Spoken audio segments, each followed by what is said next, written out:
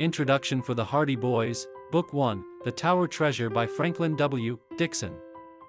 The Hardy Boys will soon celebrate their 100th anniversary, but they remain the quintessential mystery and detective stories for younger readers. This first one, The Tower Mystery, introduced the action, mystery, and suspense themes. The boys continue to deliver thrills to this day. It all starts with the boys, Frank and Joe, on their motorcycles delivering important papers to a lawyer in Willowville for their father, Fenton Hardy. He's the well-known private investigator who lives with his family in Bayport. A reckless driver almost forces them over the embankment. It is not long before they find that their friend Chet's yellow jalopy has been stolen, possibly by the same red-haired driver. Stolen loot may be the issue. Later, a dying criminal confesses that the loot has been stashed in the tower, and the Hardy Boys make an astonishing discovery. Thank you for listening to The Hardy Boys, Book 1, The Tower Treasure.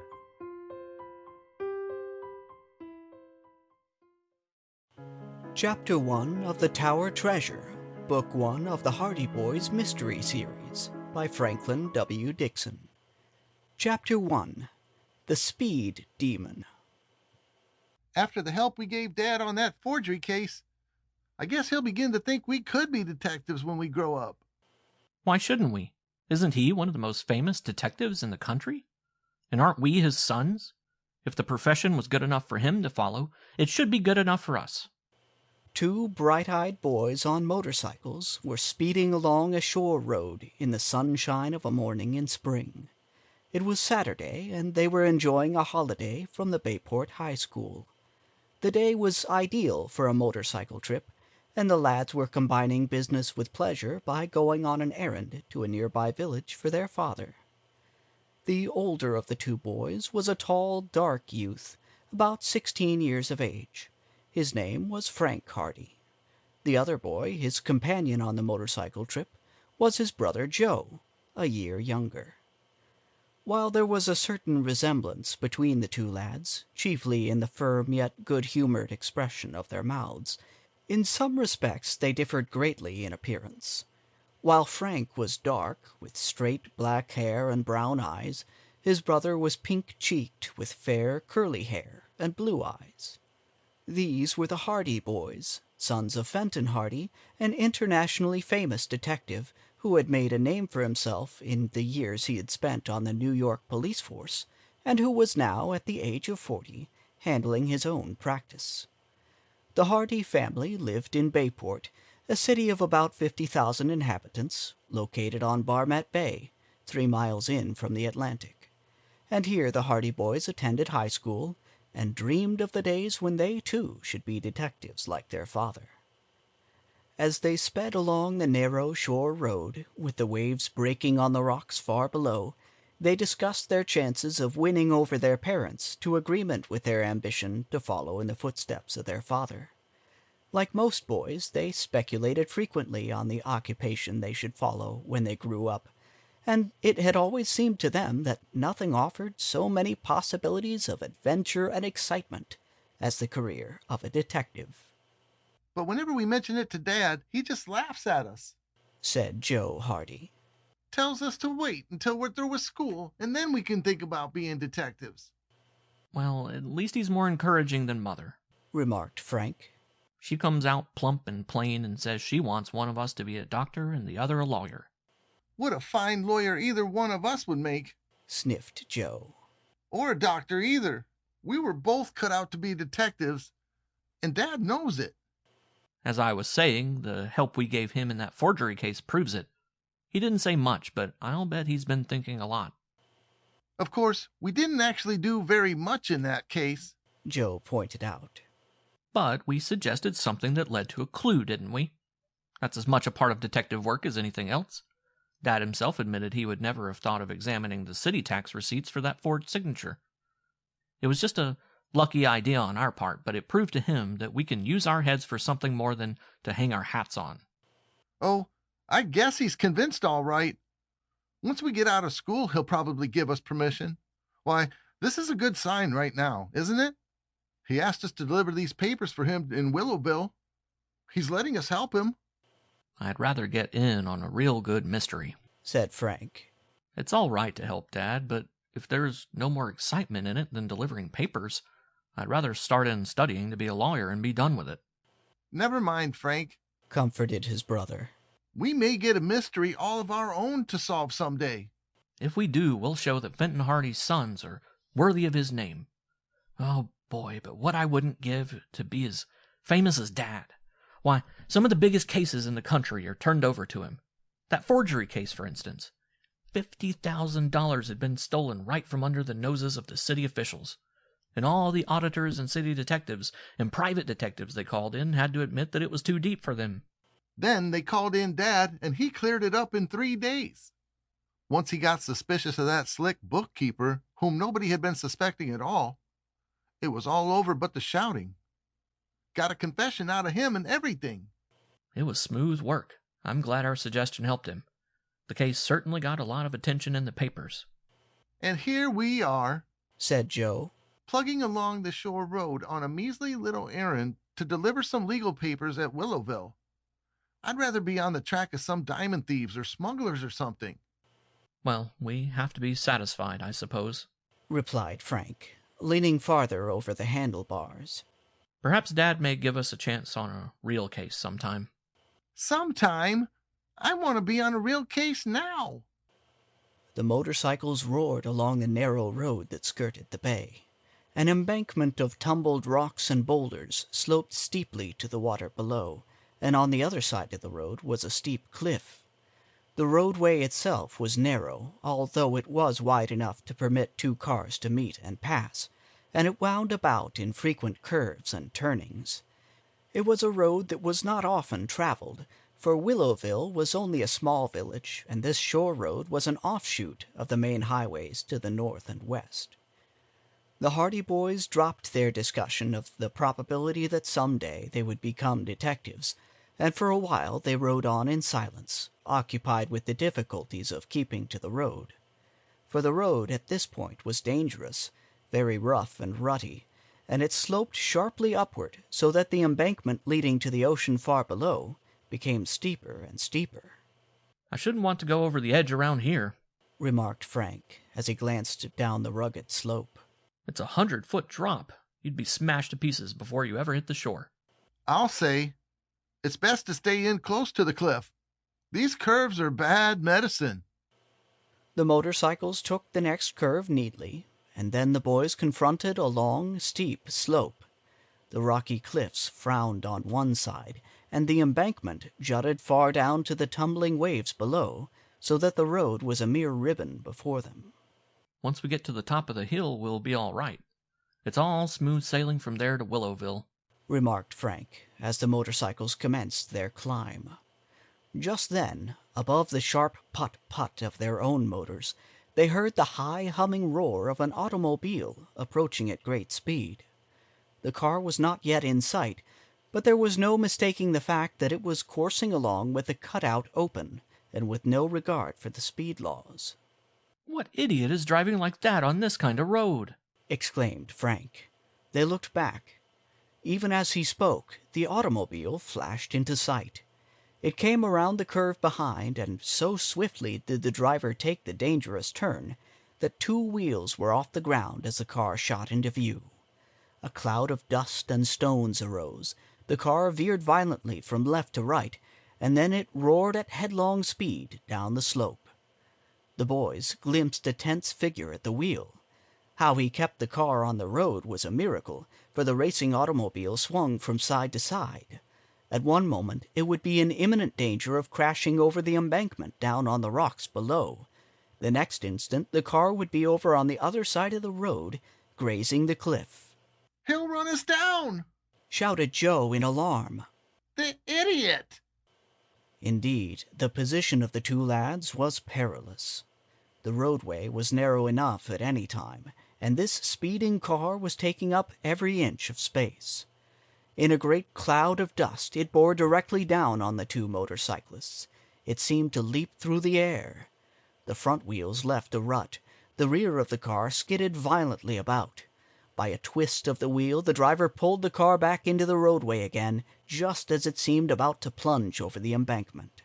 It shot over toward the cliff, swerved back again into the middle of the roadway, and then shot ahead at terrific speed.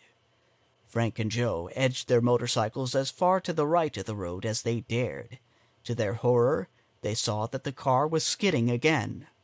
The driver made no attempt to slacken speed. The automobile came hurtling toward them. End of Chapter 1. Chapter 2. The Stolen Roadster. The auto brakes squealed. The driver of the oncoming car swung the wheel viciously about. For a moment it appeared that the wheels would not respond. Then they gripped the gravel and the automobile swerved, then shot past. Bits of sand and gravel were flung about the two boys as they crouched by their motorcycles at the edge of the embankment. The car had missed them only by inches. Frank caught a glimpse of the driver, who turned about at that moment, and in spite of the speed at which the automobile was traveling, and in spite of the perils of the road, shouted something they could not catch at them, and shook his fist. The car was traveling at too great a speed to enable the lad to distinguish the driver's features, but he saw that the man was hatless, and that he had a shock of red hair blowing in the wind. Then the automobile disappeared from sight around the curve ahead, roaring away in a cloud of dust. The road hog? Gasped Joe, as soon as he had recovered from his surprise. He must be crazy. Frank exclaimed angrily. Why, he might have pushed us both right over the embankment. At the rate he was going, I don't think he cared whether he ran anyone down or not. Both boys were justifiably angry. On such a narrow, treacherous road, there was danger enough when an automobile passed them traveling at even a reasonable speed, but the reckless and insane driving of the red-headed motorist was nothing short of criminal. If we ever catch up to him, I'm going to give him a piece of my mind, declared Frank. Not content with almost running us down, he had to shake his fist at us. Road hog, muttered Joe again. Jail is too good for the likes of him. If it was only his own life he endangered, it wouldn't be so bad. Good thing we had motorcycles. If we'd have been in another car, there would have been a smash-up, sure. The boys resumed their journey, and by the time they had reached the curve ahead that enabled them to see the village of Willowville lying in a little valley along the bay beneath them, there was no trace of the reckless motorist. Frank delivered the legal papers his father had given him, and then the boys had the rest of the day to themselves.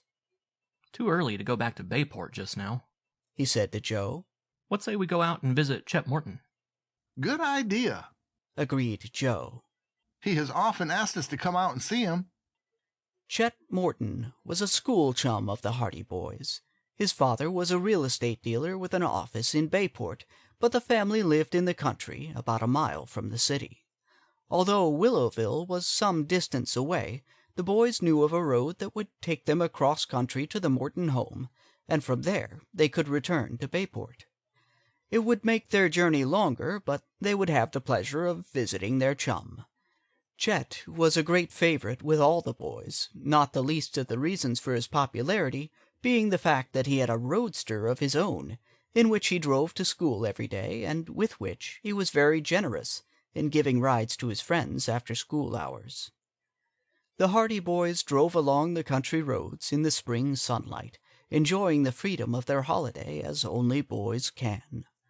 When they had reached a culvert not far from the Morton place, Frank suddenly brought his motorcycle to a stop and peered down into a clump of bushes in the deep ditch. Somebody's had a spill, he remarked. Down in the bushes lay an upturned automobile. The car was a total wreck and lay bottom upward, a mass of tangled junk. Must have been hitting an awful clip to crumple like that, Joe commented. Perhaps there's someone underneath. Let's go and see. The boys left their motorcycles by the road and went down to the wrecked car, but there was no sign of either driver or passengers. If anyone was hurt, they've been taken away by now. Probably this wreck is a day or so old, said Frank. Let's go. We can't do any good here.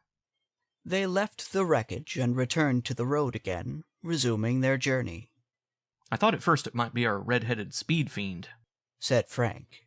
If it was, he was sure lucky to get out of it alive.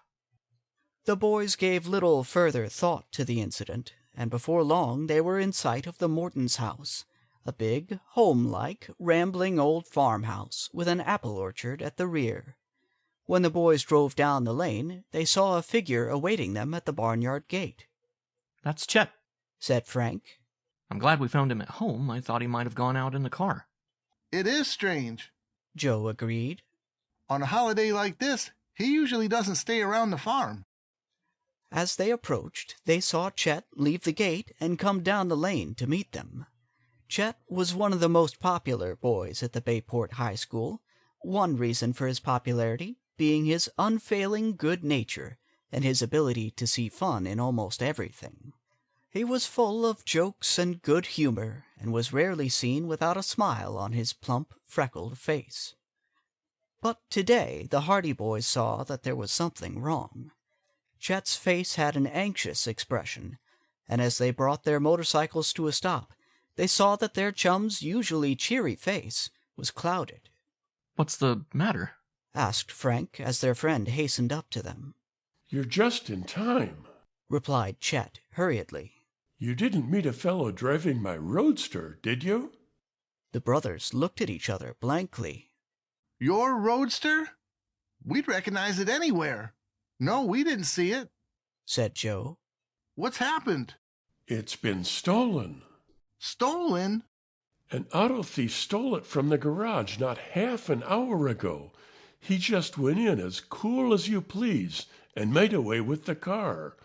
The hired man saw the roadster disappearing down the lane, but he supposed I was in it, so he didn't think anything of it. Then he saw me out in the yard a little while later, so he got suspicious.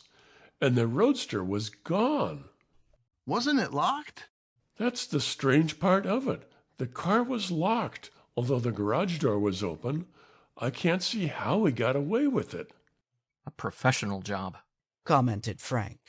"These auto thieves always carry scores of keys with them, but we're losing time here. The only thing is to set out in pursuit and to notify the police." The hired man didn't see which way the fellow went, did he? "No." "There's only the one road, and we didn't meet him, so he must have taken the turning to the right at the end of the lane." "We'll chase him," said Joe. "Climb onto my bike, Chet. We'll get the thief yet." "Wait a minute," cried Frank suddenly.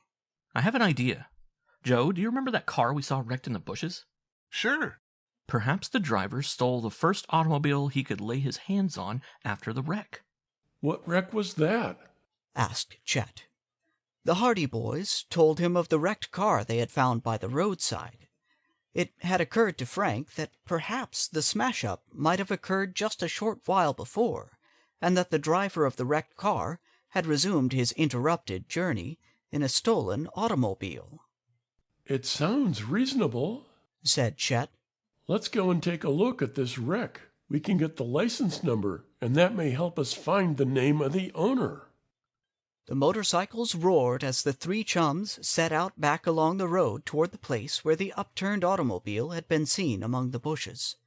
The boys lost no time in reaching the place, for they realized that every second was precious, and that the longer they delayed, the greater was the advantage to the car thief. The car had not been disturbed, and apparently no one had been near it since the boys had discovered the wreck. They parked their motorcycles by the roadside, and again went down into the bushes to examine the wrecked car. To their disappointment, the car bore no license plates. "That looks suspicious," said Frank. "It's more than suspicious," said Joe, who had withdrawn a little to one side and was examining the automobile from the rear. "Don't you remember seeing this car before, Frank? It didn't occur to me until you mentioned the matter of license plates." "I have been wondering if this isn't the same car that passed us on the shore road at the curve," replied Frank slowly. "It's the same car. There's no doubt of it in my mind. It didn't have a license plate. I noticed at the time, for I wanted to get the fellow's number, and it was a touring car of the same make as this." "You're right, Joe. There's no mistake. The red-headed driver came to grief in the ditch, just as we said he would, and then he went on to the nearest farmhouse, which happened to be Chet's place, and stole the first car he saw." "The busted car was the one the fellow was running who nearly sent us over the cliff," Joe declared. "and it's 10 chances to 1 that he's the fellow who stole Chet's roadster." And he's red-headed. We have those clues anyway. And he went on past our farmhouse instead of turning back the way he came," cried Chet. "Come on, fellows, let's get after him. There was only a little bit of gas in the roadster anyway. Perhaps he's stalled by this time." Thrilling with the excitement of a chase, the boys clambered back onto the motorcycles, and within a few moments a cloud of dust rose from the road as the Hardy boys and Chet Morton set out in swift pursuit of the red-headed automobile thief. End of Chapter 2. Chapter 3. Traces of the Thief. Chet Morton's roadster was a brilliant yellow, not easily mistaken, and the Hardy boys were confident that it would not be difficult to pick up the trail of the auto thief. "The car is pretty well known around Bayport," said Chet. "It was certainly a gay-looking speed wagon. Anyone who saw it would remember it." Seems strange that a thief would take a car like that, remarked Frank. Auto thieves usually take cars of a standard make and standard color. They're easier to get rid of. He would know that a car like yours could be easily traced. I don't think he stole the car to sell it, Joe pointed out. Take it from me, that chap was getting away from someplace in a hurry, and when his own car was smashed, he just took the first one that came to hand. If we keep after him before he has a chance to get rid of it, we'll run him to earth. A number of men in a hayfield nearby attracted Frank's attention, and he brought his motorcycle to a stop. I'm going to ask these chaps if they saw him pass. Frank scrambled over the fence and went over to talk to the farm hands, who watched his approach with curiosity. Didn't see a yellow roadster pass here within the last hour, did you? One of them, a lanky old farmer with a sunburned nose, carefully put down his scythe, put his hand to his ear, and shouted, Did you see a fellow pass along here in a roadster? Frank repeated in a louder tone. The farmer turned to his companions, removed a plug of tobacco from the pocket of his overalls, and took a hearty chew. "Lad here want to know if we saw a roadster come by here," he said slowly. There were 3 other farm hands, and all gathered around. They put down their scythes very deliberately, and the plug of tobacco was duly passed around the group. Frank waited. "A roadster, eh?" asked one. A yellow roadster, Frank told him. One of the men removed his hat and mopped his brow. "Seems to me," he observed, "I did see a car come by here a while ago." A yellow car? "No, 'twa'n't a yellow car. It was a delivery truck, if I remember rightly." Frank strove to conceal his impatience. It was a roadster I was asking about. A yellow roadster. "Not one of them there coupes, eh?" asked the oldest man in the group doubtfully.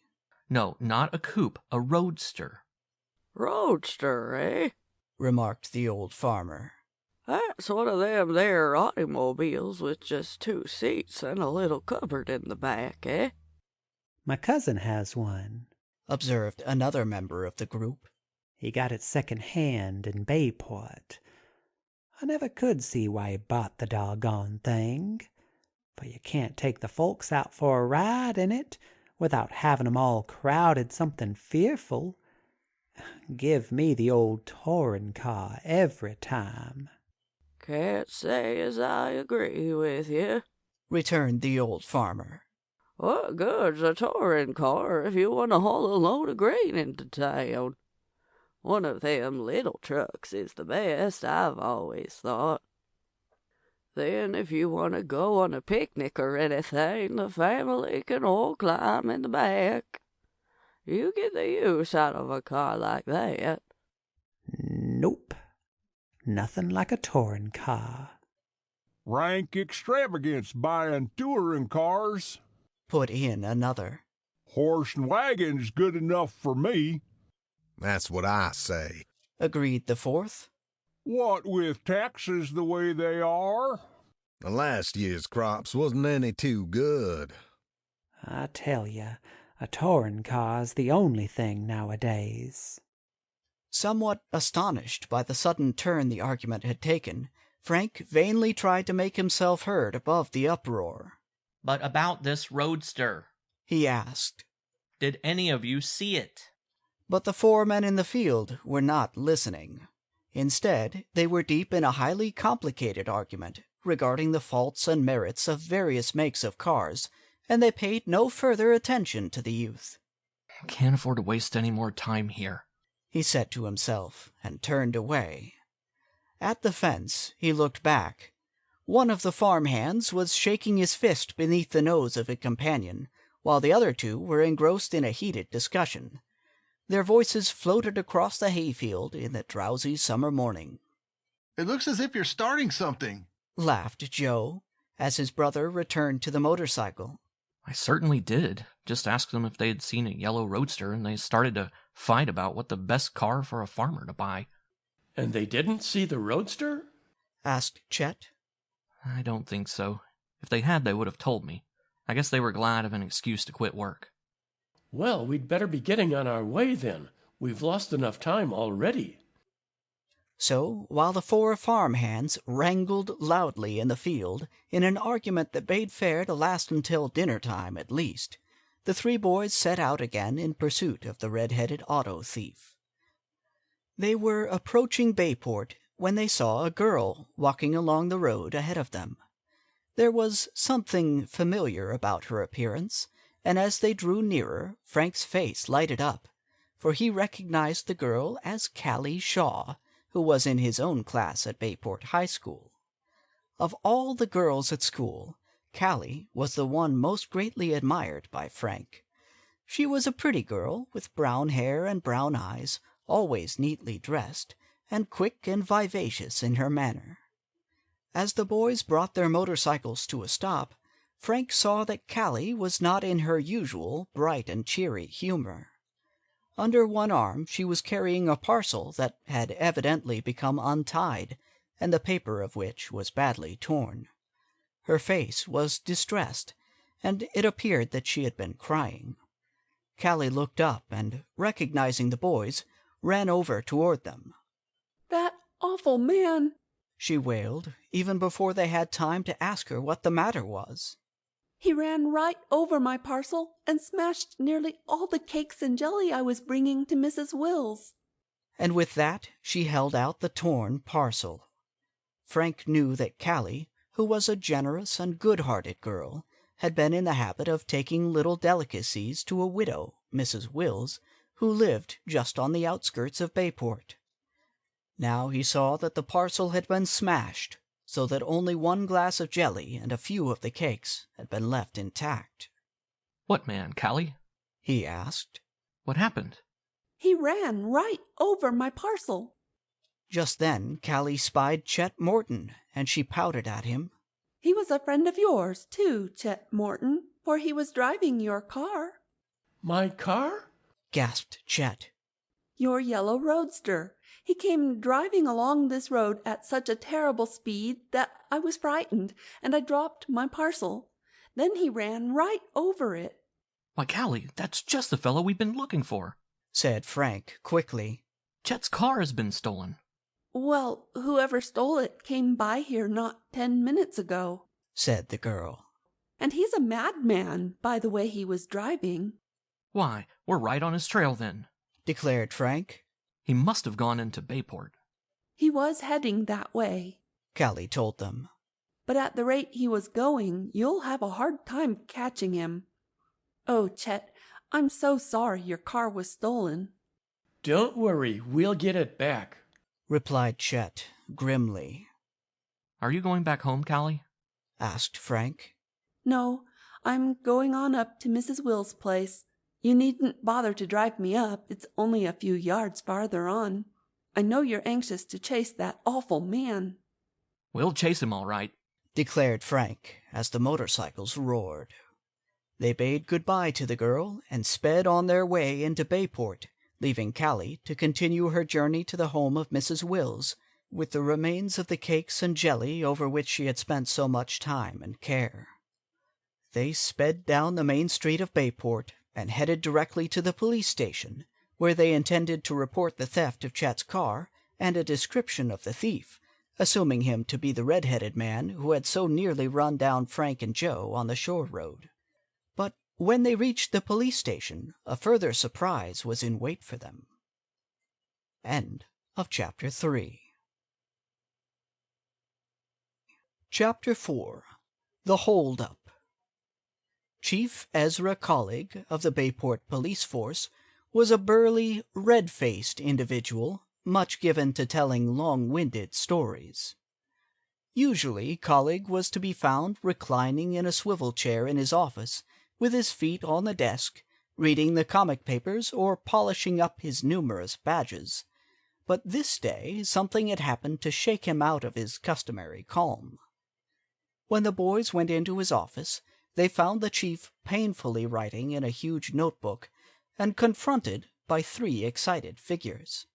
One of these was Ike Harity, the old ticket seller at the city steamboat office. The others were Detective Smuff of the police force and Policeman Con Riley, both trying their best to look important and composed. Ike Harity was frankly frightened. It was plain that something very much out of the ordinary had happened. Harity was a timid and inoffensive old chap, who had perched on a high stool behind the wicket at the steamboat office, day in and day out, for as many years as anyone in Bayport could remember. "I was just counting up the morning receipts," he was saying in a frightened and high-pitched voice, "when in comes this fella and he sticks a revolver in front of my nose." Just a minute, interrupted the chief grandly as the boys entered. He dipped his pen in the inkwell and poised it in the air as he peered at the lads over his spectacles. what are you boys doing here? Can't you see we're busy? I came to report a theft. Said Chet Morton. My roadster has been stolen. "Why, it was a roadster this fella drove up to my office in." Cried Ike Harity. "A yellow roadster." Ha! Said Detective Smuff. A clue. He immediately fished a notebook out of his pocket and began rummaging around for a pencil. Never mind, Detective Smuff. Observed the chief heavily. I'll take any notes that are needed. Detective Smuff, duly squelched, put back his notebook in confusion. What fellow? Frank asked. Who drove up to your office in a yellow roadster? "The hold-up man," declared Harity. "I was held up this morning. A fella tried to steal the steamboat money on me." Now, just a minute, demanded the chief. Let me say a word here. The situation is this. A man drove up to the steamboat office a little while ago and tried to hold up Mr. Harity, but a passenger happened to come into the office just then, and the fellow got frightened and ran away. Is that right? "That's right," said Harity. I'll make a note of it, said the chief, suiting the action to the word. When he had scribbled industriously for some time, he raised the pen again and pointed it at Chet. Now, you, he observed, say that somebody stole a yellow roadster on you this morning? Yes, sir, from our farm. He was seen driving into Bayport just a little while ago. The chief made a note of it. And you, he said, pointing the pen at Ike Harity, say the hold-up man drove up to the office in a yellow roadster? "That's right, Chief. That's right. A yellow roadster it was. And now that I come to think of it, I've seen Chet Moulton's car before, and it was a spitting image of it." Then, declared the chief, putting down his pen with the air of one making a momentous discovery, it looks to me very much as if the hold-up man and the fellow that stole the car is one and the same man. Detective Smuff wagged his head solemnly in admiration of this feat of deduction. I believe you're right, Chief, he declared. Of course he's right, said Frank. It couldn't be anyone else. The point is this. Where did the hold-up man go? Did he leave in the car? Did anyone follow him? "He left in the car, all right," said Harity. "but nobody followed him. I telephoned for the police." Did you notice the color of this man's hair? Asked Frank suddenly. What's that got to do with it? asked Detective Smuff. Never mind. It may have a great deal to do with it. Did you notice the color of his hair? Repeated Frank, turning to Harity. It was short. Said Harity firmly. Short and dark. Frank and Joe looked blankly at one another. Are you sure? Asked Joe. I'm positive, declared Harity. I was face to face with him. He was a dark-haired man, and his hair was cut awful short. I noticed that. You're sure he wasn't redheaded? I'm sure of it. What's all this about? Asked Chief Collig suspiciously. What has the color of his hair to do with it? Well, admitted Frank, we were pretty sure that the man who stole Chet's car had long red hair. Muttered the chief doubtfully. Then if that was the case, the man who stole the car and the man who tried to hold up the office isn't one and the same fellow after all. I don't know what to make of it, confessed Frank. Just then, a short, nervous little man was ushered into the office. He introduced himself as the passenger who had gone into the steamboat office at the time of the attempted holdup, and he presented himself in answer to a call from the chief. In reply to questions, the newcomer, who gave the prosaic name of Henry J. Brown and said he was from New York, told of entering the office and seeing a man run away from the wicket with a revolver in his hand. What color was his hair, did you notice? Asked Frank eagerly. I can't say I did, answered the little man. It all happened so quickly I didn't realize that it was a holdup until the man was out the door. Then I saw him jump into the roadster and drive away. But wait a minute. I did notice the color of his hair. Just as the car was disappearing down the street, you couldn't help notice. He was red-headed. He had long red hair. Detective Smuff looked blankly at the chief, and the chief looked blankly at everybody else, particularly at Henry J. Brown of New York. I knew it, declared Joe exultantly. It's the same man. It can't be the same man, said the chief wearily.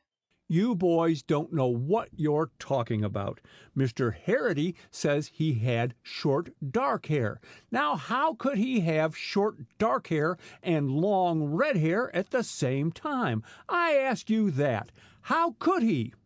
Chief Collig propounded this query with the expression of one who has triumphantly settled all difficulties. He had short, dark hair, said Harity doggedly. And I'm sure he had long red hair, shouted Henry J. Brown very indignantly. Do you think I'm blind? Do you think I'd tell a lie about it? He had dark hair. It was red. It was dark. It wasn't. It was. Stop it, commanded Chief Collig. I don't think either of you know what kind of hair he had. Probably he was bald-headed, but I'll send word out to keep a watch for the yellow roadster. I'll notify the police in other towns, too.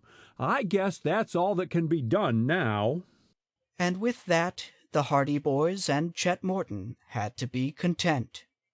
When they left the office, it was with little hope that the thief or the car would be found. Their misgivings were justified.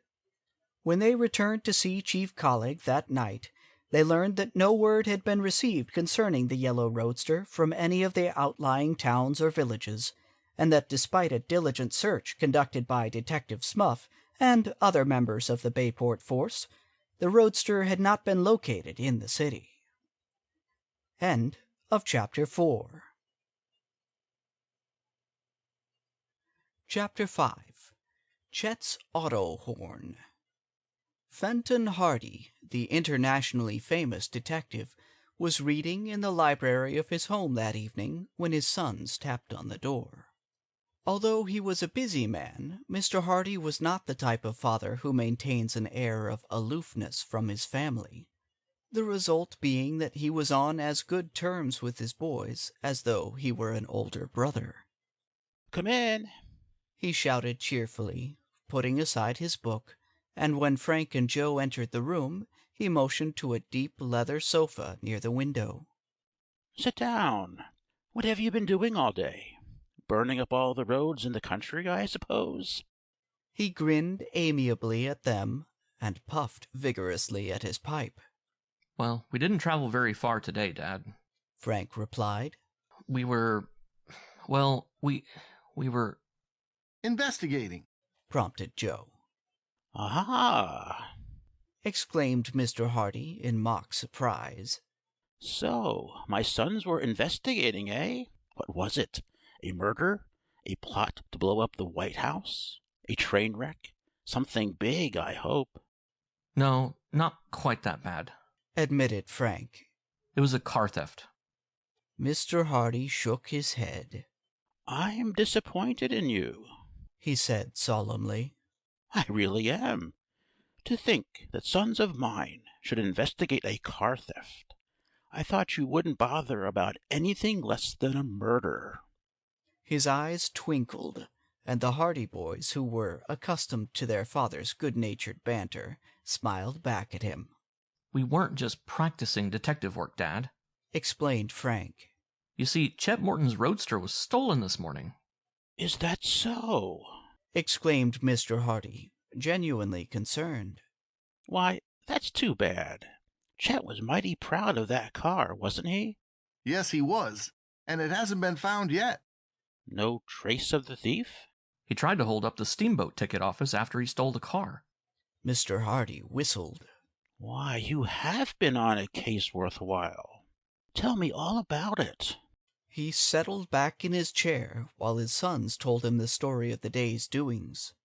When they told of the difference of opinion as to the color of the man's hair, he did not laugh at them, as they had expected, over the argument between Harity and Mr. Brown. On the contrary, he knitted his brows, and his face wore a serious expression. "It wasn't an ordinary auto thief you were dealing with," he said slowly. "I've no doubt the man who tried to rob the ticket office and the man who almost ran you down on the shore road were one and the same. And the same man stole Chet Morton's car." But how about the color of his hair? There must have been two men, said Joe. "Think so? I have my own theories. But then, the average witness is very unreliable. For instance, I'll give you a test. You have each seen Superintendent Norton of Bayport High School. Well, how often?"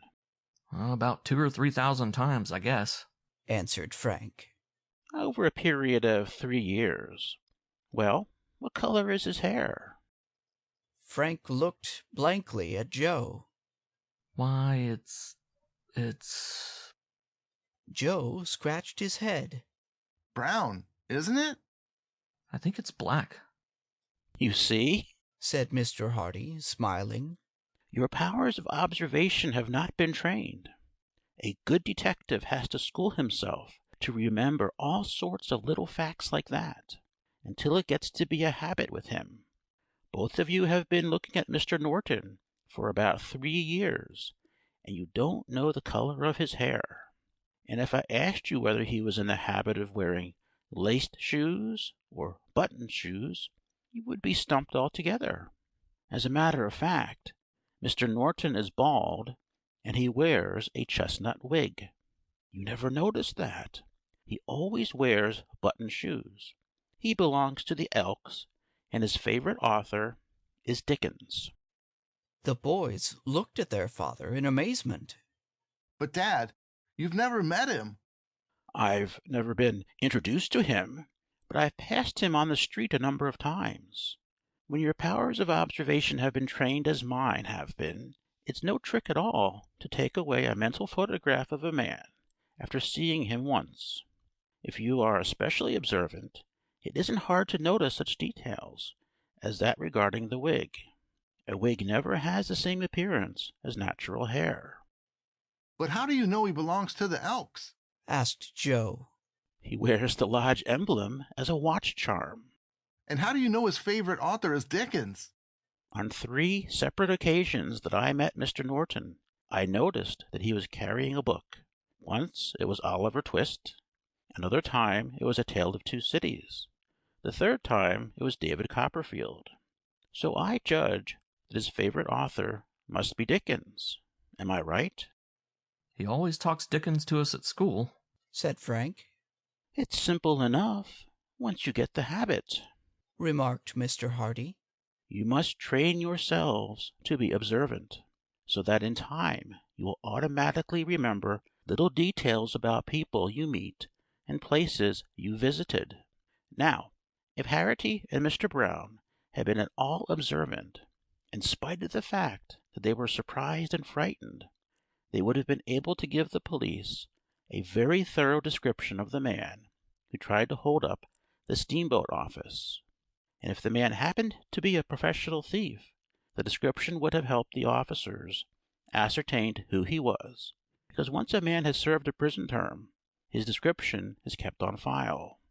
As it is, all we know about him is that he is probably red-headed. That isn't very much to go on. I'm afraid Chet hasn't much of a chance of recovering his roadster, said Joe. Oh, you never can tell, remarked his father. It may turn up sometime. Perhaps the thief will get himself into trouble yet. Keep your ears and eyes open. And now, if you don't mind, I have some reports to write. Frank and Joe took the hint and left their father to his work.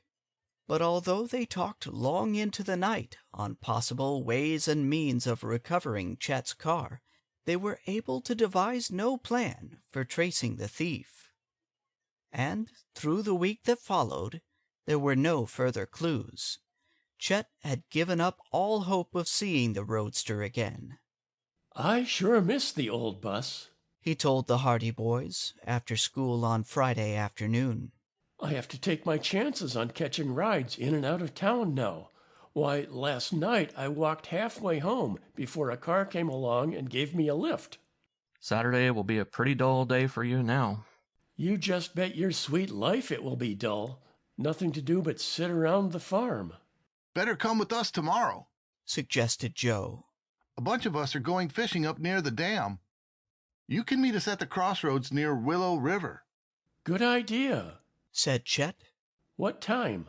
10 o'clock. Fine, I'll be there. Gosh, I see where I get a ride home. There goes a hay wagon, and it's headed right for the next farm. A long wagon rumbled slowly toward the boys. A lean and solemn farmer perched on the front seat, half asleep. The horses dawdled along. That's Lem Billers, the laziest man in 9 counties, said Chet. Watch me have some fun with him. Chet took from his pocket an automobile horn.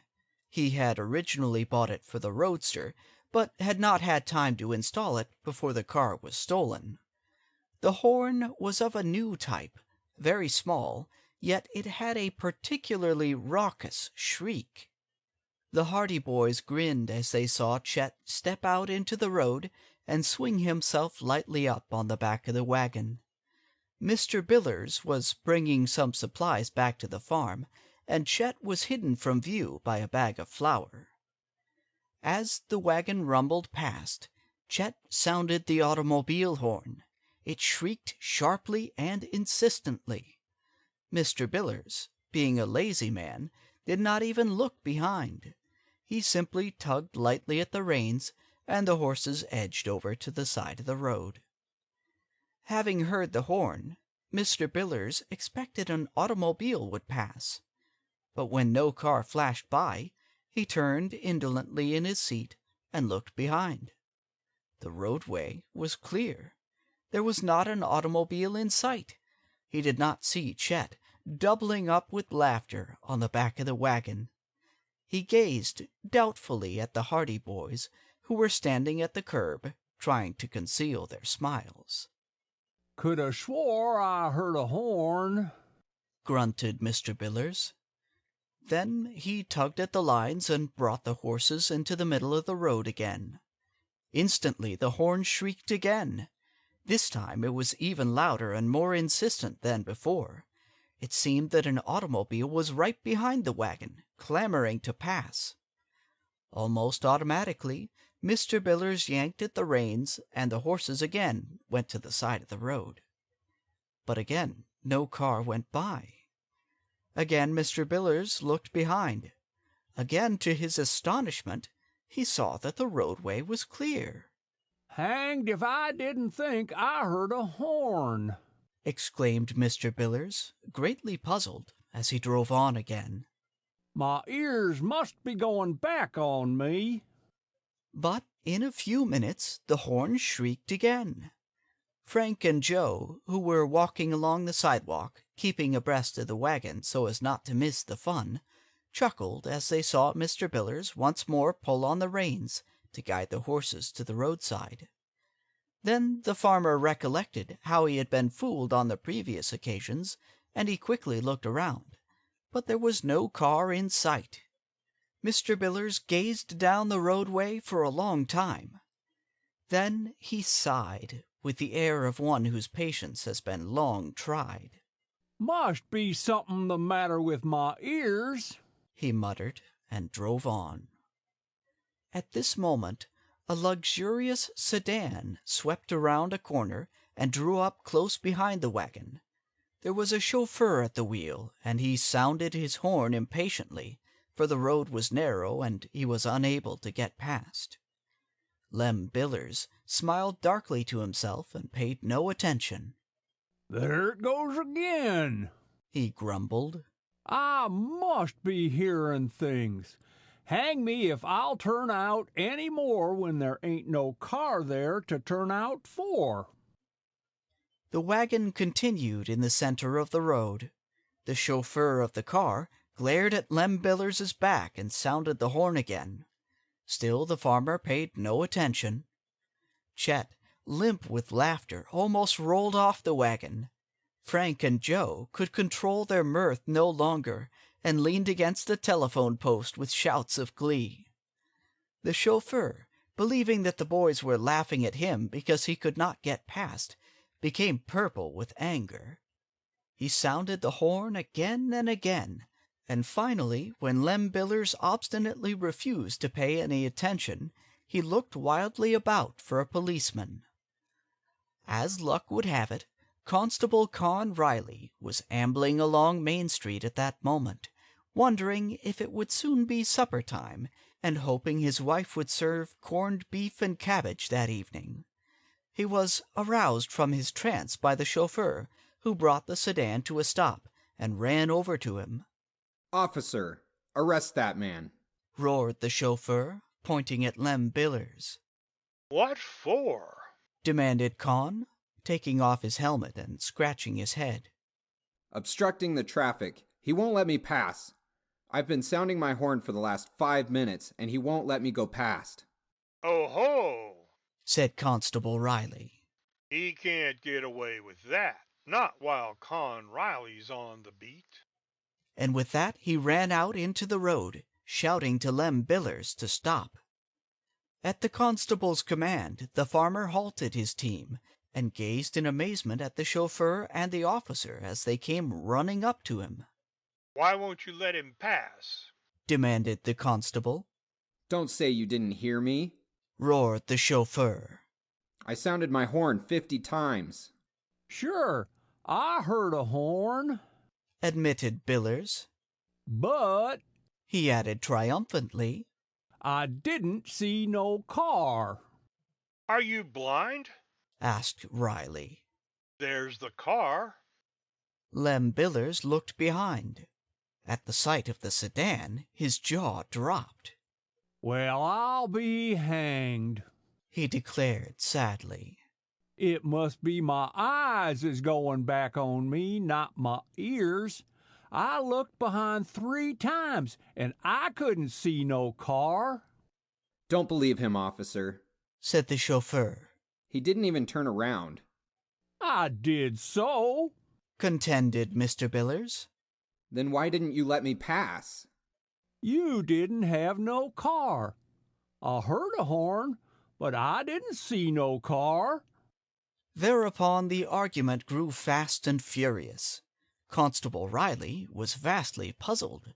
He didn't know what to make of it. Both the chauffeur and Lem Billers appeared to be telling the truth, yet there was something wrong somewhere. He took it all down in a notebook, while Mr. Billers and the chauffeur grew angrier and angrier at each other until finally they were on the point of settling the matter with their fists. In the meantime, there was a steadily lengthening line of cars and wagons blocking the street, unable to get past because of the hay wagon and the sedan. A constant chorus of automobile horns sounded. Angry drivers roared at the officer to clear the road. Constable Riley threw up his hands in disgust. "Get on your way, both of you," he commanded. "I can't stand here arguing all afternoon." And while Lem Billers, wondering whether his eyes or his ears had deceived him, drew his horses to the side of the road and muttered strong threats of vengeance against the chauffeur, the traffic tangle gradually abated. When he finally resumed his journey, the Hardy boys could see Chet Morton lying limply in the back of the wagon with tears of laughter running down his face. As for Frank and Joe, they laughed all the way home, and during supper that evening their spasmodic outbursts of chuckles puzzled their parents extremely. End of Chapter 5. Chapter 6. Tire Tracks. Next day was Saturday, and immediately after breakfast the Hardy boys asked their mother to make up a lunch for them, as they intended to spend the day in the woods with a number of their school chums. Mrs. Hardy quickly made up a generous package of sandwiches, not forgetting to slip in several big slices of the boys' favorite cake, and the lads started out in the bright morning sunshine, with the whole holiday before them. They met the other boys, half a dozen in all, on the road at the outskirts of the town, and so, whistling and chattering and telling jokes, the group trudged along the dusty highway.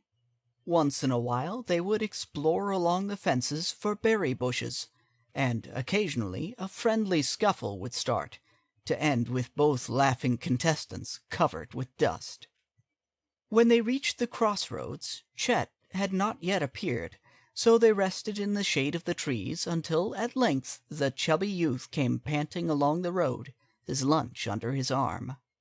"If I only had my roadster, I wouldn't be late," he said as he came up to them. "I've been so used to it that I've forgotten how long it takes to walk this far." "Well, are we all set?" asked Frank. "Everybody's here. Where are we going?" "What do you say to Willow Grove?" "All those in favor say aye," demanded Chet, and there was a chorus of Aye. from the crowd. "It's unanimous," Chet decided. "Willow Grove it shall be. Let's go." Willow Grove was about a mile further on. It was some distance in from the road, and was on the banks of Willow River, from which it got its name. It was an ideal place for a picnic, and, as it was somewhat early in the season, it was hardly likely that other parties from the city would be in the grove that day. Frank told the other boys about Chet's adventure with the auto horn, and the story was greeted with shouts of laughter, which were redoubled when Chet told how he had later jumped down from the wagon and run along behind, shouting to Lem Billers to give him a ride. "It was a shame," he confessed. "The poor old chap reined in his horses and made me come up and sit on the seat beside him. He asked me if I had walked very far, and then he told me all about his argument with the policeman and the chauffeur. I could hardly keep my face straight." When the boys reached the lane that led in toward Willow Grove from the main road, they broke into a run and raced into the woods, shouting and yelling like wild Indians. Once in the friendly shade of the trees, they capered about in the joy of their Saturday freedom. Chet took charge of the lunches and stored them in a convenient clearing, and then began the rush for the river. The day passed in the usual fashion of such days. They swam, they ate, they loafed about under the trees, they played games at imminent risk of life and limb, they explored the woods, and otherwise enjoyed themselves with all the happy energy of healthy lads. Joe Hardy, who was an amateur naturalist in his way, went roaming off by himself during the afternoon while the other boys were enjoying their third swim of the day, and penetrated deeper into the woods.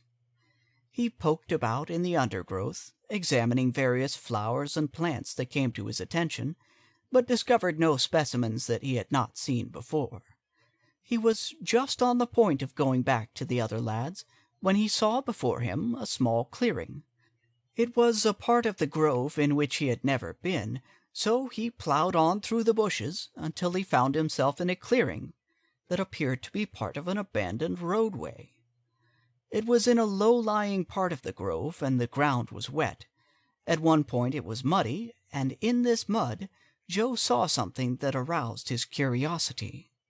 Tire tracks, eh? There's been an automobile in here, he muttered to himself. I wonder how on earth a car could get this far into the woods.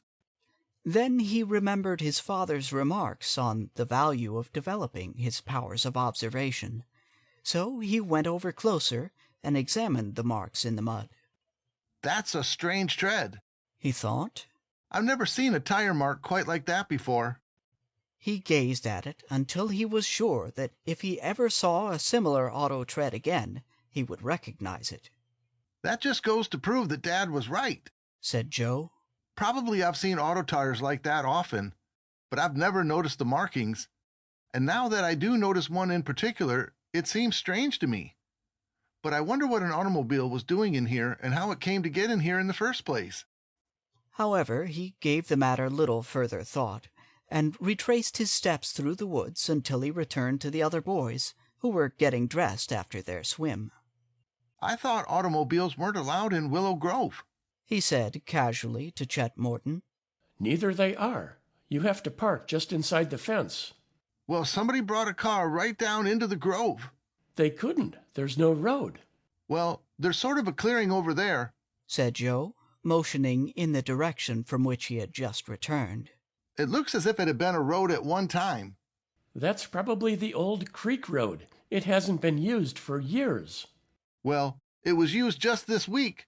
I saw the marks of an automobile tire over there not 10 minutes ago, and it was a mighty peculiar tread, too, like this.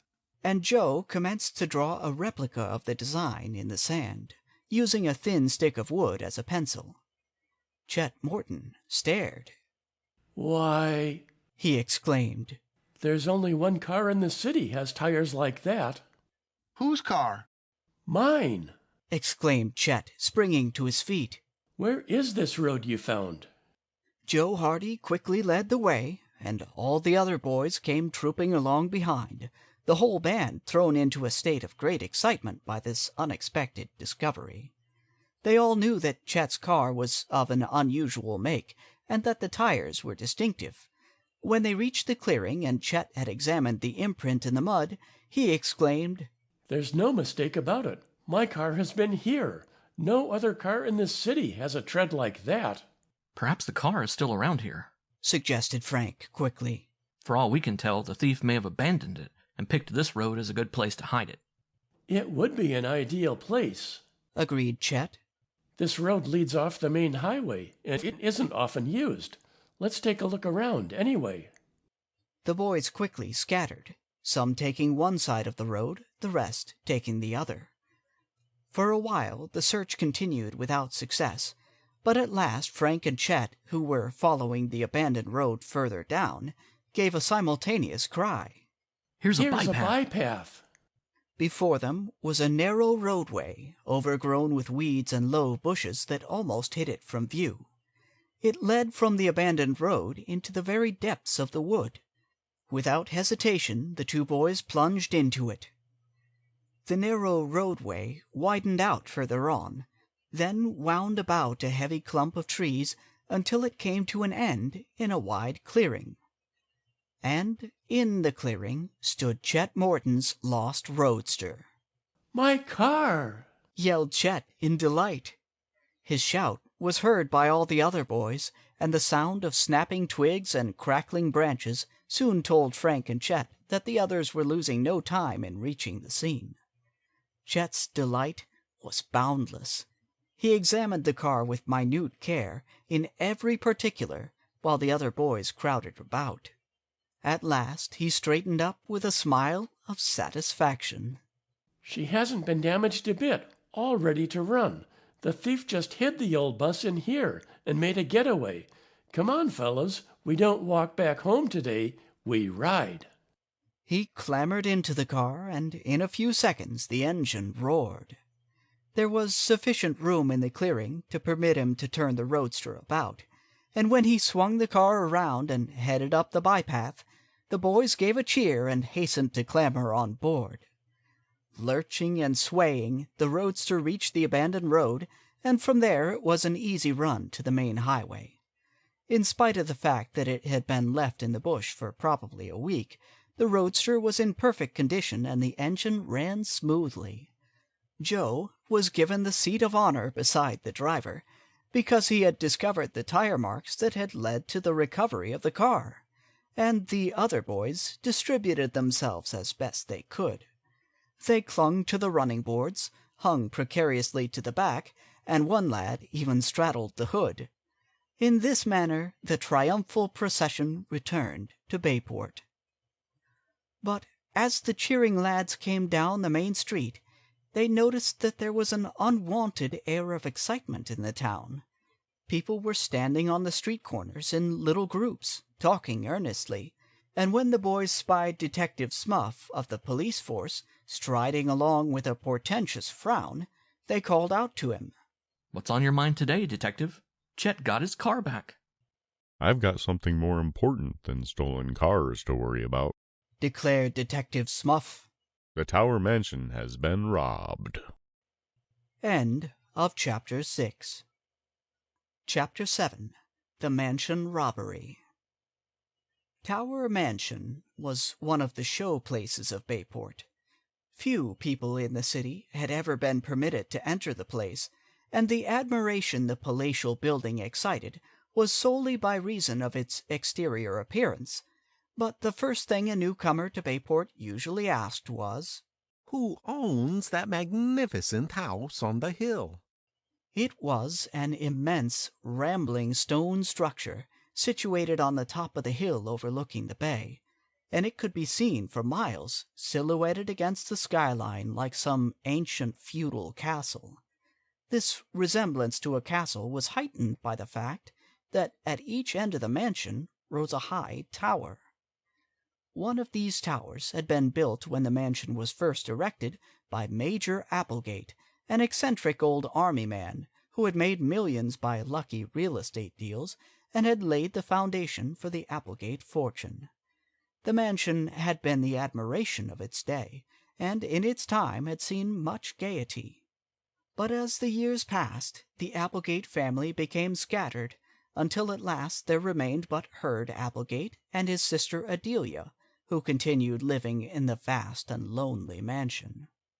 Hurd Applegate was a man of about 60 years of age. He was a tall, stooped man, eccentric in his ways, and his life seemed to be devoted to the collection of rare stamps. He was an authority on the subject, and nothing else in life appeared to hold a great deal of interest for him.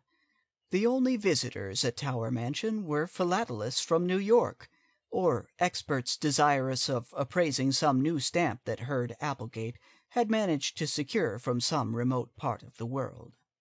It had often been said in Bayport that Hurd Applegate had accomplished only 2 things in life. He had collected stamps, and he had built a new tower on the mansion. The new tower, a duplicate of the original tower at the opposite end of the great building, had been built but a few years, even well within the memory of the 2 Hardy boys. Adelia Applegate, who lived in the Tower Mansion with her brother, was a maiden lady of uncertain years. The records in Bayport's City Hall gave her age as 55, but Miss Applegate admitted it to no one. She was as eccentric as her brother, and lived very much to herself, being seldom seen in the city. She was at one time a blonde, but she had endeavored to retain her youth by dyeing her hair, with the result that it was now a sort of dusty black. Chet Morton was fond of saying that Miss Applegate used to be a blonde, but she died.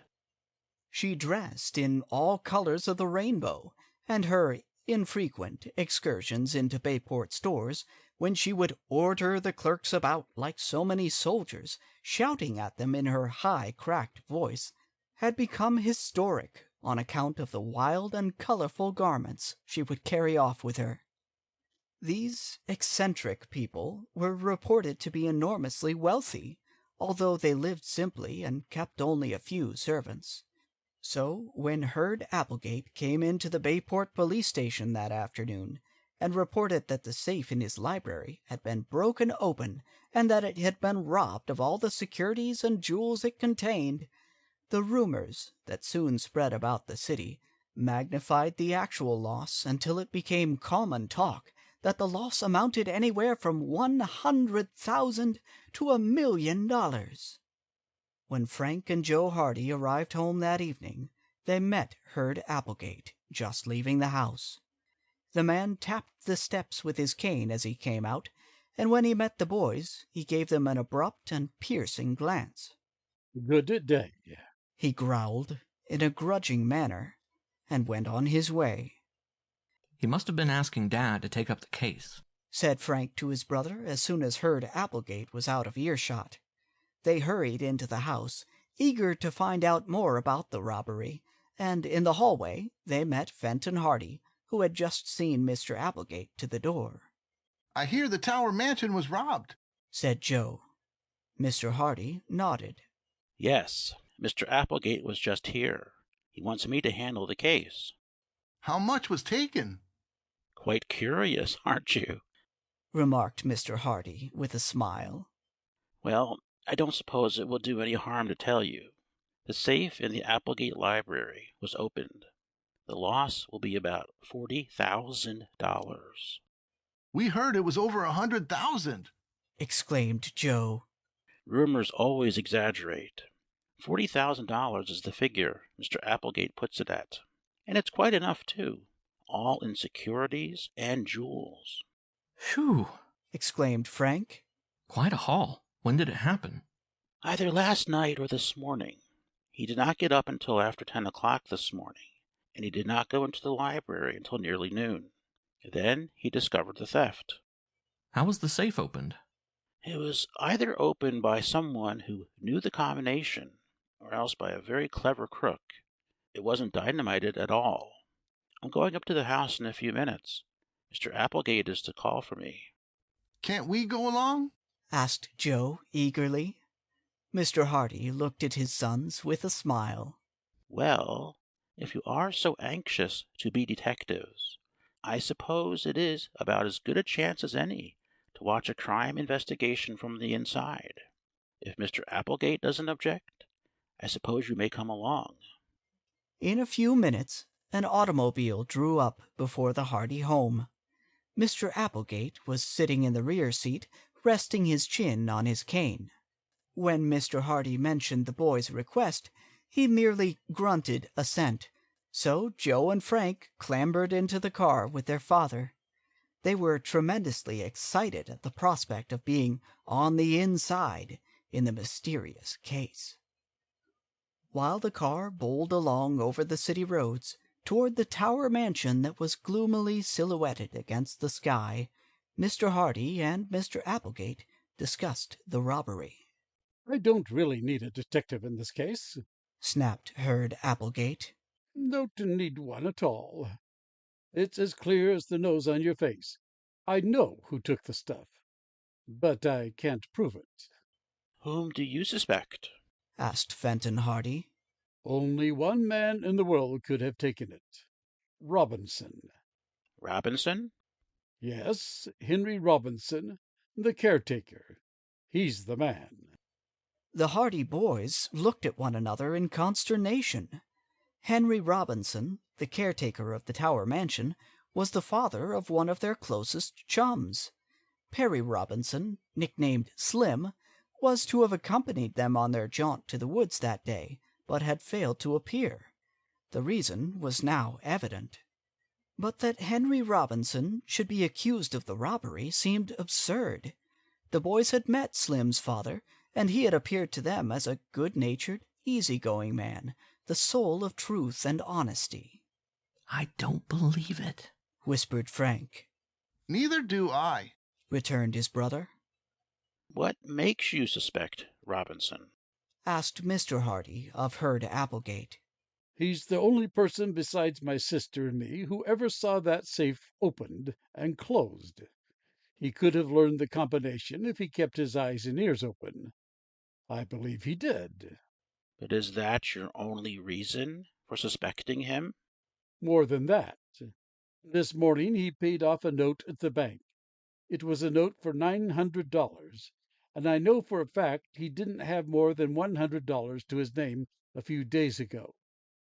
The Robinsons have been hard up, for they had sickness in the family last winter, and Henry Robinson has had a hard time meeting his debts since then. Now, where did he raise $900 so suddenly? Perhaps he has a good explanation, said Mr. Hardy mildly. It doesn't do to jump at conclusions. Oh, he'll have an explanation all right, sniffed Mr. Applegate. But it will have to be a mighty good one to satisfy me.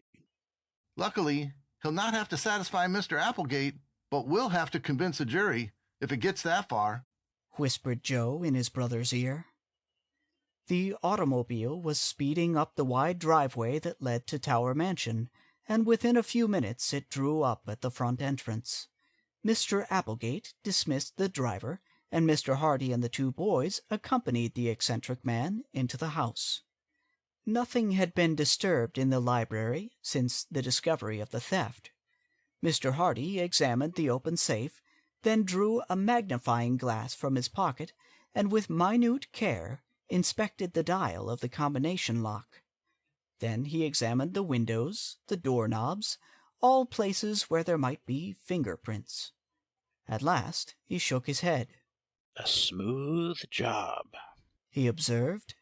The fellow must have worn gloves, not a fingerprint in the room.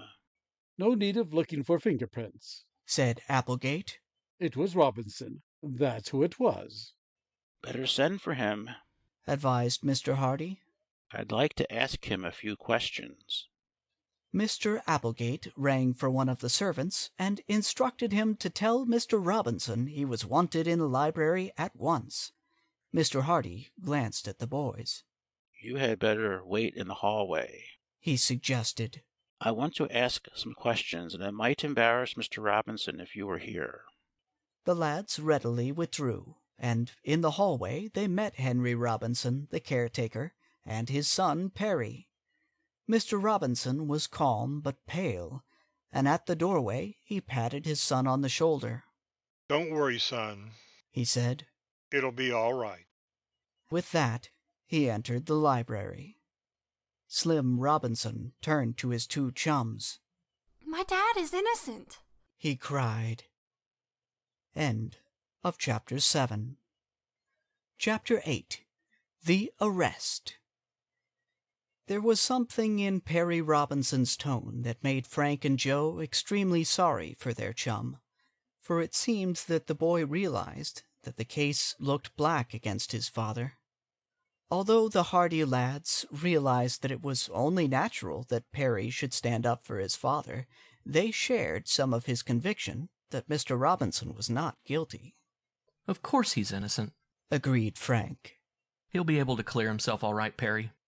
But everything looks pretty black against him, said Perry, who was pale and shaken. Unless your father can catch the real thief, I'm afraid Dad will be blamed for it. Everybody knows your father is honest, Joe said consolingly. He has a good record. Even Applegate will have to admit that.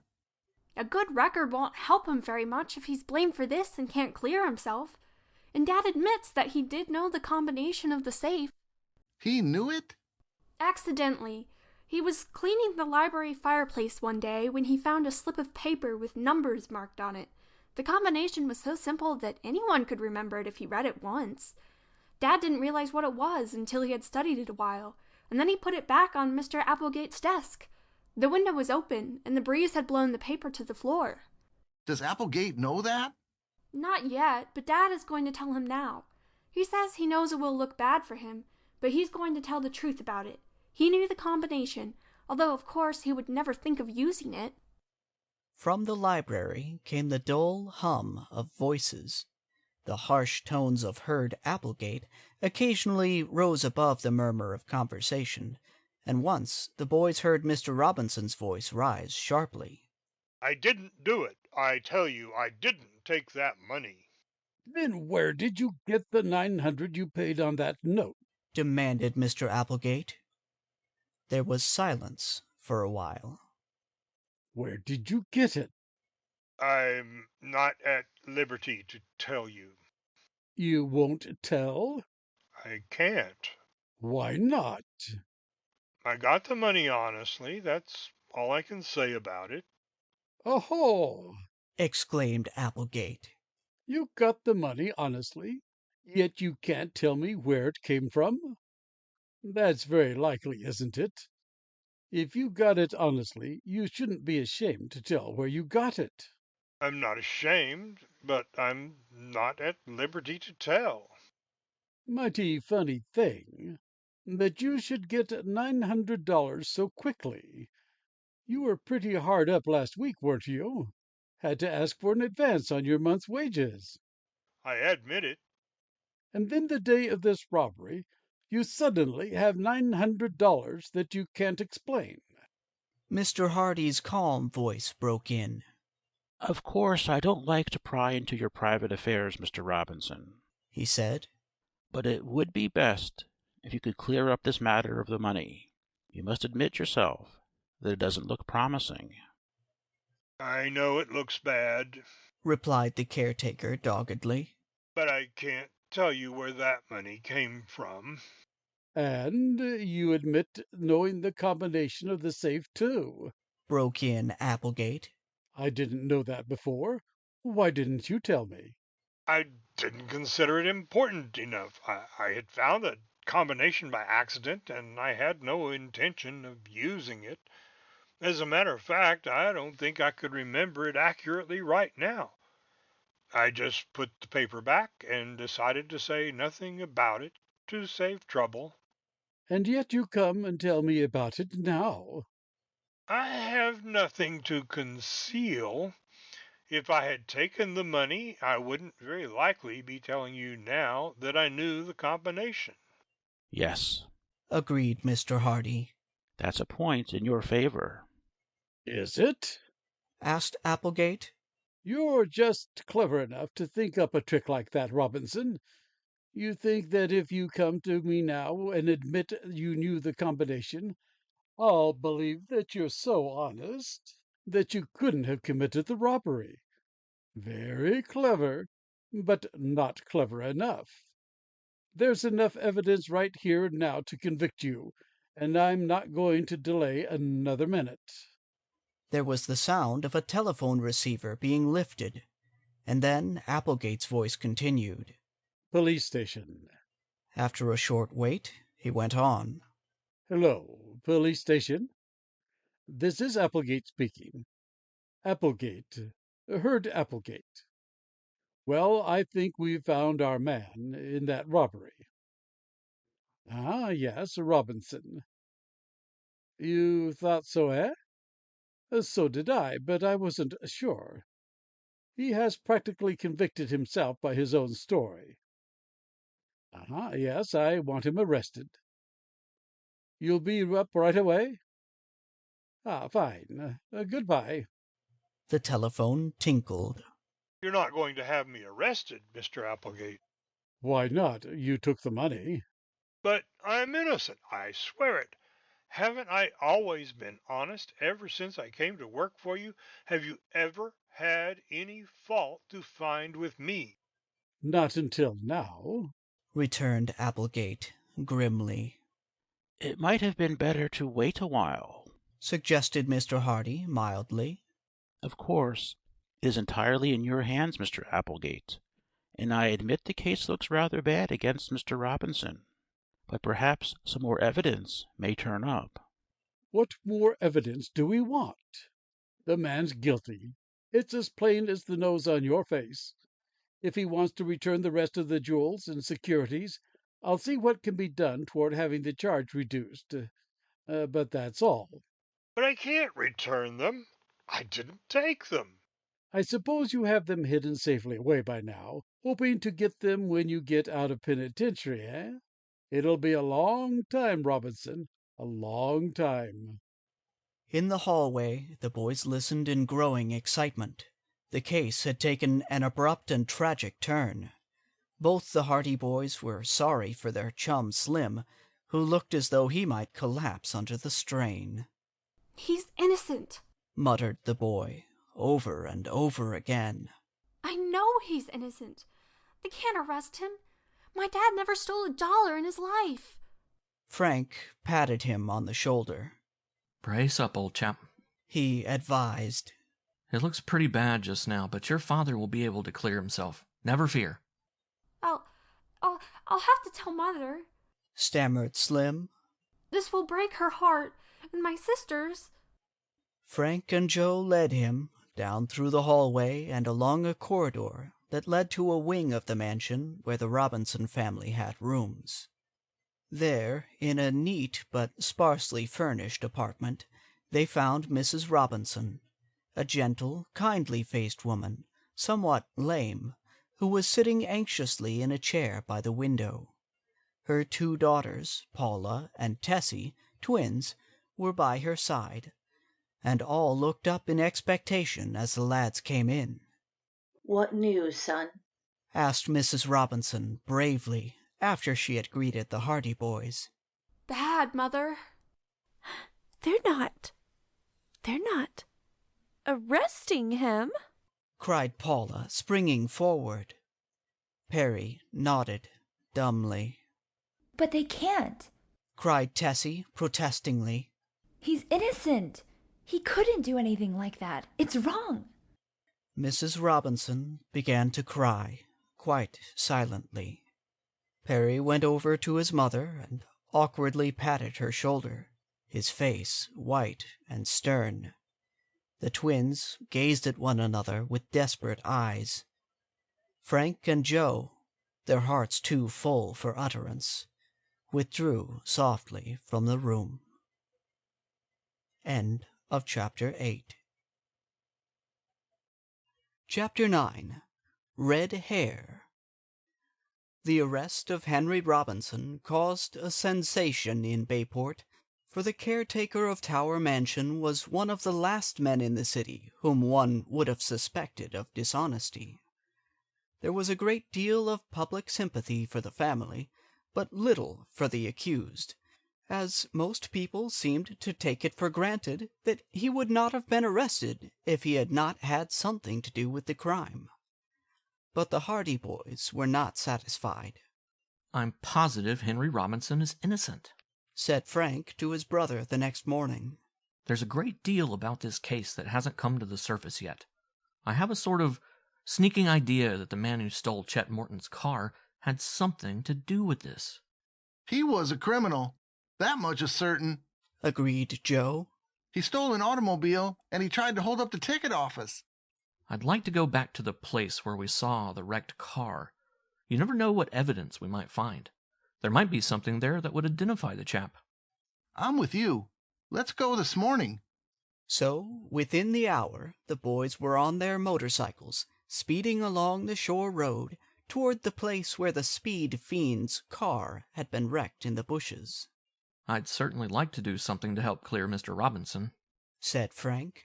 It's pretty tough on Slim and his mother and sisters. We probably won't be able to do very much.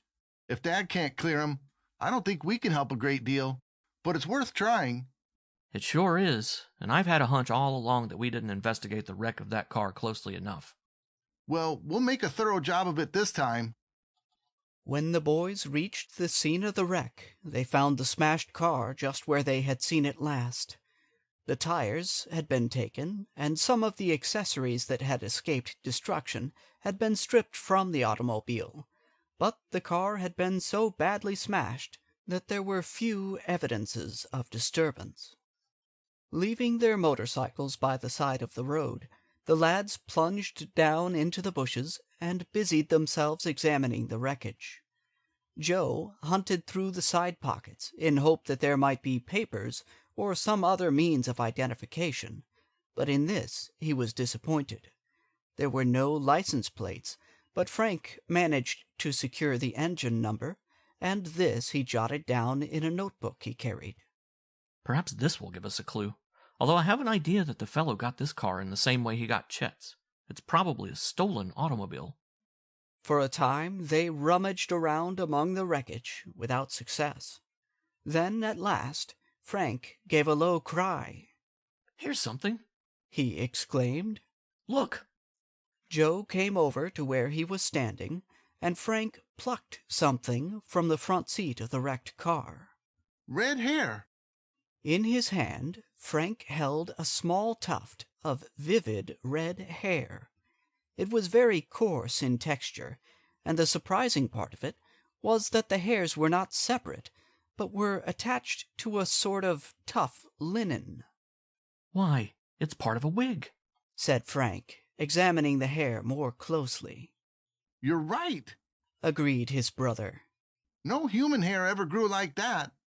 "Part of the fellow's wig was torn when the car was smashed up."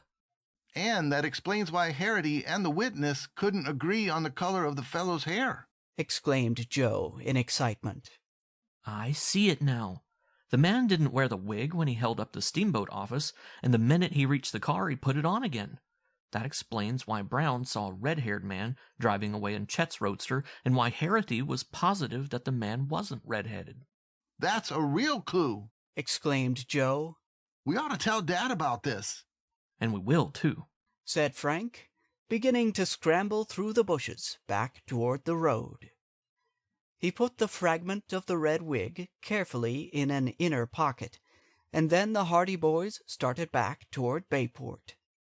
The clue was slight, of course, but still it served to clear up the disagreement as to the color of the hold-up man's hair.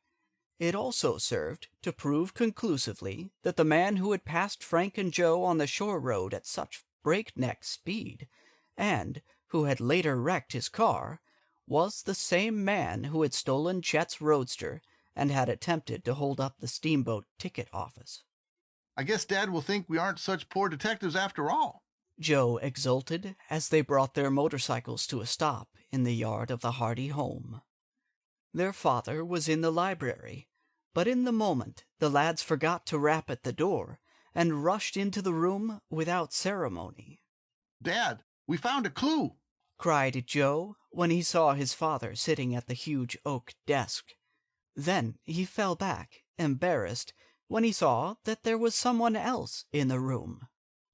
"Beg pardon," said Frank, and the boys would have retreated, but Mr. Hardy's visitor turned around, and they saw that it was Perry Robinson. "It's only me," said Slim. "Don't go." Perry has been trying to shed a little more light on the tower robbery, explained Mr. Hardy. "But what is this clue you were talking of?" "It isn't about the robbery," replied Frank, "although it might have something to do with it, for all we know. It's about the red-headed man who stole Chet's car and who tried to hold up the steamboat ticket office." "What about him?" "This," said Frank, taking the fragment of red hair from his pocket and showing it to his father. "The fellow wore a wig." Mr. Hardy examined the little tuft of hair closely. "Where did you find it?" he asked. "In the wreckage of that smashed car." Mr. Hardy nodded. "That seems to link up a pretty good chain of evidence. The man who passed you on the shore road wrecked his car, then stole Chet's roadster, and afterward tried to hold up the ticket office. When he failed in that, he abandoned the roadster. He wore a red wig that he took off occasionally to confuse pursuers. If we could only find the wig, we might be able to get further information." "Do you think it might help us solve the tower robbery?" asked Perry. "Possibly." "The man was evidently a professional thief," explained Frank. "If he was smart enough to wear a wig, he was evidently an old-timer at the game. And if he failed in the ticket office holdup, who knows but what he might have been hanging around the city waiting for another chance. Gosh, you may be right at that, exclaimed Perry. I was just telling your father that I saw a strange man lurking about the grounds of Tower Mansion 2 days before the robbery. I didn't think anything of it at the time, and in the shock of Dad's arrest, I forgot about it. Did you get a good look at him? Could you describe him? Asked the detective. I'm afraid I couldn't. It was in the evening, and I was sitting by the window studying. I happened to look up and saw this fellow moving about under the trees near the wall. Later on, I heard one of the dogs barking in another part of the grounds, and shortly afterward I saw someone running across the lawn. But I thought it was probably just a tramp. Did he wear a hat or a cap? As near as I can remember, it was a cap. His clothes were dark. And you couldn't see his face? No. Well, it's not much to go on, but it might be linked up with Frank's idea that the man who stole the roadster might have still been hanging around. Mr. Hardy thought deeply for a few moments. I'm going to bring all these facts to Mr. Applegate's attention, and I'm also going to have a talk with the police authorities. I don't think they have enough evidence to warrant holding your father, Perry. Do you think you can have him released? Asked the boy eagerly. I'm sure of it. In fact, I think Mr. Applegate is beginning to realize now that he made a mistake, and I don't think the police are any too anxious to go ahead with the case on the meager evidence in their possession. It will be wonderful if we can have Dad back with us again, said Perry. Although it won't be quite the same.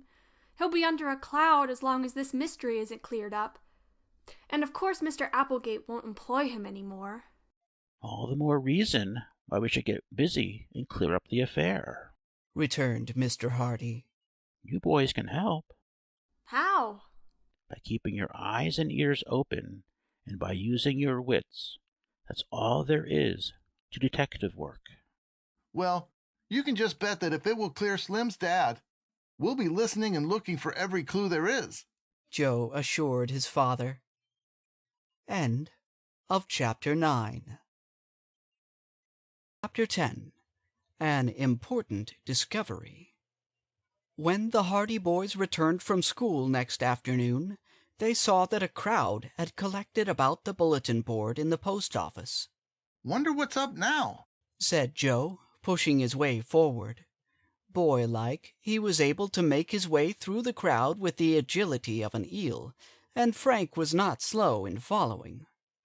On the board was a large poster, the ink on which was scarcely dry.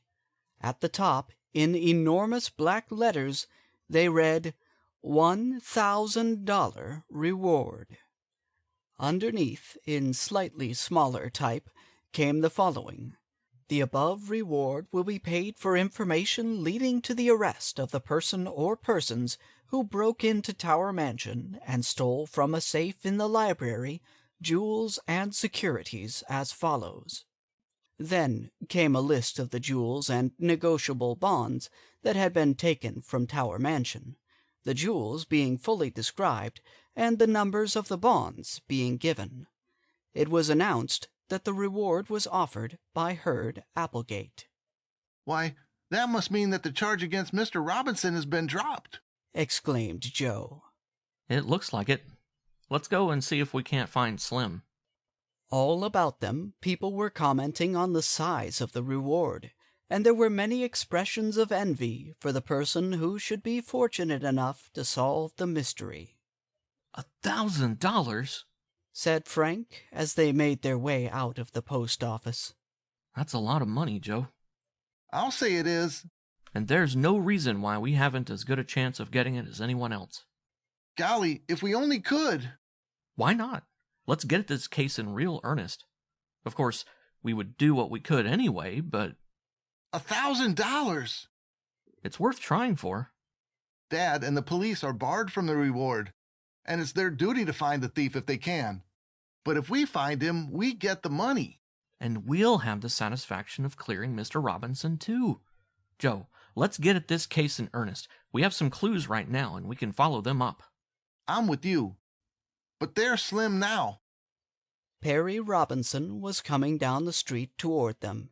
He looked much happier than he had the previous evening, and when he saw the Hardy boys, his face lighted up. Dad is free, he told them. Thanks to your father, the charge has been dropped. Gee, I'm glad to hear that, exclaimed Joe. I see they're offering a reward. Your father convinced Mr. Applegate that it must have been an outside job. That is, that it was the work of a professional crook. And the police admitted there wasn't much evidence against Dad, so they let him go. I tell you, it was a great thing for my mother and sisters. They were almost crazy with worry. No wonder, commented Frank. What is your father going to do now? I don't know, Slim admitted heavily. Of course, we've had to move out of Tower Mansion. Mr. Applegate said that while the charge had been dropped, he wasn't altogether convinced in his own mind that Dad hadn't had something to do with it, so he dismissed him. That's tough luck, but he'll be able to get another job somewhere. I'm not so sure about that. People aren't likely to employ a man that's been suspected of stealing. Dad tried 2 or 3 places this afternoon, but he was turned down. The Hardy boys were silent. They were sorry for the Robinsons, for they knew only too well that the family were badly off financially, and that, in view of the robbery, it would indeed be difficult for Mr. Robinson to get another position. We've rented a small house just outside the city, went on Slim. It is cheap and we'll have to get along. There was no false pride about Perry Robinson. He faced the facts as they came, and made the best of them. But if Dad doesn't get a job, it will mean that I'll have to go to work. But Slim, you'd have to quit school. I can't help that. I wouldn't want to, for you know I was trying for the class medal this year, but oh well. The Hardy boys realized how much it would mean to their chum to leave school at this stage. Perry Robinson was an ambitious boy, and one of the cleverest in his class. He had always wanted to continue his studies, go to a university, and his teachers had predicted a brilliant career for him. Now it seemed that all his ambitions would have to be thrown overboard because of this misfortune. Don't worry, Slim, comforted Frank. Joe and I are going to plug away at this affair until we get at the bottom of it. It's mighty good of you fellows, Slim said gratefully. I won't forget it in a hurry. You've been pretty white to me all through this. Oh, shucks, muttered Frank, embarrassed. It's the reward we're after. Applegate is offering $1,000. Oh, I know it isn't altogether the reward. You would do it to help us anyway, and you know it. Look what you've already done. Well, we're going to get busy, Joe said hastily. See you later, Slim. Don't worry too much. I think everything will be all right. Slim tried to smile, but it was evident that he was deeply worried, and when he walked away it was not with the light, springy, carefree step his chums had previously known. Where's the first move, Frank? We had better get a full description of those jewels. Perhaps the thief tried to pawn them. We can call at all the pawn shops and see what we can find out. Then we may be able to get a line on the thief. You know, he might pawn something here, if he had to have money with which to get out of town. Good idea. Do you think Applegate will give us a list? We won't have to ask him. Dad should have all that information. Let's go and ask him right now. But when the lads returned home and asked their father for a description of the jewels, they met with disappointment. I'm quite willing to give you all that information, said Fenton Hardy, but I don't think it will be much use. Furthermore, I'll bet I can tell just what you're going to do. What? You're going to make the rounds of the pawn shops and see if any of the jewels have been turned in. The Hardy boys looked at one another in consternation. How did you ever guess that? asked Frank. Their father smiled. Because it is just what I have already done. Not an hour after I was called in on the case, I had a full description of all those jewels in every pawn shop in the city. More than that, the description has been sent to jewelry firms and pawn shops in other cities near here, and also to the New York police. Here's a duplicate list if you want it, but you'll just be wasting time by going round to the shops. They are all on the lookout for the stuff."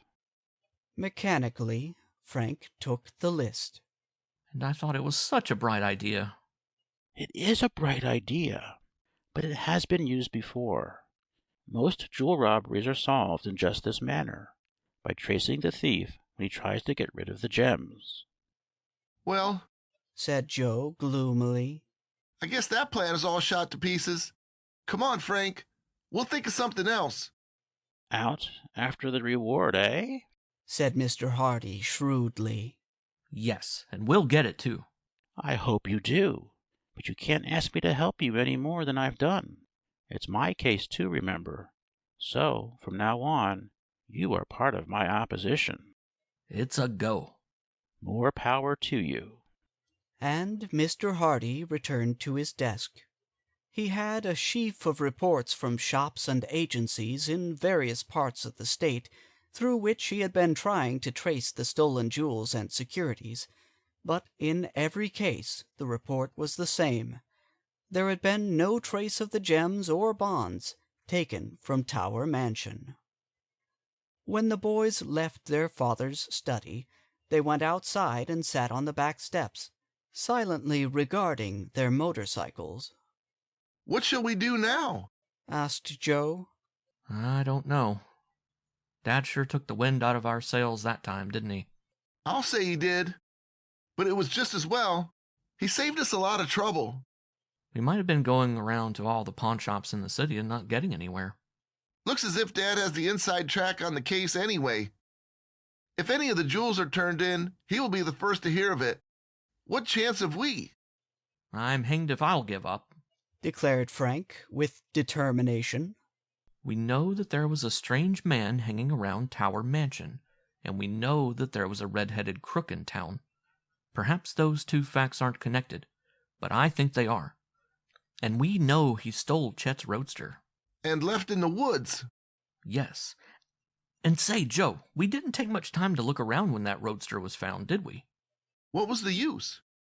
The roadster was there and Chet got it back." "No, but the man who stole the car had been there too. Perhaps he left some clue." Joe slapped his knee with an open hand. "I never thought of that, Frank. Let's go right back there now." "Come on." Eagerly the Hardy boys dashed over to their motorcycles. In a few minutes they were speeding through the streets of Bayport, out toward the woods where Chet Morton's roadster had been abandoned. They were fired with enthusiasm again, in spite of the momentary setback they had received when their father squelched Frank's plan of going around to the pawn shops. They felt now that they were on a new trail. They came to the abandoned road that led into the woods, and they brought their motorcycles as far as possible, finally leaving them by the roadside and going ahead on foot. Frank located the place where the roadster had been driven off into the woods, for the trees were still bent and broken, and the two boys plunged into the depths of the thickets. At last the Hardy boys emerged into the little cleared space where the roadster had been found. Everything was just as they had left it. They examined the ground carefully. "He might have dropped letters from his pocket or something," said Joe hopefully as they explored the clearing. But the auto thief had not been so careless. There was not even a footprint, for the boys had trampled the ground thoroughly after the roadster had been discovered. "If I had only thought to look for footprints at the time," groaned Joe in disappointment. "Or fingerprints. He must have left fingerprints somewhere about the car. If he was a professional crook, we could have traced him easily." "Too late now. Chet has used the car wash since then. We didn't think of it in time." Their search was without success, and the Hardy boys were about to give up in disappointment when Frank left the clearing and began to hunt about in the bushes. "I guess we might as well go home," said Joe. "We've come hunting for clues too late. If we had any sense, we would have looked for fingerprints. And—" He was interrupted by a shout from his brother. "Joe, come here, quick! I found something."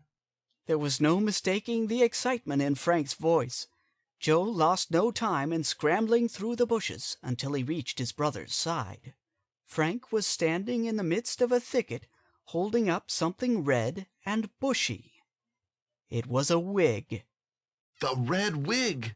Exclaimed Joe, his eyes widening. Not only the wig, replied Frank, but this. And he bent over to pick up a battered hat from the ground. And this. Whereupon he picked up a worn coat. They belong to the crook. It couldn't have been anyone else. He must have disguised himself here and left the wig and things in the bush when he abandoned the car. End of chapter 10.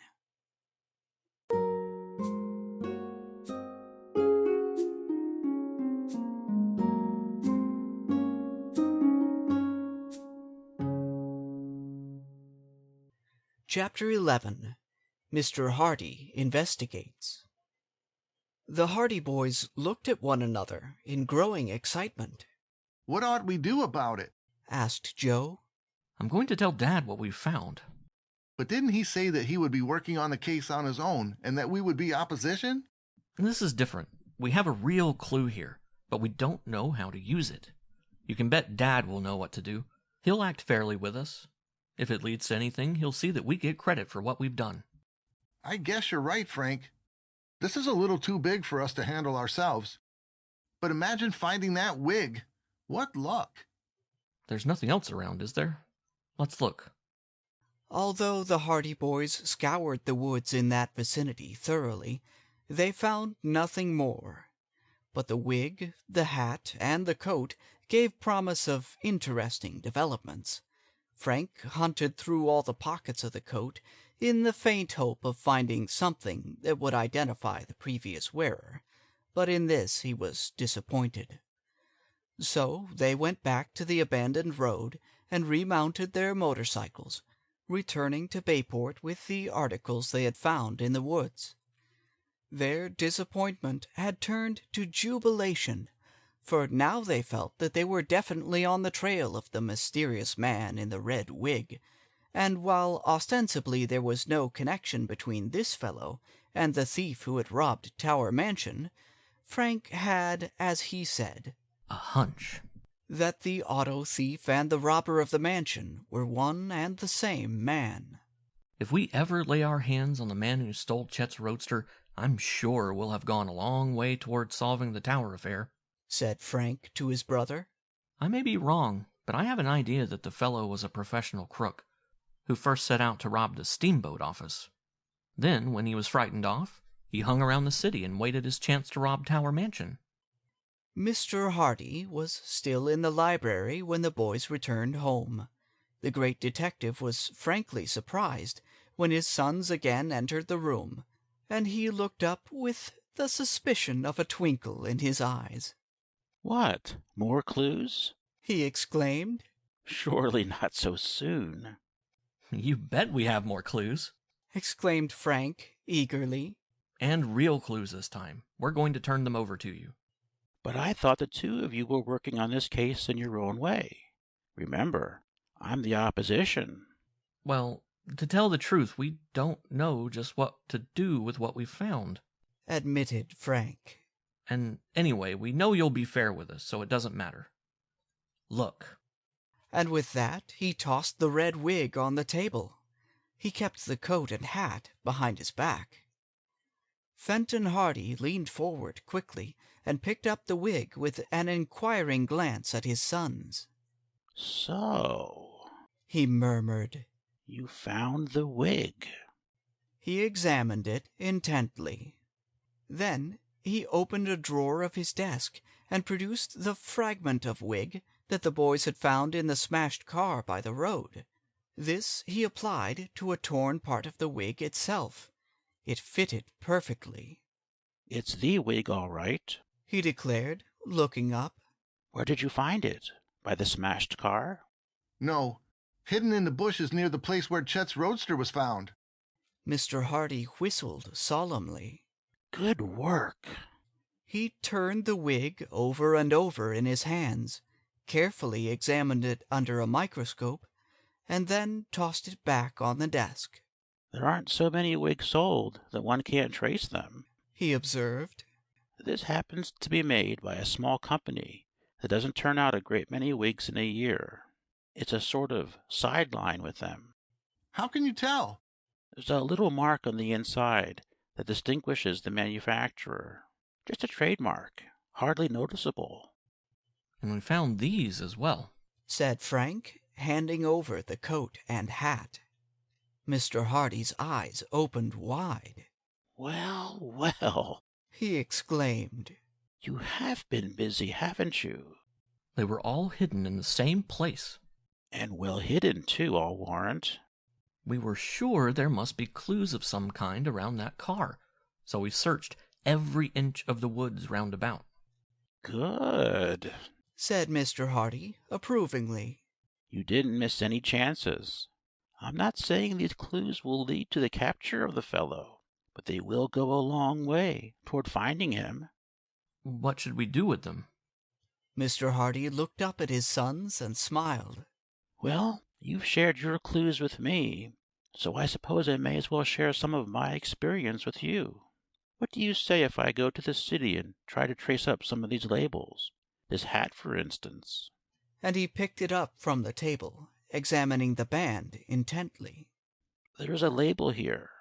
Of course, the hat may have been sold a long time ago, and it isn't likely that the man who sold it would remember who bought it. But there is always the chance that the store may not be far from where the fellow lives. You get my idea?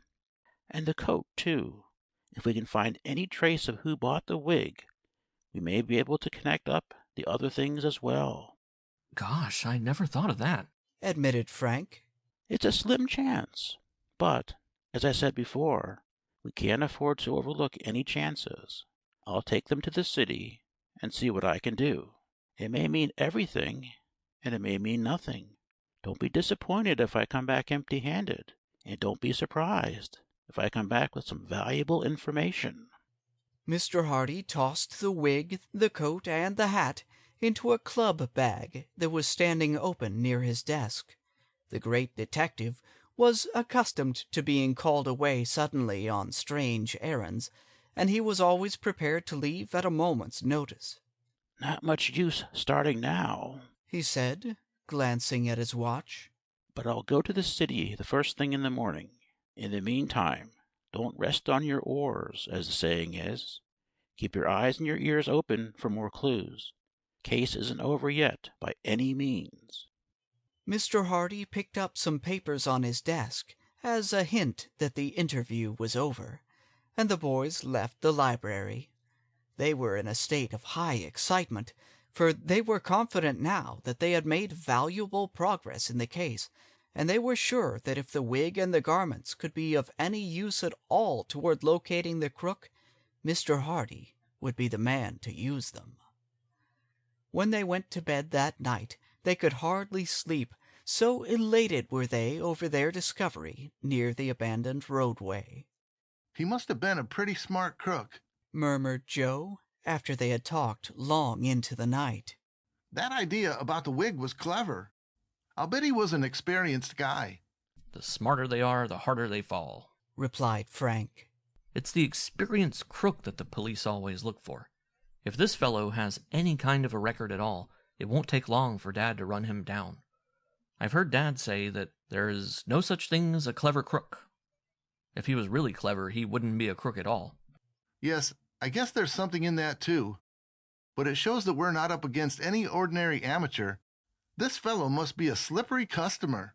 He'll have to be mighty slippery from now on. Once Dad has a few clues to work on, he never lets up till he gets his man. Well, let's hope he gets this one. He'll think a lot more of us as detectives if he does. And with that, the boys fell asleep. When they went down to breakfast the following morning, they found that Fenton Hardy had left for New York on an early morning train. The Hardy boys went to school, but all through that morning they could scarcely keep their minds on their work. Their thoughts were far afield. They were wondering how Fenton Hardy was faring on his quest in New York, and it was not until after Frank had drawn a reprimand from one of his teachers because he absent-mindedly answered, Red wig. When asked to name the capital of Kansas, that they settled down to work and tried to put the affair of the wig and the abandoned clothes from their minds. Slim Robinson was at school that day, but after 4 o'clock he confided to the Hardy boys that he was leaving. It's no use, he said. Father can't keep me in school any longer, and it's up to me to pitch in and help the family. I'm to start work tomorrow for a grocery company. And you wanted to go to college, exclaimed Frank. It's a shame, that's what it is. Can't be helped, replied Perry with a grimace. I consider myself lucky I got this far. I guess I'll have to give up all those ideas now and settle down to learn the grocery business. There's one good thing about it. I'll have a chance to learn it from the ground up. I'm starting in the delivery department. Perhaps in about 50 years I'll be head of the firm. You'll make good on whatever you tackle, Joe assured him. But I'm sorry you won't be able to go through college as you wished. Don't give up hope yet, Slim. You never know what may happen. Perhaps they'll find the fellow who did rob Tower Mansion. Both boys wanted to tell their chum about the clues they had discovered the previous day, but the same thought was in their minds, that it would be unwise to raise false hopes. It would go much harder with Perry, they knew, if he began to think the capture of the thief was imminent, only to have the hope dashed to earth again. So they said good-bye to him and wished him luck. Perry tried hard to be cheerful, but his smile was very faint as he turned away from them and walked off down the street. Gosh, but I'm sorry for him, said Frank as they went home. He was such a hard worker in school, and he counted so much on going to college. We've just got to clear up the tower robbery. That's all there is to it, declared his brother. Perhaps Dad is back now. There's a train from New York at 3 o'clock. Let's hurry home and see. But when the Hardy boys arrived home, they found that their father had not yet returned from the city. We'll just have to be patient, I guess, said Frank. No news is good news. And with this philosophic reflection, the Hardy boys were obliged to comfort themselves against the impatience that possessed them to learn what progress their father was making in the city toward following up the clues they had given him. End of Chapter 11. Chapter 12. Days of Waiting. Fenton Hardy had high hopes of a quick solution of the mystery when he went to New York. Possession of the wig, the hat, and the coat gave him 3 clues, any one of which might lead to tracing the previous owner quickly, and the detective was confident that it would not be long before he would unravel the tangled threads. He had not stated his optimism to the boys, being careful not to arouse their hopes, but in his heart he thought it would be a matter of hours before he ran the owner of the red wig to earth. But obstacles presented themselves before him in bewildering succession. The wig appeared to be his chief clue, and when he arrived in the city he went directly to the head office of the company that had manufactured it. When he sent his card in to the manager, he was readily admitted, for Fenton Hardy's name was known from the Atlantic to the Pacific. "Some of our customers in trouble, Mr. Hardy?" asked the manager, when the great detective tossed the red wig on his desk.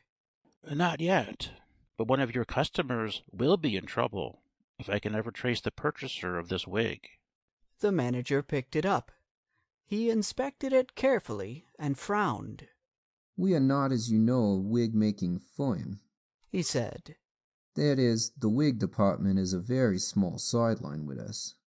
The very reason I thought it would be easier to trace this, replied Mr. Hardy. If you turned out thousands of them every year, it might be more difficult. You sell to an exclusive theatrical trade, I believe. Exactly. If an actor wants a wig of some special nature, we do our best to please him. We only make the wigs to order. Then you will probably have a record of this one. The manager turned the wig over in his hands, glanced carefully at the inside, felt of the weight and texture, then pressed a button at the side of his desk. A boy came and departed with a message. It may be difficult. This wig is not new. In fact, I would say it was turned out about 2 years ago. A long time, but still. I'll do the best I can. A bespectacled old man shuffled into the office at that moment, in response to the manager's summons, and stood waiting in front of the desk. Kaufman here, said the manager, is our expert. What he doesn't know about wigs isn't worth knowing. Then, turning to the old man, he handed him the red wig. Remember it, Kaufman? The old man looked at it doubtfully. Then he gazed at the ceiling. Red wig, he muttered. About 2 years old, isn't it? Prompted the manager. Not quite. Year and a half, I'd say. Looks like a comedy character type. Wait till I think. There ain't been so many of our customers playing that kind of a part inside a year and a half. Let's see. The old man paced up and down the office, muttering names under his breath. Suddenly he stopped, snapping his fingers. I have it, he said. It must have been Morley who bought that wig. That's who it was, Harold Morley. He is playing in Shakespearean repertoire with Hamlin's company. Very fussy about his wigs. Has to have him just so. I remember he bought this one because he came in here about a month ago and ordered another just like it. Why would he do that? Asked Mr. Hardy. Kaufman shrugged his shoulders. Ain't none of my business. Lots of actors keep a double set of wigs. Morley's playing down at the Crescent Theater right now. Call him up. I'll go and see him, said Mr. Hardy, rising. You're sure he is the man who ordered that wig? Positive, replied Kaufman, looking hurt. I know every wig that goes out of my shop. I give 'em all my personal attention. Morley got the wig, and he got another like it a month ago. I remember. Kaufman is right, put in the manager. Morley has a very good account with us. If Kaufman says he remembers the wig, it must be so. Well, thank you for your trouble, answered Fenton Hardy. I may be able to see Mr. Morley in his dressing room if I hurry. It lacks about half an hour of theater time. You'll just about make it. Glad to have been of service, Mr. Hardy. Any time we can do anything for you, just ask. Thank you. And Fenton Hardy shook hands with Kaufman and the manager, then left the office, bound for the Crescent Theater. But the detective's hopes were not as high as they had been. He knew that Morley, the actor, was certainly not the man who had worn the wig on the day the roadster was stolen, for the Shakespearean company of which Morley was a member had been playing a 3 months' run in New York. It would be impossible for the actor to get away from the theater long enough for such an escapade, just as it was improbable that he would even try to do so. He presented his card to a suspicious doorman at the Crescent, and was finally admitted backstage and shown down a brilliantly lighted corridor to the dressing-room of Harold Morley. It was a snug little place, the dressing-room, for Morley had fitted it up to suit his own tastes, once it was assured that the company would remain at the Crescent for an extended run. There were pictures on the walls, a potted plant in the window overlooking the alleyway, and a rug on the floor. Seated before a mirror with electric lights at either side was a stout little man, almost totally bald. He was diligently rubbing cold cream on his face, and when Fenton Hardy entered, he did not turn around, but, eyeing his visitor in the mirror, casually told him to sit down. "Often heard of you, Mr. Hardy," he said, in a surprisingly deep voice that had a comical effect in contrast to his diminutive appearance. Often heard of you. Glad to meet you. What kind of call is this? Social or professional? Professional. Morley continued rubbing cold cream on his jowls. Spill it, he said briefly. What's it all about? Ever see this wig before? Asked Mr. Hardy, tossing the red wig on the table. Morley turned from the mirror, and an expression of delight crossed his plump countenance. Well, I'll say I've seen it before, he declared. Old Kaufman, the best wig maker in the country, made that for me about 1.5 years ago. That's the kind of wig I wear for Lancelot Gobbo in The Merchant of Venice. Where did you get it? I sure didn't think I'd ever see that wig again. Why? Stolen from me. Some low-down egg cleaned out my dressing room one night during the performance. Nerviest thing I ever heard of. Came right in here while I was doing my stuff out front, grabbed my watch and money and a diamond ring I had lying by the mirror, took this wig and a couple of others that were lying around, and beat it. Nobody saw him come or go. Must have got in by that window. Morley talked in short, rapid sentences, and there was no mistaking his sincerity. How many wigs did he take? About 6. Funny thing about that, too. They were all red. Took nothing but red wigs. I told the cops to be on the lookout for a red-headed thief. I didn't worry so much about the other wigs, for they were for old plays, but this one was being used right along. Kaufman made it specially for me. I had to get him to make me another. But say, where did you find it? Oh, just a little case I'm investigating. The crook left this behind him. I was trying to trace it. Well, you've traced it all right. But that's all the help I can give you. The cops never did find out who cleaned out my dressing room. Mr. Hardy was disappointed. The clue of the red wig had led only to a blind alley. But he concealed his chagrin and tossed the wig over to Morley. Gee, and I'm sure glad to get it back again, declared the actor. Things haven't gone right with me at all since I lost that wig. Losing it brought me a whole flock of bad luck. Sorry I can't help you find the guy that took it. What's he been up to now?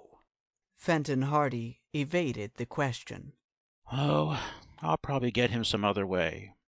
Give me a list and description of the stuff he took from you. Probably I can trace him through that. Hop to it, said Morley breezily. Hop right to it, old man. Here's a list of the stuff right here. He reached in a drawer and drew out a sheet of paper, which he handed over to the detective. That's the same list I gave to the cops when I reported the robbery. Number of the watch and everything.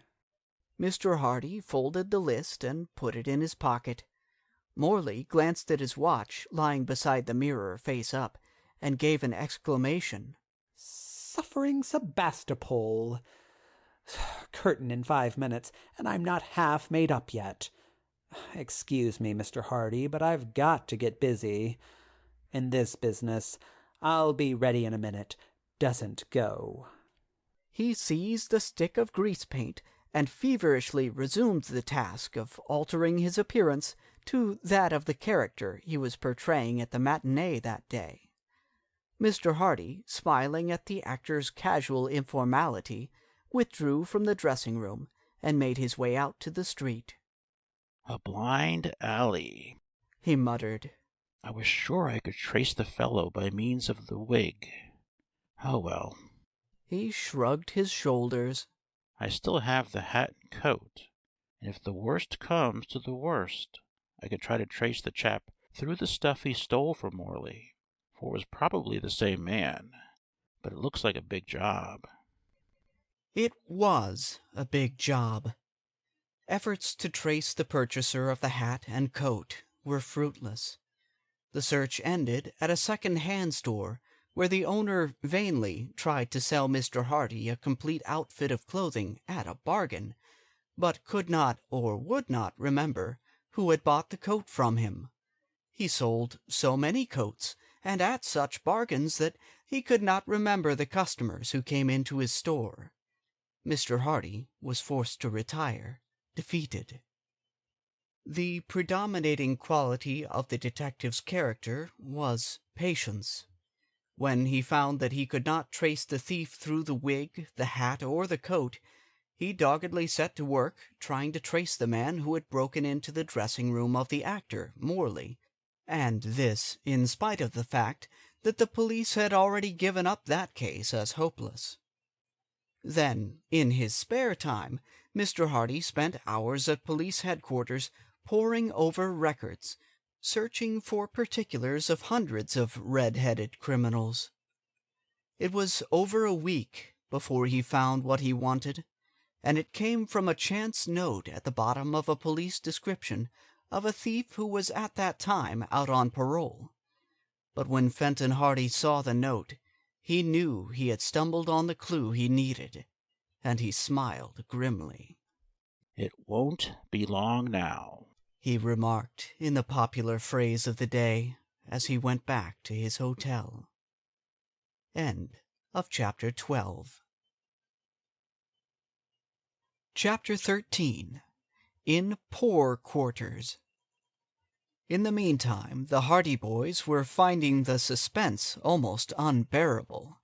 They had expected that their father would be away but a day at most, but when 2 days dragged by, then 3, and finally an entire week without word from Mr. Hardy further than a brief note from New York stating that he was well and that the case was not as easy of solution as he had hoped, they became depressed. "If Dad can't get the thief, no one can," declared Joe with conviction. "And I'm beginning to think that even Dad is falling down in this affair." Better wait till he admits it himself, suggested Frank. Although I don't mind telling you I'm not very hopeful myself. Frank's preoccupied air had not gone unobserved. Callie Shaw had noticed his abstraction. More than once, when she had smiled pleasantly at him as they met one another in the hallways or in the classroom at the high school, he had merely nodded moodily. Callie was too sensible to be hurt by this, but she wondered what was worrying Frank. So one afternoon, when they happened to leave school together, she taxed him with it.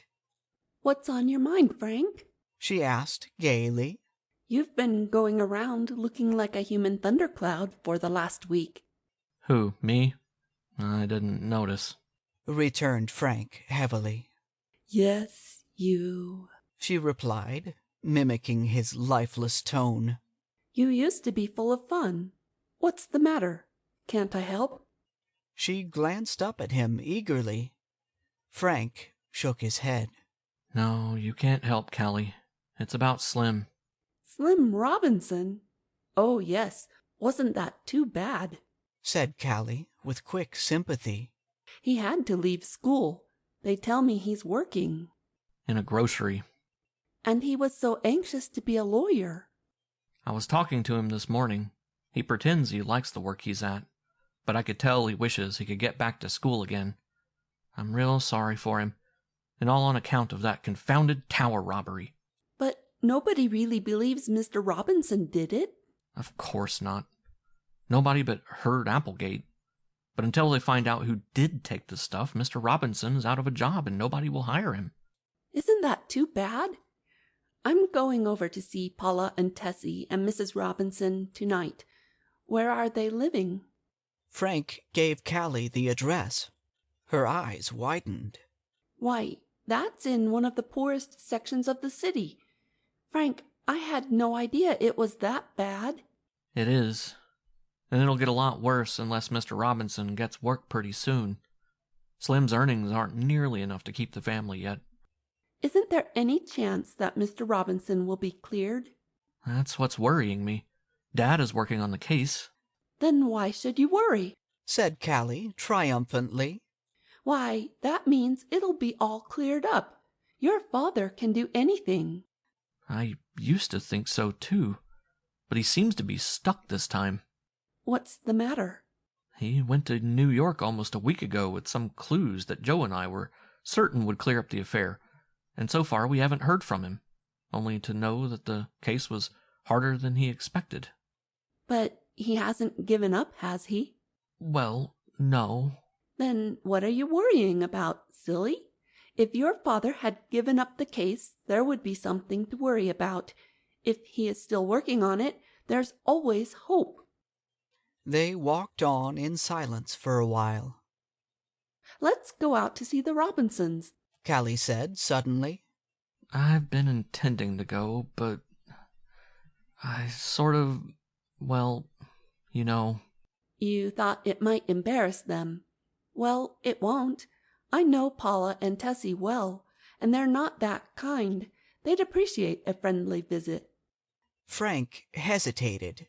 He had the natural shyness of his age, and he felt awkward about visiting the Robinsons in their new home, for he knew they were now in reduced circumstances and might not wish their former friends to see them in their present plight.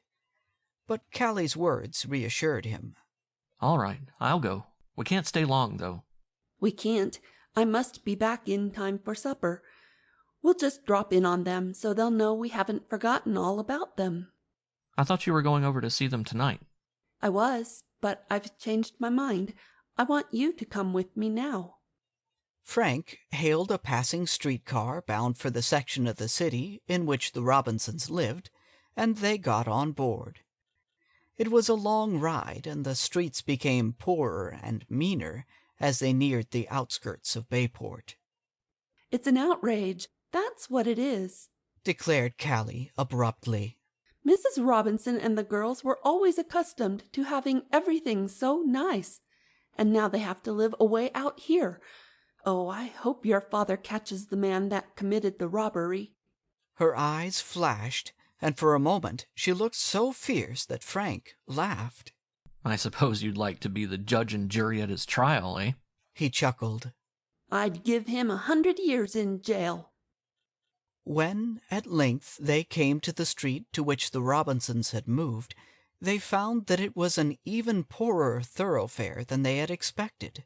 There were squalid shacks and tumble-down houses on either side of the narrow street, and ragged children were playing in the roadway. At the far end of the street they came to a small, unpainted cottage that somehow contrived to look neat in spite of the surroundings. The picket fence had been repaired, and the yard had been cleaned up. This is where they live, said Frank. It's the neatest place on the whole street. Paula answered their knock. Her face lighted up with pleasure when she saw who the callers were. Frank and Callie! Exclaimed the girl. Oh, you've come to see us. Come in. We're dying of loneliness. There hasn't been a soul out this way since we moved. Callie flashed Frank a look of triumph and whispered, There now, didn't I tell you they'd be glad? As they went into the house. They were greeted with kindly dignity by Mrs. Robinson, and with girlish good humor by Tessie.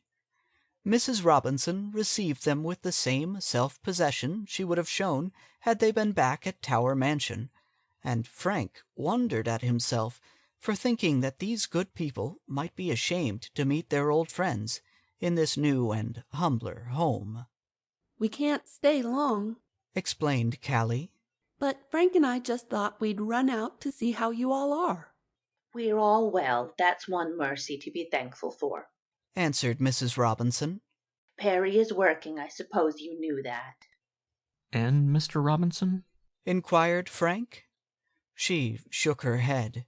Not yet. Mrs. Robinson's lip quivered. It's so hard for him, she said. Without a recommendation, you know. It looks as though he might have to go to another city to get work. And leave you here? I suppose so. We don't know what to do. It's so unjust, flared Paula. Papa didn't have a thing to do with that miserable robbery, and yet he has to suffer for it just the same. Has your father discovered anything yet, Frank? Asked Mrs. Robinson hesitantly. I'm sorry, admitted Frank. We haven't heard from him. He's been away in New York following up some clues. But so far there's been nothing. Of course, it isn't often he falls down on a case. We hardly dare hope he'll be able to clear Mr. Robinson. The whole case is so mysterious. I've given up thinking of it, Tessie declared. If it is cleared up, all well and good. If it isn't, we won't starve at any rate, and Papa knows we all believe in him. Yes, I suppose it doesn't do much good to keep talking about it, agreed Mrs. Robinson. We've gone over it all so thoroughly that there's nothing more to say. So, by tacit consent, the subject was changed, and for the rest of their stay, Frank and Callie chatted of doings at school. Mrs. Robinson and the girls invited them to remain for supper, but Callie insisted that she must go. When they left, they promised faithfully to pay another visit in the near future. Only once again was the subject that was nearest their hearts brought up, and that was when Mrs. Robinson drew Frank to one side as he was leaving. Promise me one thing, she said. Let me know as soon as your father returns, if he has any news. I'll do that, Mrs. Robinson, agreed the boy. I know what this suspense must be like for you.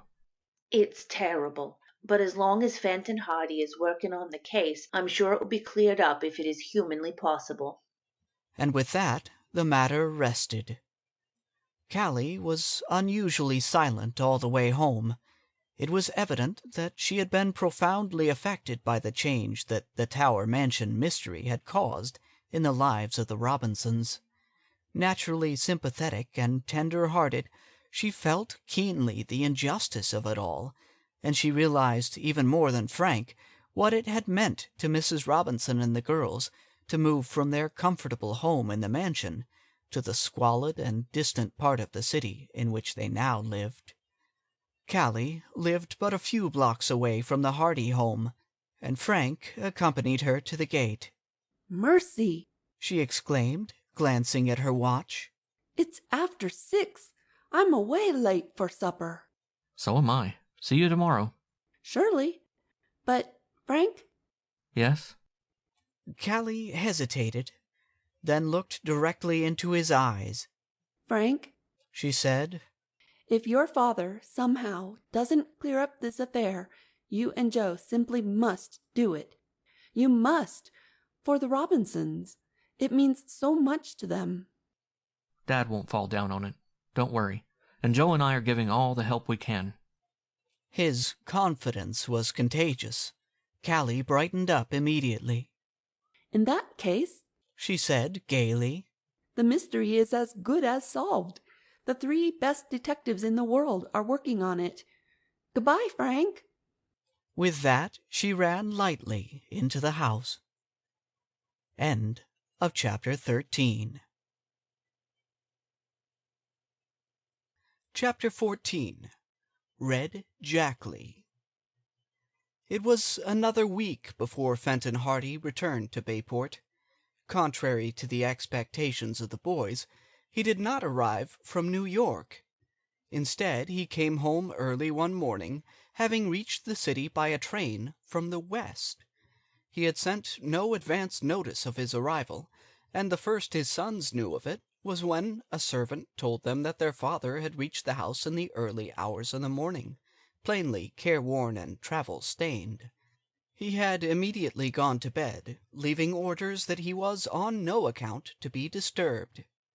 This was at breakfast, and although the boys were wild with impatience to learn the outcome of their father's trip, they were obliged to curb their curiosity. Mr. Hardy was still sleeping when they left for school that morning, and, to their surprise, he was asleep when they came back home for lunch. He must be mighty tired, remarked Joe. I wonder where on earth he came from. Probably been up all night. When Dad gets hard at work on a case, he forgets all about sleep. I'll bet he found something. Hope so, but I wish he'd wake up and tell us. I hate to go back to school without knowing. But Mr. Hardy had not awakened by the time the boys set out for school again, although they lingered until they were in danger of being late. All afternoon they were tormented by curiosity. Where had their father been? What had he discovered? As soon as school was out, they fled down the steps, broke away from a group of boys anxious to get up a baseball game, and shattered all records in their race for home. Fenton Hardy was in the library, and as they rushed panting into the room, he grinned broadly at his sons, for he was quite well aware that they were impatient to hear an account of his trip. He looked refreshed after his long sleep, and it was evident that his trip had not been entirely without success, for his manner was cheerful. The Hardy boys knew their father well, and they knew that when a case was difficult of solution, the great detective became moody and worried. "What luck, Dad?" asked Frank, perching on the arm of an easy chair. Mr. Hardy raised his eyebrows, pretending not to understand. "About what?" he inquired. "About the case, the Tower Mansion case, the red wig. Did you find out who owned it? Did you catch the thief?" Whoa, not all at once. A question at a time, please. Now, do I understand that you want to know if I found out anything about the Tower Mansion affair? Don't keep us waiting, Dad, pleaded Joe. You know that's what we're asking you about. Well, answered Mr. Hardy. Yes and no. That's not much of an answer, objected Frank in disappointment. It's the best answer I can give, unfortunately. I did find out something about the red wig, but as for connecting its wearer with the Tower robbery, that is still to come. You traced the fellow who wore the wig? I did, and he turned out to be a well-known criminal. Well-known to the police, that is. What's his name? asked Joe. Jackley. John Jackley. Commonly known as Red. Because he had red hair? No, because he hasn't red hair. That reverses the usual order of nicknames, I imagine. This fellow Jackley has a fondness for wearing red wigs. And was he the man who stole Chet's roadster? It seems almost certain. I traced the wig, which had been originally stolen from an actor in New York. I traced it to Jackley because his habit of wearing red wigs is well known to the police. And by locating him and keeping a close watch on him and paying a call at his room one night when he was out, I managed to find some of the loot that he had taken when he robbed the actor. That seemed to connect everything up very well. Where did you find him? asked Frank. In New York. He wasn't in hiding, for he hadn't been sought for any particular crime at the time. The police seemed to overlook him in their investigation of the dressing room theft. Did you accuse him? No. I wanted to learn more. When I found the articles that had been stolen from the actor, and knew that the wig found by the roadster had been taken at the same time, I knew Red Jackley was the auto thief. But I wanted to get some information on the Tower Mansion affair, if possible. So I took a room in the house in which Jackley was living and kept a close watch on him. Did you learn anything? Mr. Hardy shook his head. Jackley himself spoiled everything. He got mixed up in a jewel robbery and cleared out of the city. Luckily, I heard him packing up, and I trailed him. The police were watching for him, and he couldn't get out by railway. That is, not in the ordinary manner. Instead, he tried to make his escape by jumping a freight. And you still followed? I lost him 2 or 3 times, but luck was with me, and somehow I managed to pick up his trail again. He got out of the city, out into New Jersey, then his luck failed him. A railway detective recognized him, and then the chase was on. Up to that time, I had been content with just keeping behind him. I had hoped to pose as a fellow fugitive and win his confidence, but when the chase started in real earnest, I had to join with the other officers. And they caught Jackley? Not without a chase. Jackley, by the way, was once a railroad man. Strangely enough, he once worked not many miles from here. He managed to steal a railway gasoline speeder and got away from us. But he didn't last long, for the speeder jumped the tracks on a curve, and Jackley was badly smashed up. Was he killed? I don't think he'll live. He's in a hospital right now, and the doctors say he hasn't much of a chance. But he's under arrest. Oh, yes. He's being held for the jewel robbery, and also for the robbery from the actor's dressing room. But I don't think he'll live to answer either charge.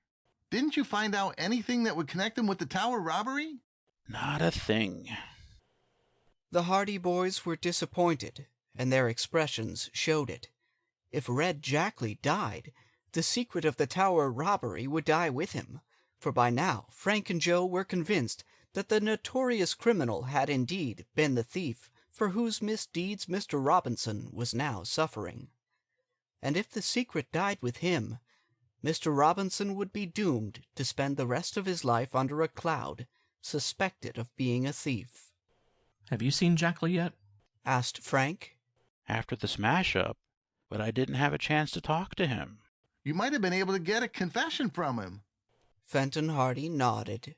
I may be able to get one yet. If he is sure he is going to die, he may admit everything.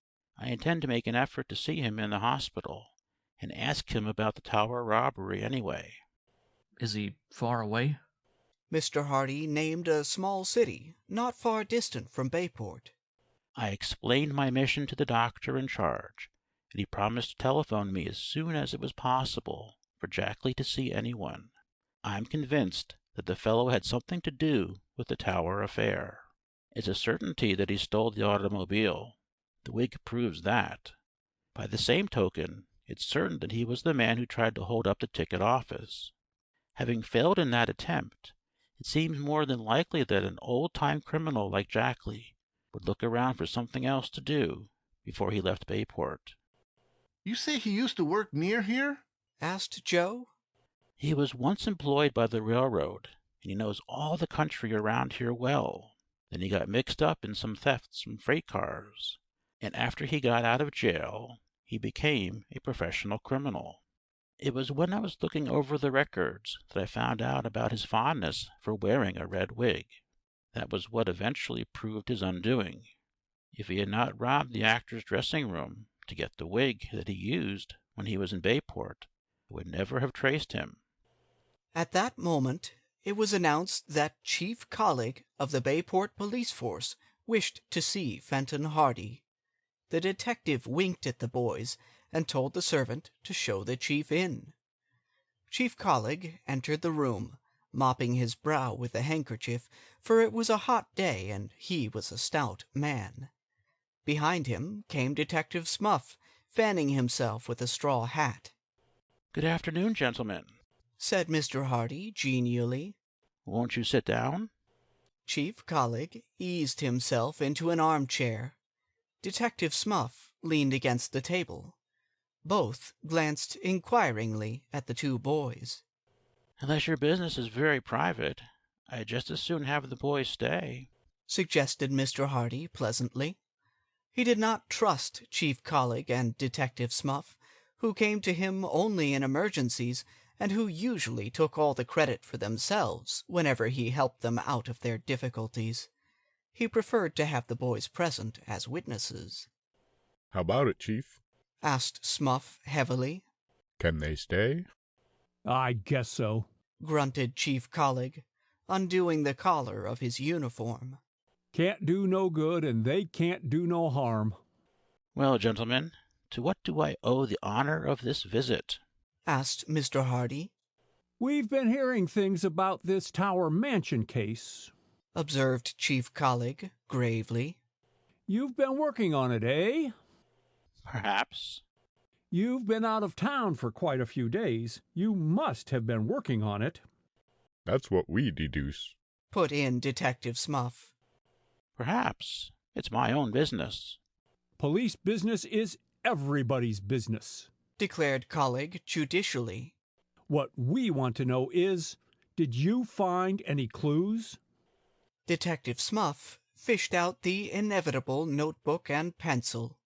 I'll note 'em down, Chief, he remarked. You may as well put back the notebook, Smuff. snapped Fenton Hardy with annoyance. If I went away, it's my own business. And if I am still working on the tower robbery, that's my business too. I'll thank you to keep to your own affairs. Chief Collig opened his mouth, then closed it again. He took out his handkerchief and mopped his brow, all the while staring at Fenton Hardy. Then he turned and gazed at Smuff.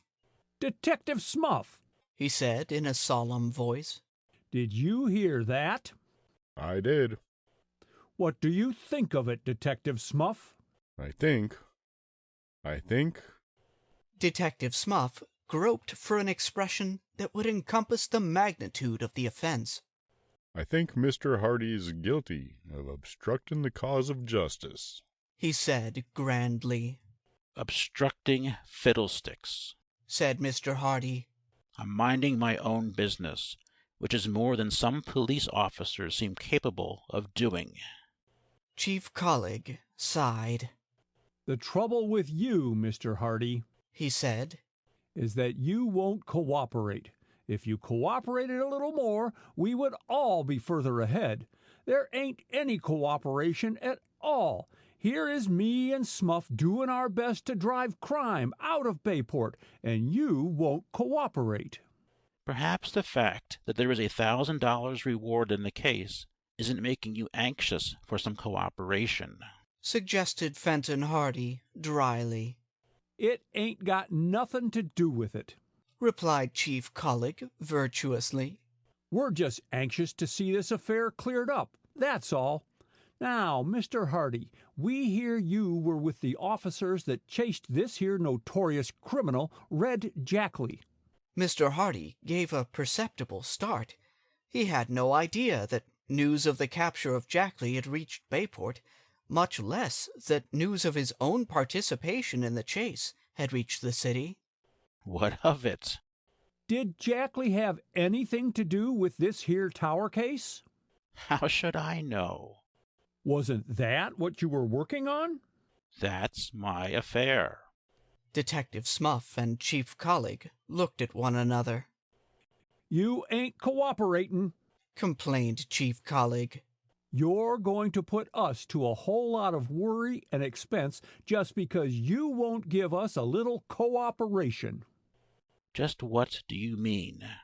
Detective Smuff and me was thinking of going over to the hospital where this man Jackley is and giving him the 3rd degree about the tower case. Fenton Hardy's lips narrowed into a straight line. You can't do that. The doctor won't let you see him. We're going to try anyway.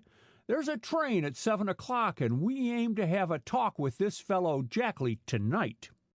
Mr. Hardy shrugged his shoulders. Go ahead. It means nothing to me. But if you take my advice, you'll stay away. You'll just spoil everything.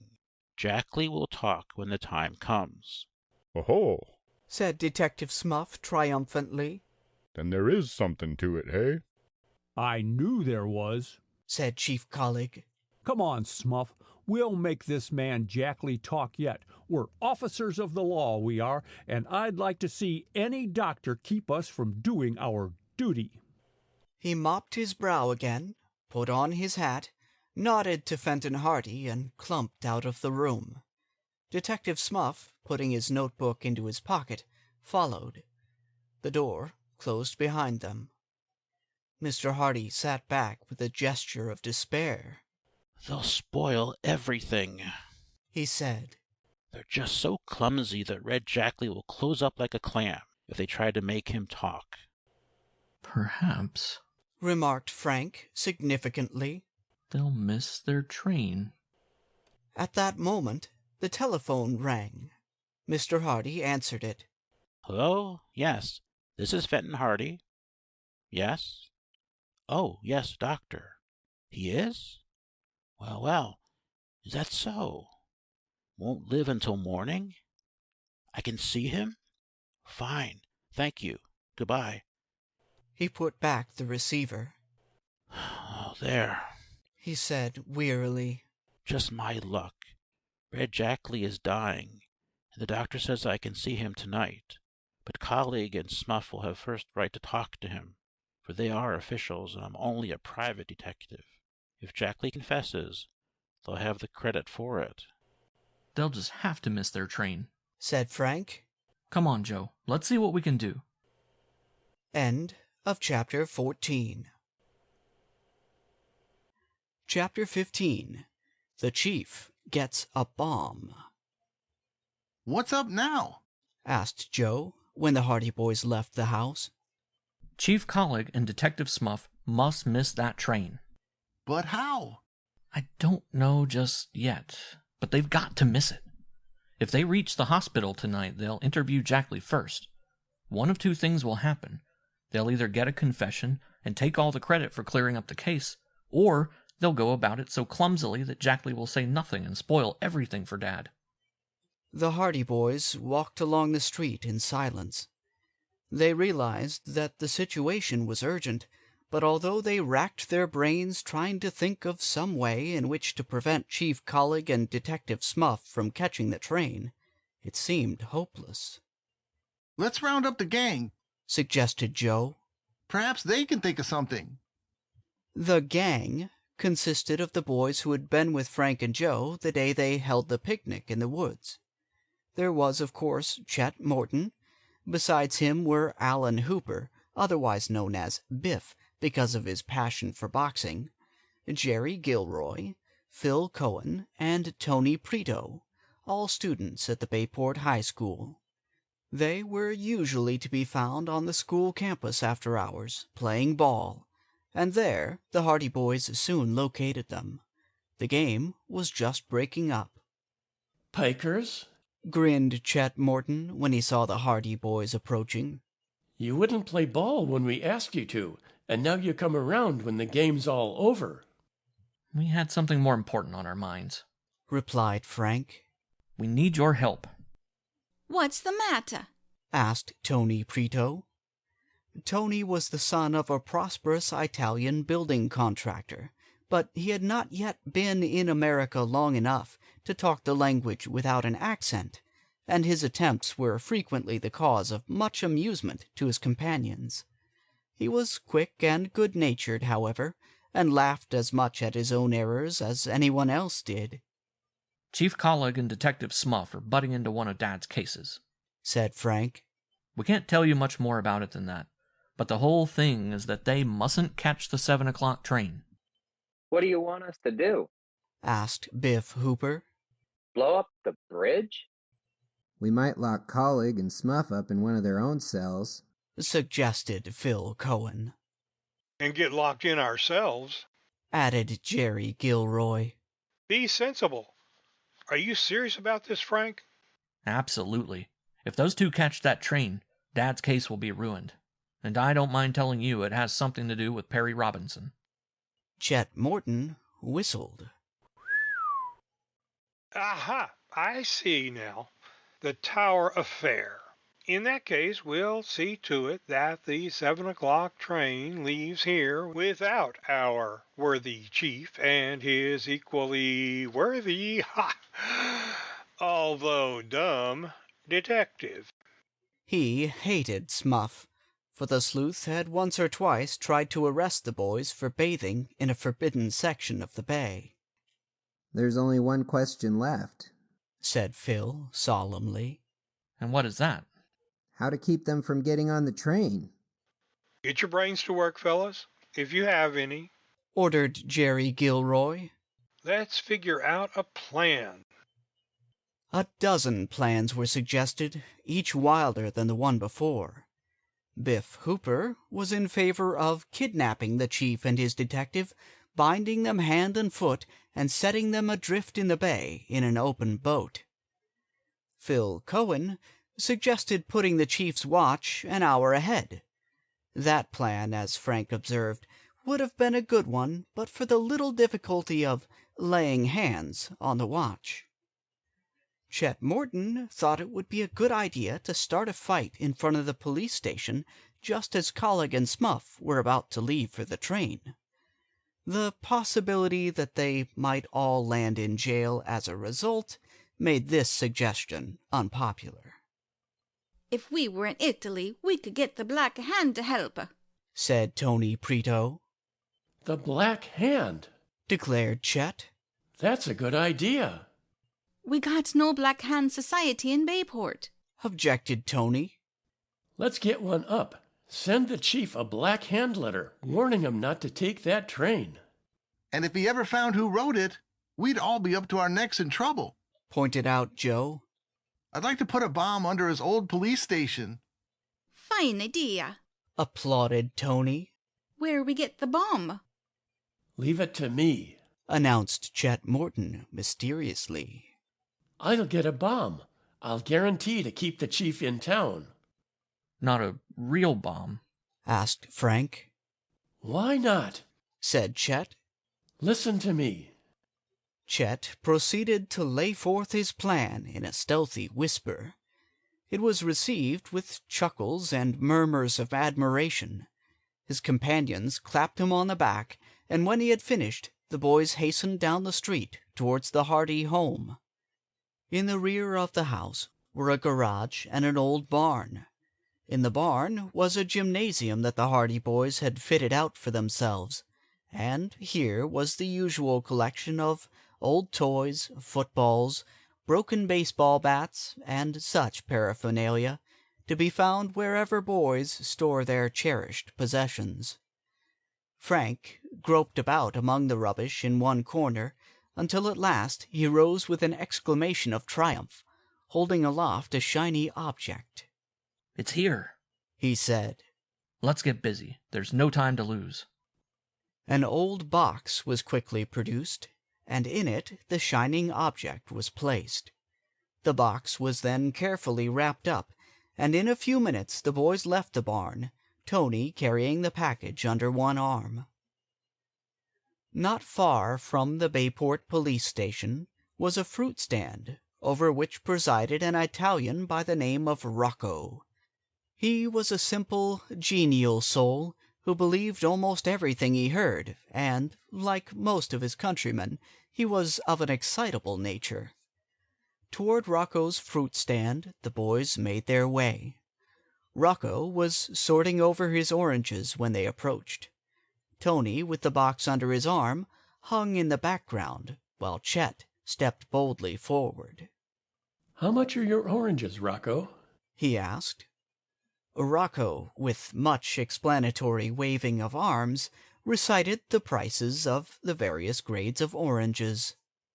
"Too much. There's a fellow at another fruit stand on the next street sells them a nickel a dozen cheaper." "You know what I can do?" shrieked Rocco. "My price is the lower." Then, angered by this reflection on the prices of his wares, he burst into a lengthy explanation of the struggles confronting a poor Italian trying to get along in a new country. He grabbed Chet by the coat collar, dragged him to a corner of the fruit stall, bade him inspect the fruit, gabbled off prices, and generally worked himself into a state of high indignation. In the meantime, Tony Prito made good use of his time to shove the mysterious package under the front of the stall. Then he joined the other boys, who had screened his movements by gathering about Rocco. "You'll have the Black Hand after you if you keep on charging such high prices. That's all I can say," declared Chet, as the boys moved away. "Poof, what do I care for the Black Hand? No frighten me," said Rocco bravely. But he gulped when he said it, and there was no doubt that the shot had gone home. It was now after 6 o'clock, and the boys decided that in the interests of their plan they would have to brook the parental wrath by being late for supper. Frank had assumed that Chief Collig and Detective Spuff would be leaving to catch the train at about 10 minutes to 7. So shortly after 6:30, Phil Cohen, who had remained in the background during the interview with Rocco, walked smartly up to the fruit stand again. The others were viewing the scene from around the corner of a nearby building. "Banana," said Phil briefly, tossing a nickel on the counter. When he had received the fruit, he began to eat it, at the same time chatting with Rocco. What do you think? Snickered the Italian.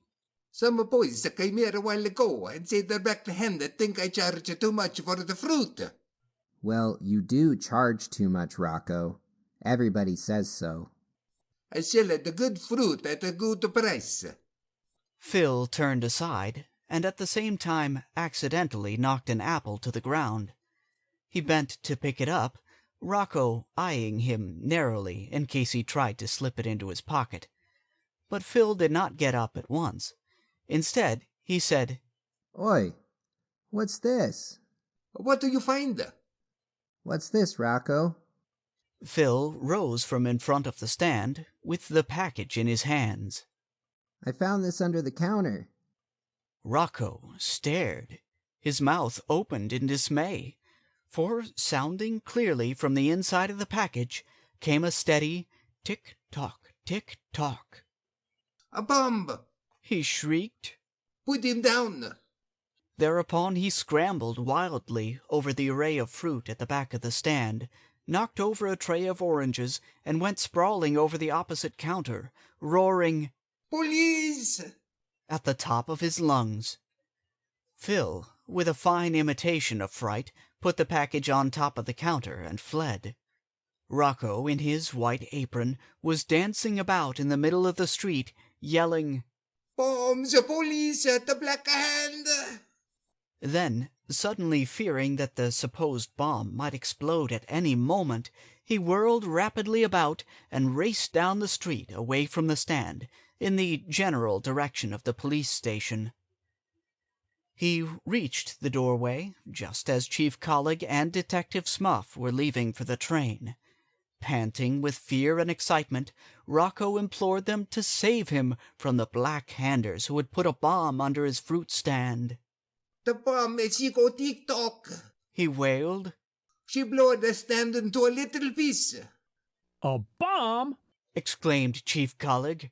Surely not in Bayport. I always thought there was black-handers around here, said Smuff. She blew up at the fruit stand. Come quick! Chief Collig and Detective Smuff followed Rocco to the corner.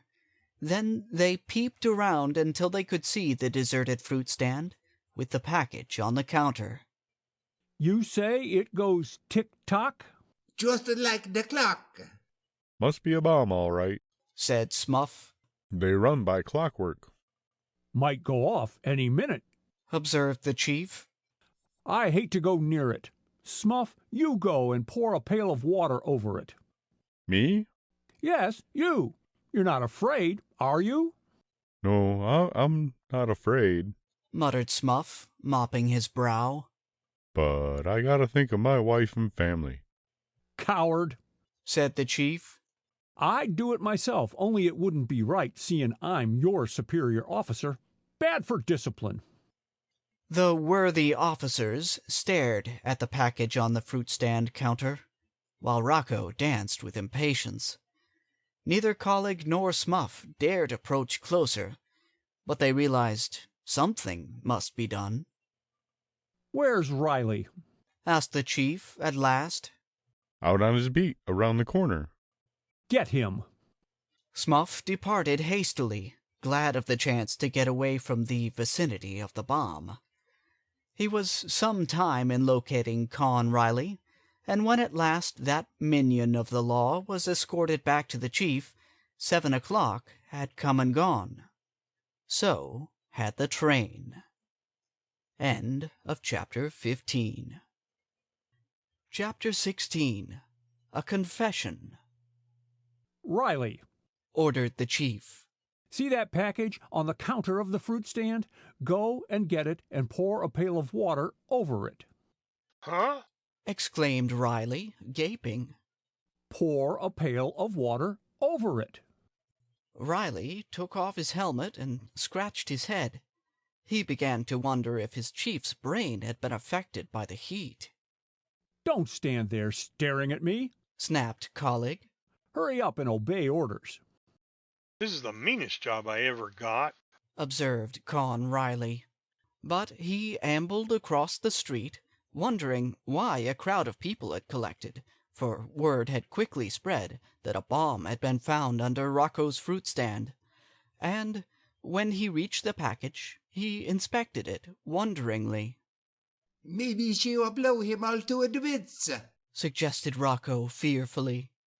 He has insurance, consoled the chief. We'll give him a good funeral, observed Smuff. Con Riley hunted around the fruit stand until he found a pail, and then he went up the street until he located a tap.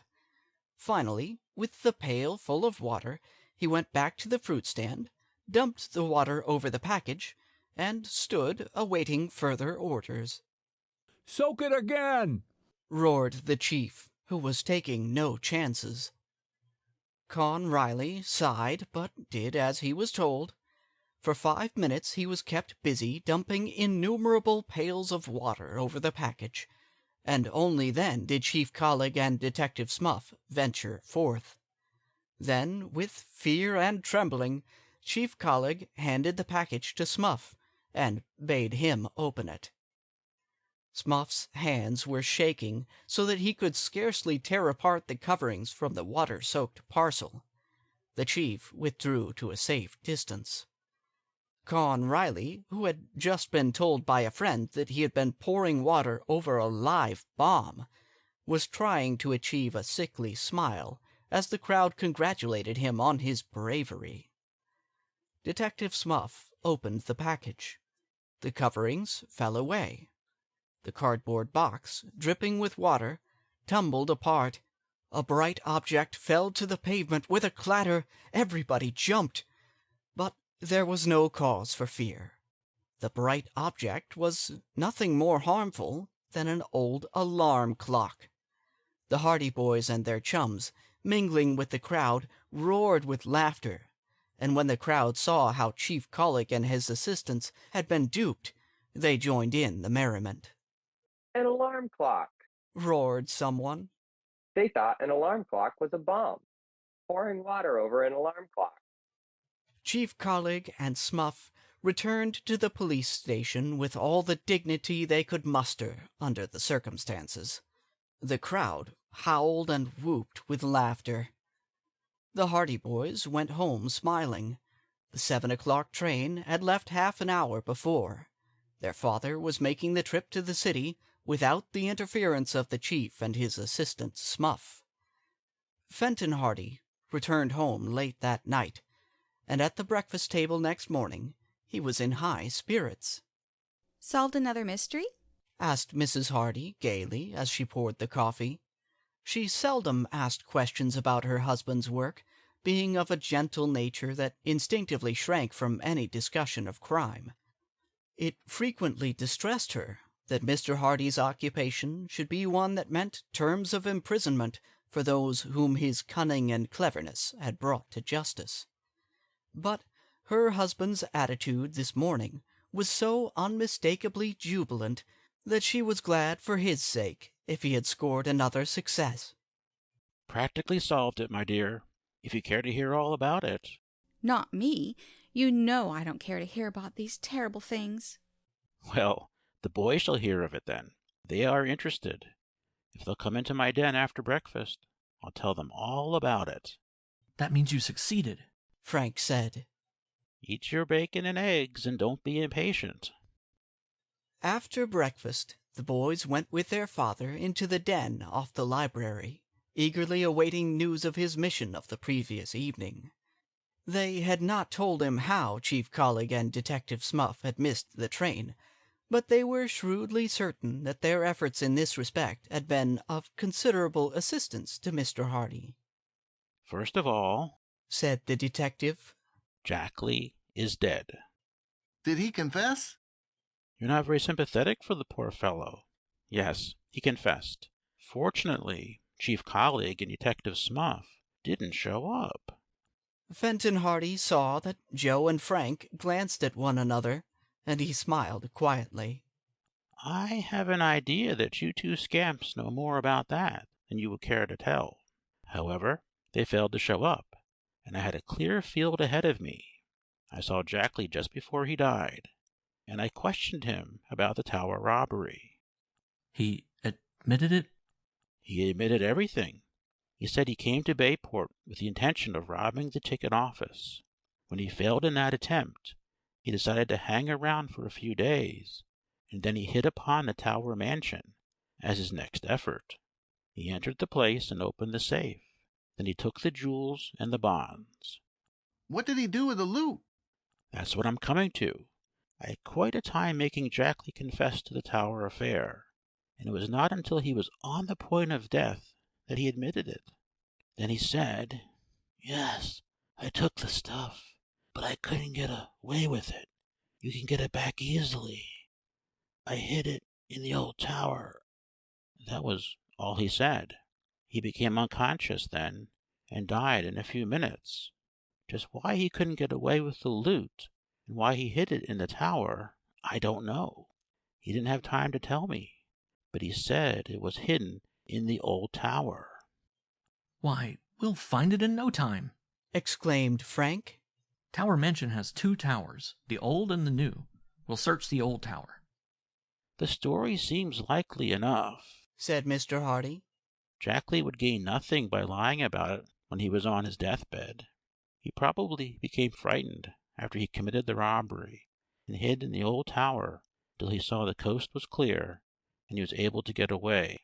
Then, no doubt, he decided to hide the stuff there and take a chance on coming back for it sometime after the affair had blown over. That's why he couldn't be traced through the jewels and the bonds, Joe said. They were never disposed of at all.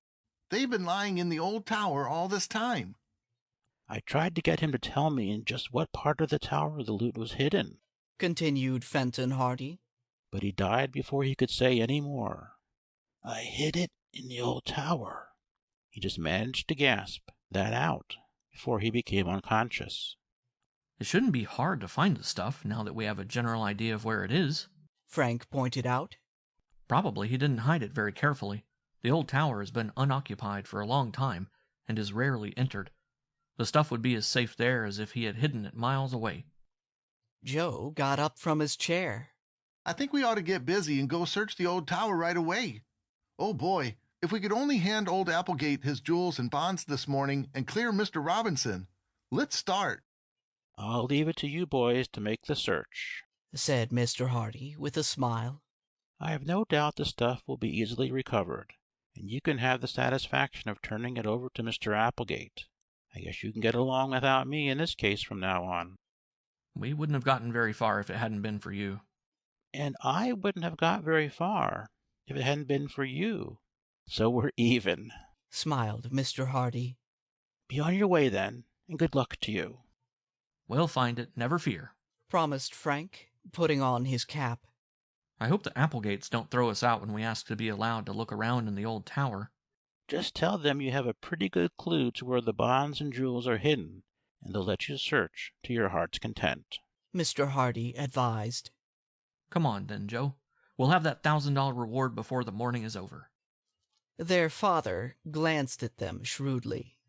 Don't count your chickens before they are hatched, he said, and then, as the boys hastened out of the den, he called after them.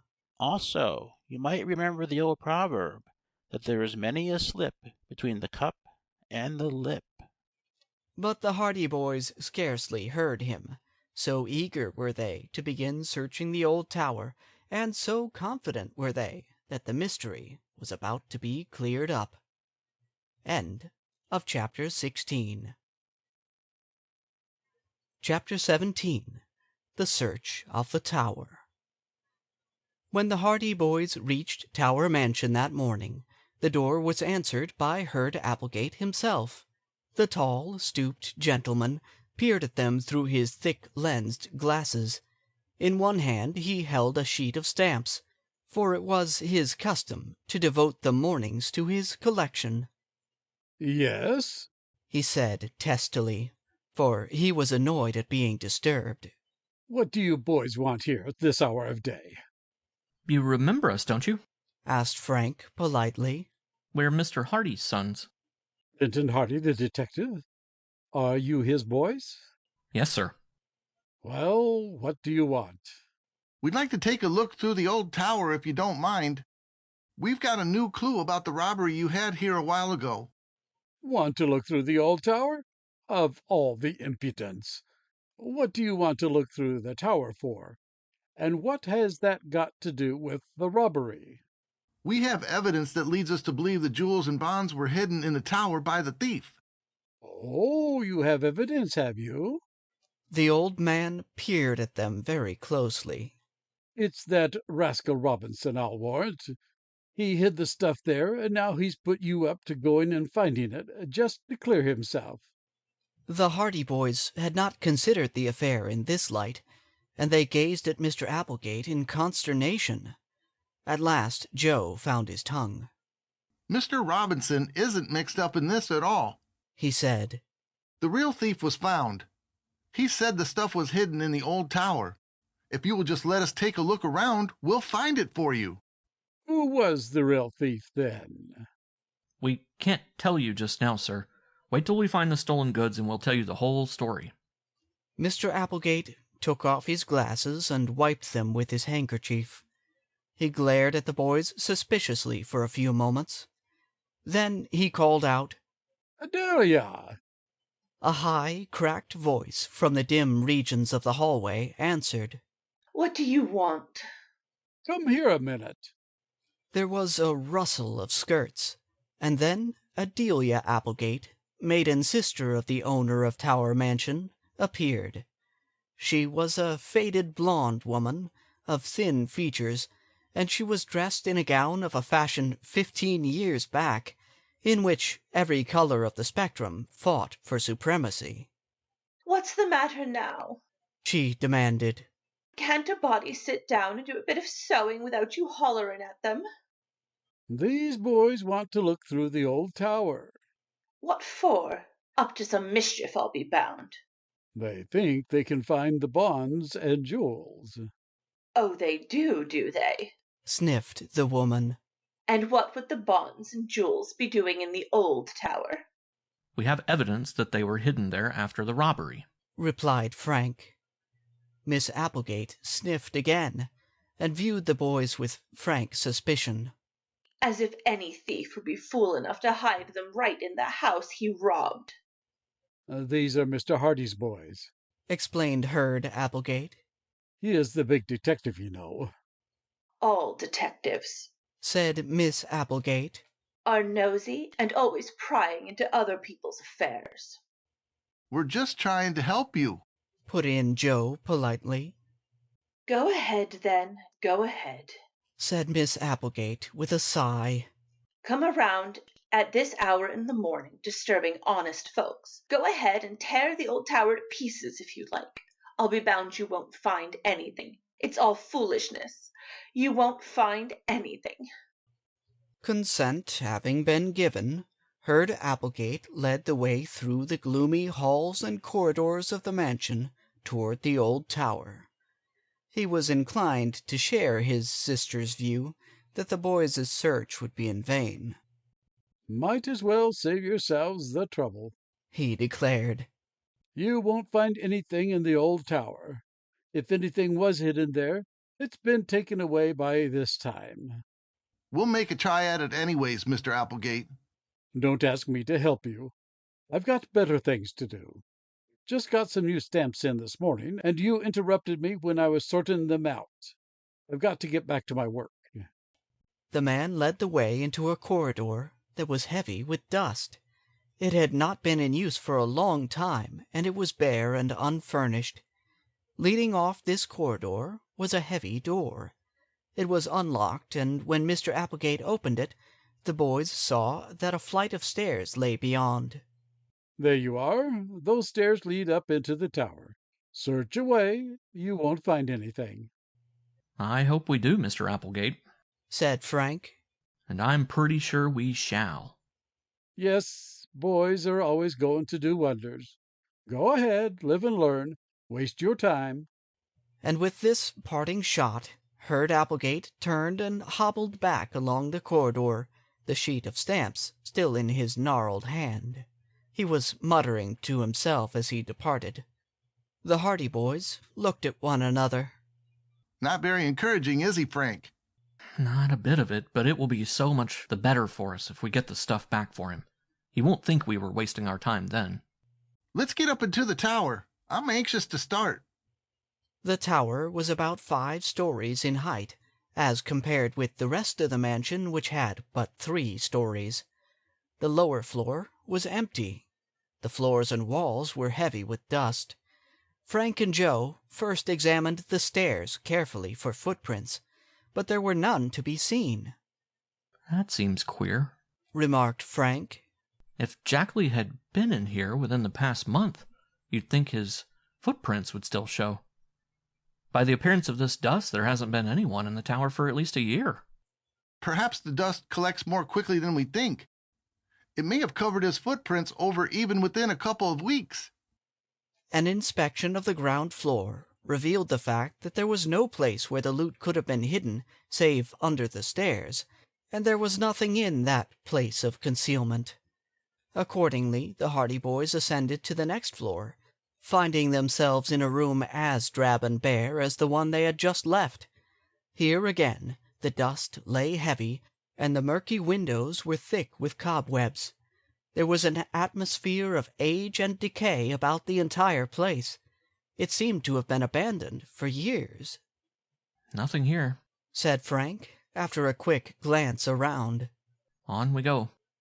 They made their way up to the next floor, after again poking about under the stairs, but again without success. The next room was a duplicate of the first. It was bare and cheerless, deep in dust. There was not the slightest sign of a hiding place. Much less was there any indication that another human being had been in the tower for years. Doesn't look very promising, Frank. Still, he may have gone right to the top of the tower.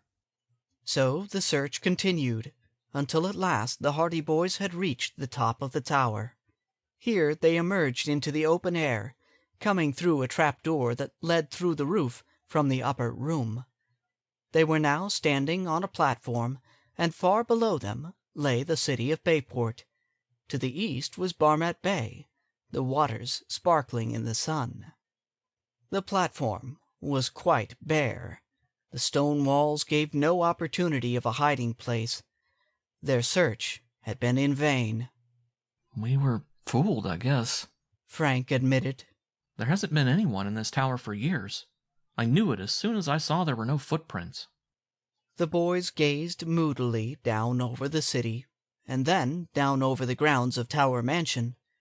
The roofs of the mansion itself were far below, and directly across from them rose the heavy bulk of the new tower. Do you think he might have meant the new tower?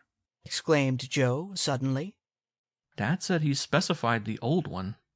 But he may have been mistaken. In the darkness and everything, perhaps he didn't know the difference. That's possible, too. It's certain that he didn't hide anything in this tower, at any rate. Although why he should say the old tower... Let's ask Mr. Applegate if we can search the new tower, too. What a fine chance we have. He'll crow over us now in real earnest when we go back and tell him we didn't find anything. He'll say, "I told you so," and if we try to get into the new tower, he'll just laugh at us. It's worth trying anyway. We could tell him the whole story about Jackley. That ought to convince him. Disappointed, the Hardy boys descended through the trapdoor, and then made their way down through the tower, until at last they were in the long, gloomy hallway again. Their clothes were covered with dust, and their hands and faces were grimy. Slowly they trudged back into the main part of the mansion again, and there they met Adelia Applegate, who popped out of a doorway as they were passing and cackled with delight. So these are the fine boys who were going to find the stolen stuff for us, eh? She exclaimed in her cracked voice. So these are the boys who were sure it was hidden in the old tower. Well, well, and they didn't find anything after all. I'm afraid we didn't, Miss Applegate, Frank answered with a smile. But if you and Mr. Applegate will let us tell our story, I think we can convince you that we really thought the stuff was hidden there. Even yet, I believe it is hidden somewhere in the mansion, probably in the new tower. In the new tower? She sniffed. Absurd. I suppose you'll want to go poking around through there now. If it wouldn't be too much trouble. It would be too much trouble indeed, she shrilled. I shan't have any boys rummaging all through my house on a wild goose chase like this. You'd better leave right away and forget all this nonsense. Her voice had attracted the attention of Herd Applegate, who came hobbling out of his study at that moment. Now what's the matter? He demanded. Then, seeing the boys, his face became creased in a triumphant smile. Aha! So you didn't find anything after all. Ha ha ha! He began to chuckle, immensely pleased with himself. I told you so. End of chapter 17. Chapter 18. The New Tower. They have the audacity to want to go looking through the new tower now, said Miss Applegate in high indignation. Herd Applegate's smile vanished. You can't do anything of the sort, he snapped. Are you boys trying to make a fool out of me? I knew mighty well you wouldn't find anything in the old tower. And we were pretty sure we would, answered Frank. Listen, Mr. Applegate, we'll be fair with you. We'll tell you exactly why we wanted to make this search. Go ahead and tell me. Why didn't you tell me before? Because we wanted to work this out ourselves as far as possible.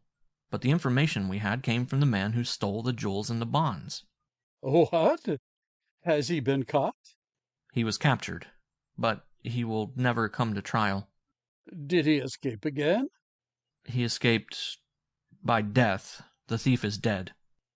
Dead? What happened? asked Herd Applegate excitedly.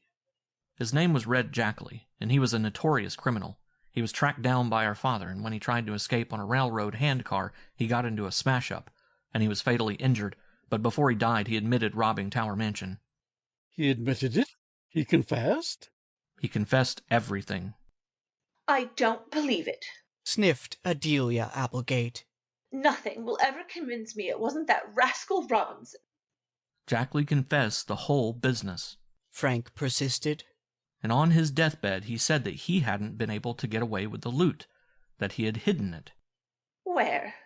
In the old tower. And it isn't there? Joe and I have just searched the place high and low. The stuff isn't there. And from the fact that there are no footprints or marks of any kind in the dust, I don't think anyone has been in the place for a long time. The old tower has been closed for years.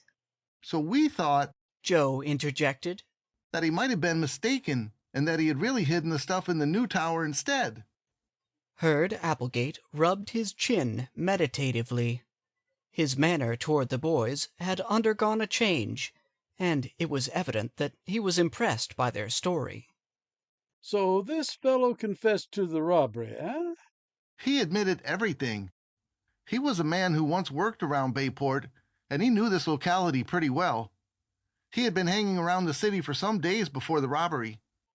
Well, said Applegate slowly, if he says he hid the stuff in the old tower, and it isn't there, he must have meant the new tower, just as you say.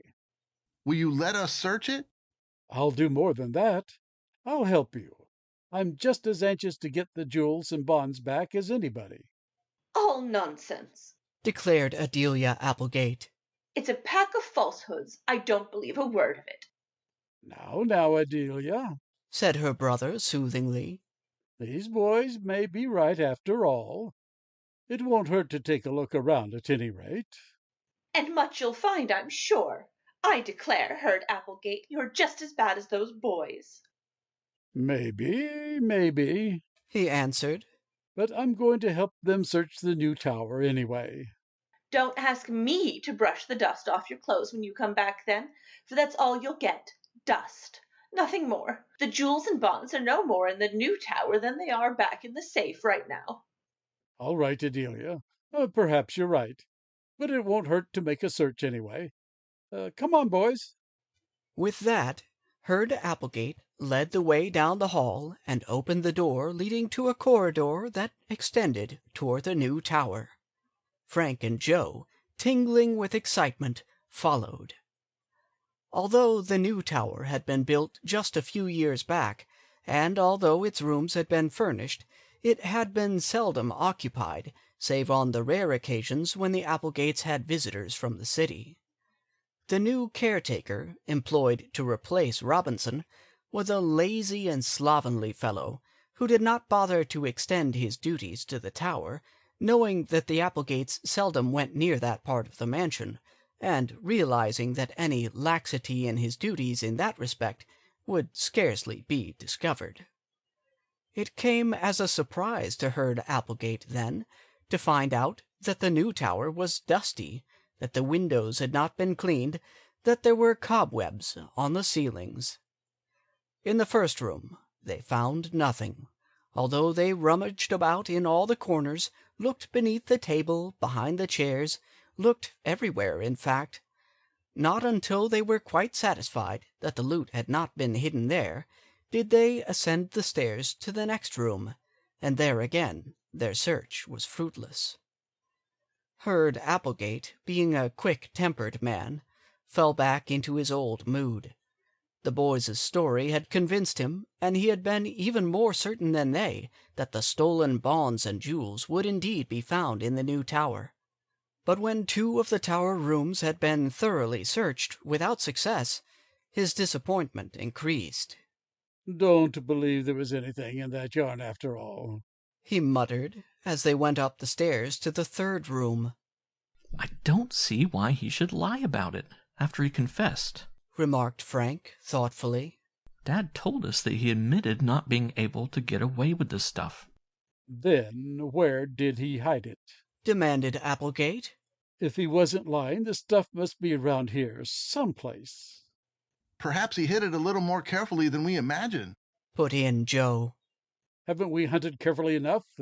Herd Applegate snapped. In the 3rd room their search was again in vain. They even inspected the window ledges and tapped the floors and ceiling, in the faint hope of finding some secret cupboard that was unknown to them.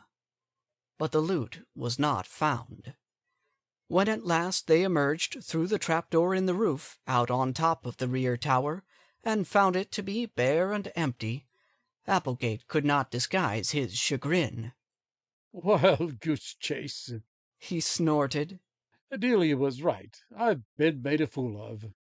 "You don't think we would make up a story like that, do you, Mr. Applegate?" Frank asked. "I don't see any reason why you should. But there's something wrong somewhere. I've wasted half a morning poking around through this confounded tower. All for nothing." "So have we." "If that fellow did hide the stuff in one of the towers, someone else must have come along and got it. That's the only way I can figure it out. He had someone working with him. Or else Robinson found the stuff. That's more likely. Probably Robinson found the loot right after the robbery and kept it for himself." "I don't think he would do that. He isn't that kind of man," Joe objected. "With all that money in front of him? I wouldn't put it past him for a minute. Where did he get that $900 then? Explain that. He can't. He won't tell." As they descended the stairs and went back into the main part of the mansion, Herd Applegate elaborated on this theory. The fact that the loot had not been found in the face of Red Jackley's story seemed to strengthen his conviction that Robinson had something to do with the affair. "Either Robinson found the stuff and kept it, or else he was in league with Jackley," said Applegate. "He's mixed up in it some way. I'm sure of that." The boys could say nothing. They realized that the theory was probable, although in their hearts they found it hard to believe that their chum's father could have had anything to do with the theft. They were deeply puzzled and tremendously disappointed, for they had been practically certain that the loot would be found. Now they saw that the only consequence of the whole affair was to involve Mr. Robinson more deeply than ever in the mystery. Back in the hallway, they endured the taunts of Adelia Applegate, who cackled jubilantly when she saw that the searching party had returned empty-handed. There now, she crowed. Who's right now? Didn't I tell you it was all nonsense? Herd Applegate, you've simply been made a fool of by these two boys. Now, Adelia, I think they meant well. Meant well? Of course they meant well. But what did it gain you? They have prowled through the place all morning, and all the good that's come of it is perhaps you won't be so ready to believe the next cock and bull story someone tells you. Go back to your stamps, Herd Applegate, and let it be a lesson to you. As for you boys, you should be ashamed of yourselves, disturbing folks like this. Whereupon she escorted the Hardy boys to the door, while Herd Applegate, muttering sadly, went back to his study with a puzzled air. End of chapter 18. Chapter 19. The mystery deepens. Fenton Hardy was dumbfounded when his sons returned to him with the news that the loot had been found in neither the old tower nor the new.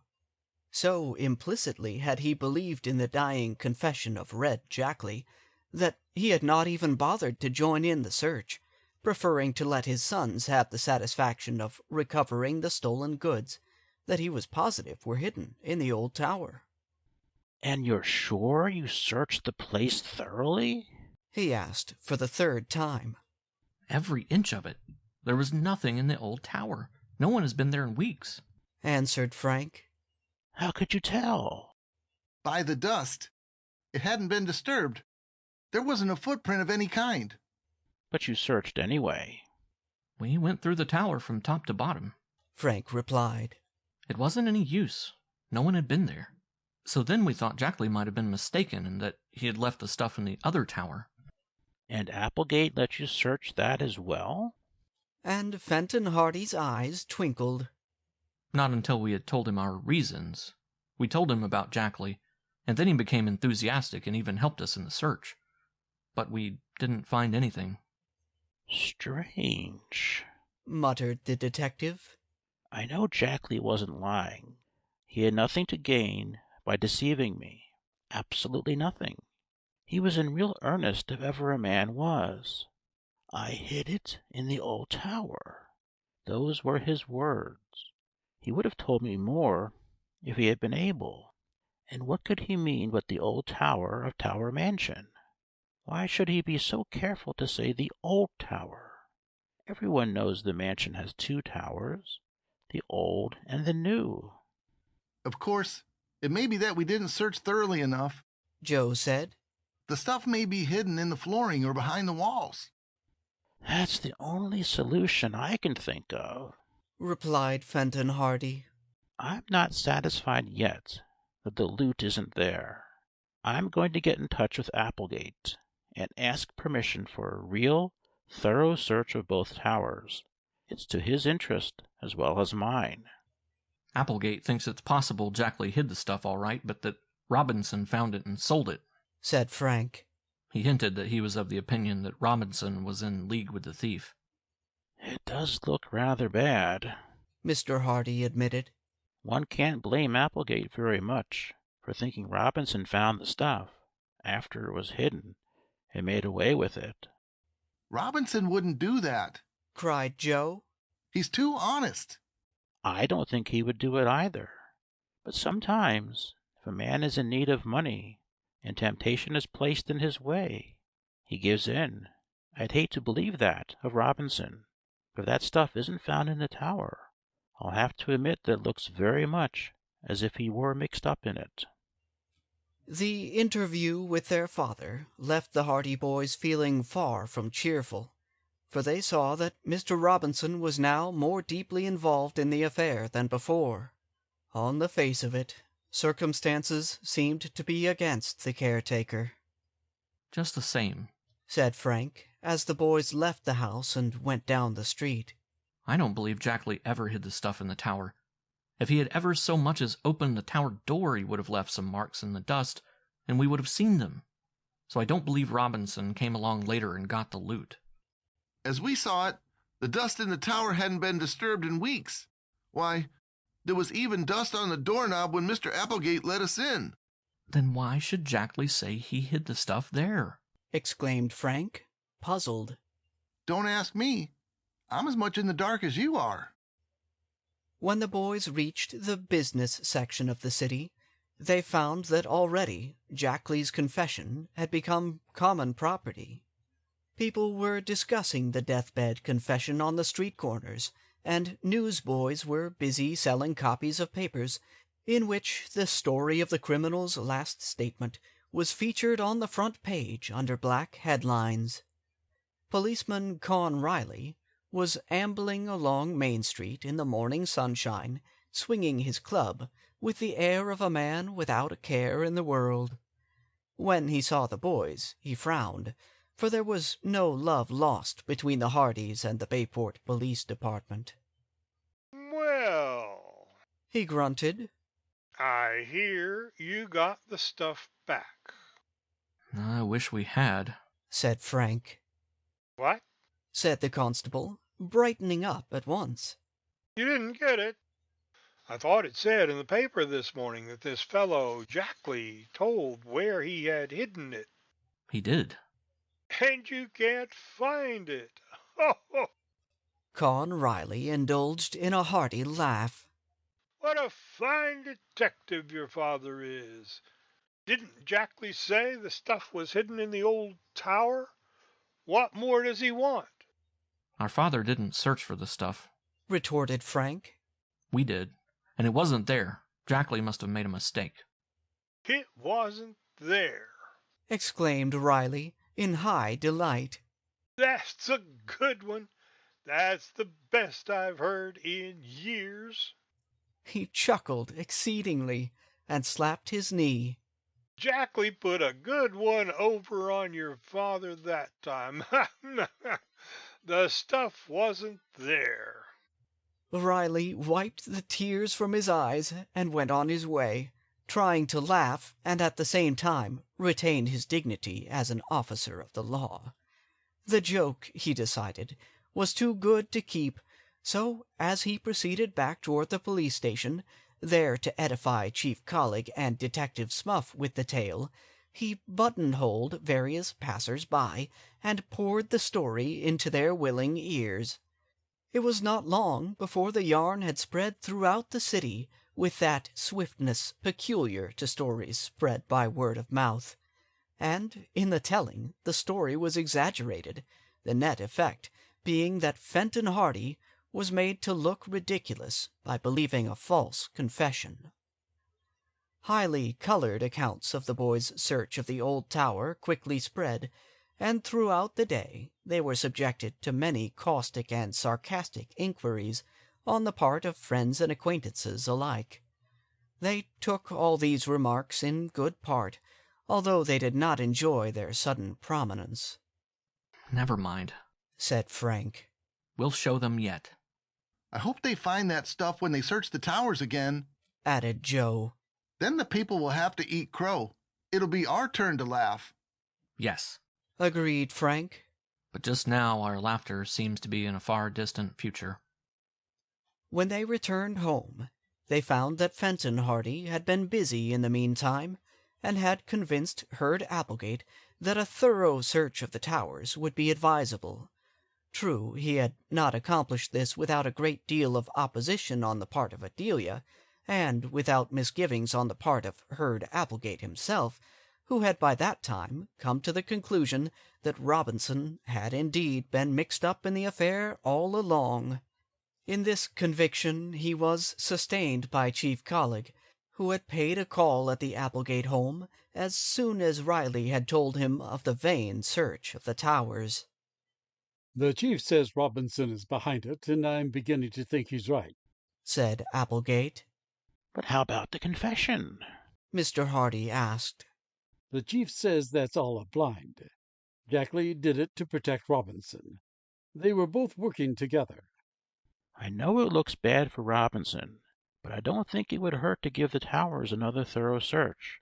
I was the one who heard Jackley make the confession, and I don't believe he was lying. I believe he was trying to tell me all he knew. Maybe. I think he was too smart for you, Mr. Hardy, and everybody else thinks so, too. It was all a hoax." I'll believe that after I've searched the towers inside and out. "Well, go ahead.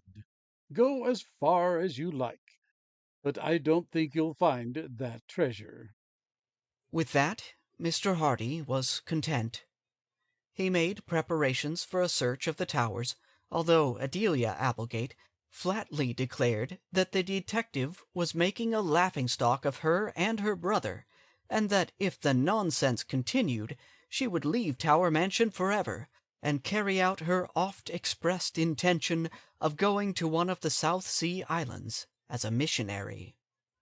In spite of the protestations of the worthy lady, however, the search was carried out. The old tower was visited first, and for the greater part of the following morning the place was searched from top to bottom.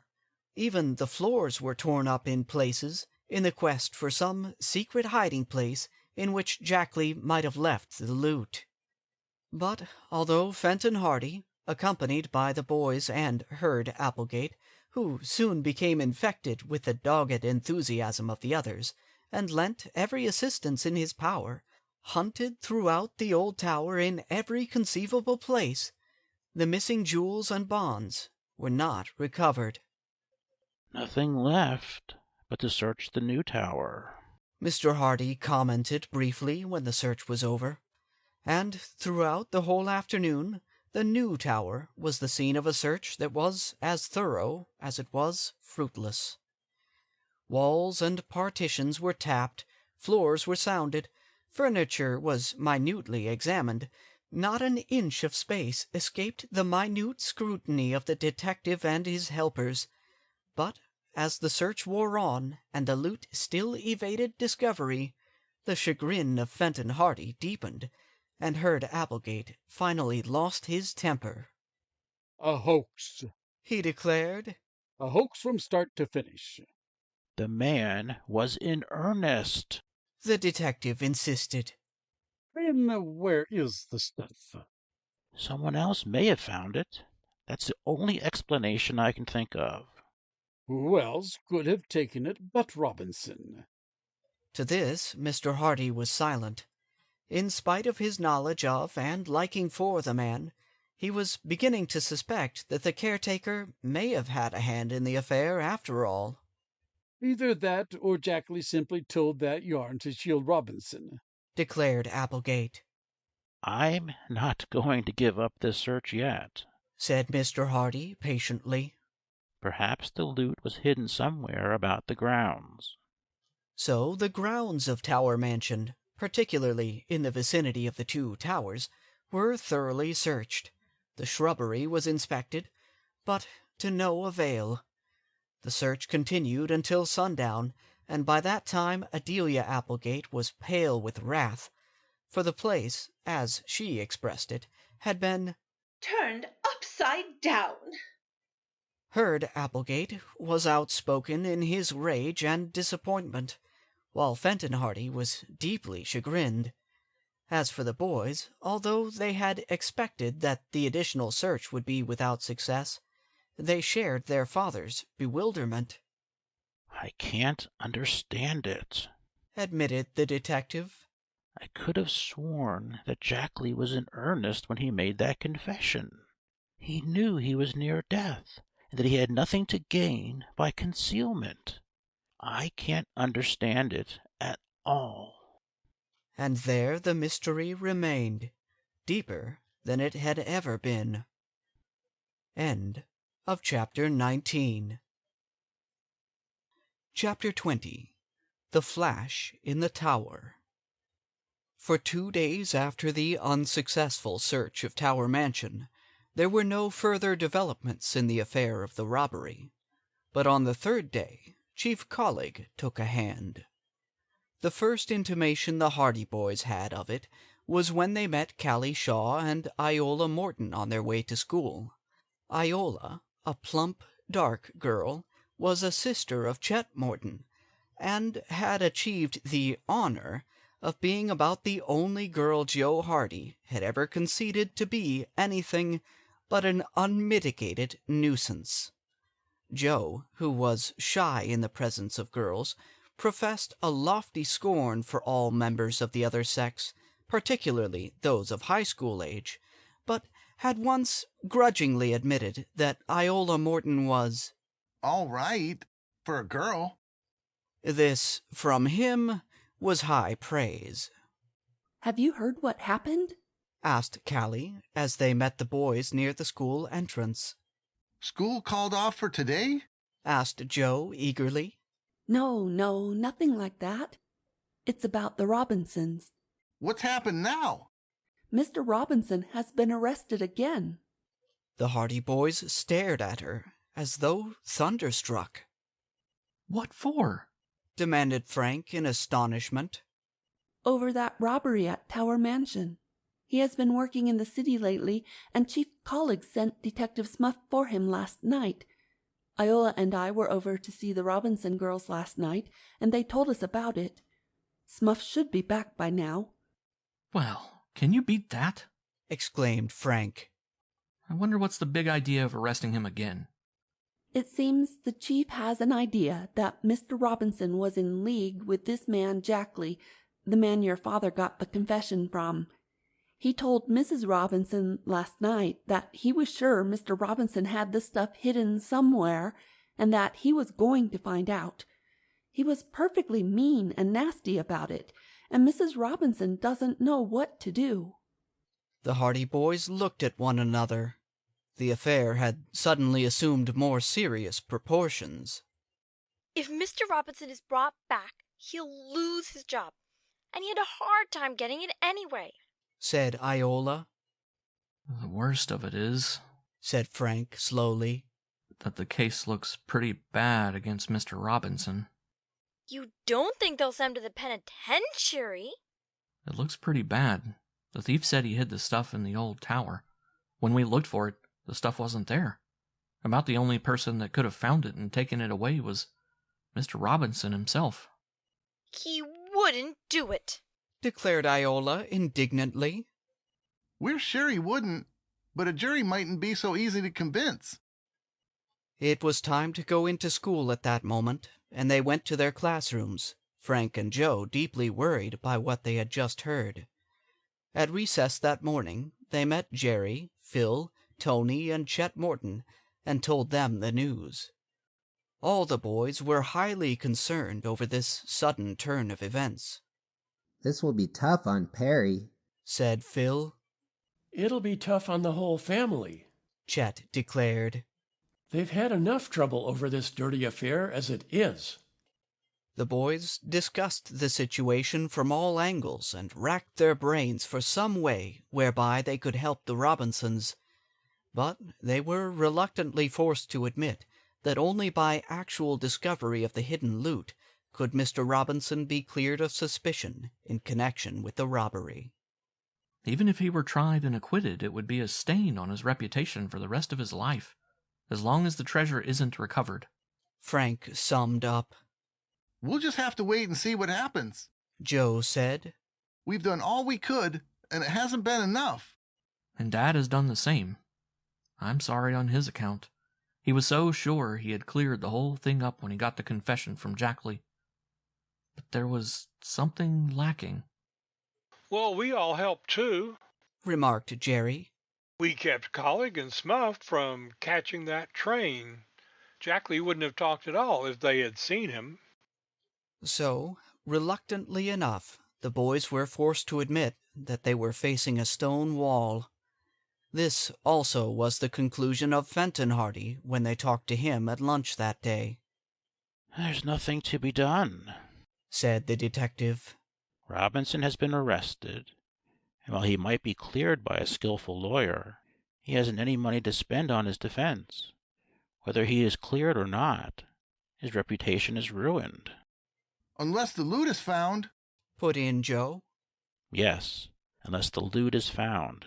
That is his only hope, but I don't think there's much chance of that. And there the mystery of Tower Mansion rested for the time being. The arrest of Mr. Robinson furnished a sensation for a day or so, and then the case receded into the background, the newspapers finding other things to become excited about. But for the Robinsons, it was, naturally enough, a matter of supreme moment. Perry Robinson paid a call at the Hardy home, pleading with the great detective to continue his efforts to clear the accused man. Mr. Hardy was sympathetic, but, as he said, he was facing a stone wall. "I've done all I can, my boy," he explained to the grief-stricken lad. "If there was anything more I could do, I would do it. But there are no more clues. If Red Jackley's confession couldn't clear up the affair, then nothing else could, I'm afraid." He left the sentence unfinished. Do you mean my father will go to jail? "I wouldn't say that, but you must be prepared to face the worst." He didn't do it, said Perry doggedly. "I know you have confidence in him, but the law looks only at the facts. Many an innocent man has been convicted on less evidence." It will kill my mother. Mr. Hardy was silent. I don't know what to do, said Perry. I'd do anything to save him, but there's nothing. "There is nothing any of us can do now, unless by some lucky chance the loot is recovered. That would clear everything up, of course. But in the meantime, we just have to wait and hope." And you can't do anything more, Mr. Hardy? "A detective is not a miracle man, my boy," said Fenton Hardy kindly. "He is only a man who is trained in tracing criminals. He has to go by the facts at his disposal. I have exhausted every line of action in this case. Everything that could be done has been done." Perry Robinson got up, twisting his cap nervously in his hands. We all thank you very much, too, Mr. Hardy, he said huskily. Don't think I've been ungrateful by coming here and asking you to do more. I guess I didn't realize just how hopeless it is. "It isn't hopeless exactly. Don't think that. There's always hope, you know. But be prepared for the worst." I'll have to be. With that, the boy left. Frank and Joe met him in the hallway and awkwardly tried to express their sympathy. Perry was grateful. I know both of you have done a lot for us in this mess, he said. If it hadn't been for you, we wouldn't even have Jackley's story to go on. We're only sorry it didn't work out as we hoped, Perry, Frank said. We thought that we would clear the whole thing up. Instead, it seems to have involved your father deeper than ever. It wasn't your fault. Perhaps something will turn up yet. Joe and I aren't going to lie down on the job now. There isn't much we can do, but we'll have our eyes open for more clues, if there are any. Perry Robinson shrugged his shoulders dispiritedly. I guess there isn't much use now, he said. But I appreciate it of you. When he went away, the Hardy boys watched him going down the front walk. His carefree stride was gone, and instead he walked mechanically, as though in a daze. What a fine pair of detectives we are, exclaimed Frank in sudden disgust. If we'd been any good at all, we could have got those clues soon enough for Dad to have caught Jackley in time. No use worrying about that now, replied his brother. It was just the way things happened. Well, there's one thing left. We must find that loot. Haven't we tried? Yes, but we can try some more. We've just got to clear Mr. Robinson. And there's only the one way. We must find the loot.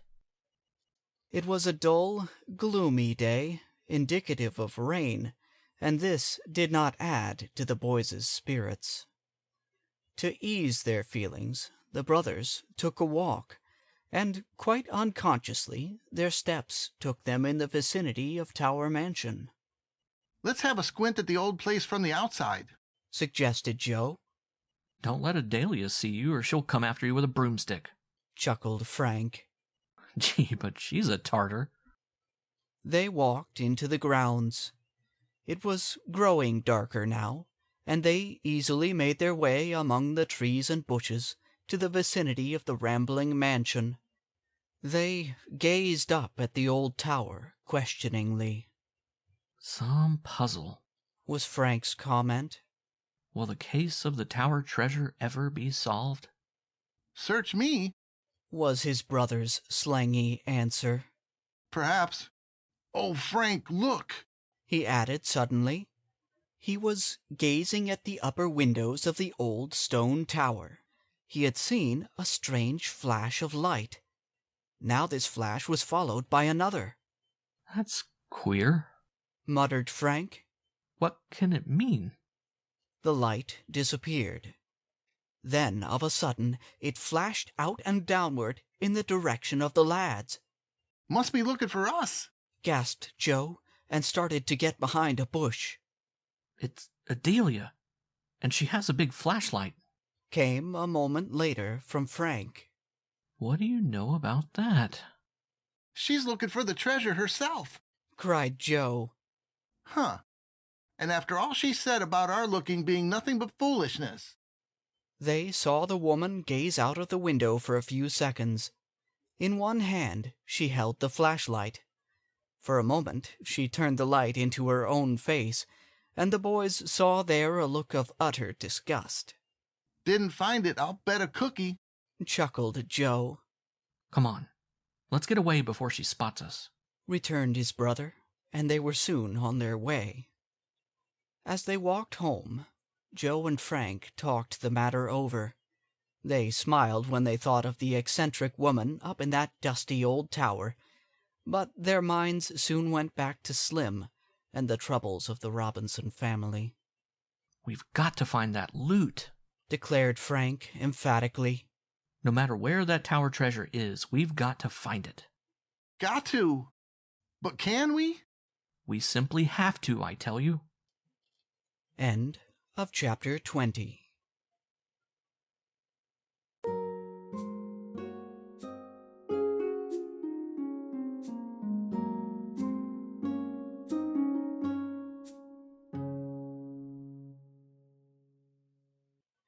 Chapter 21. A New Idea. A week passed, and still the loot was not recovered.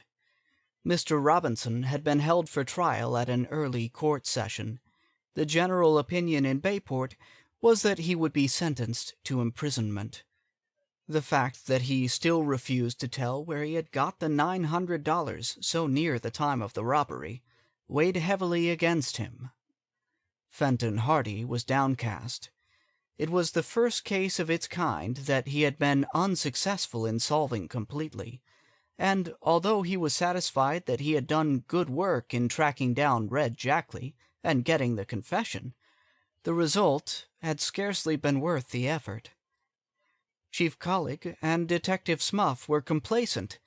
They made no effort to conceal their critical opinions of the great detective who had taken so much time trying to solve the mystery when the real thief was right under his nose all the time. "I told you so," was the burden of Chief Collig's song of triumph.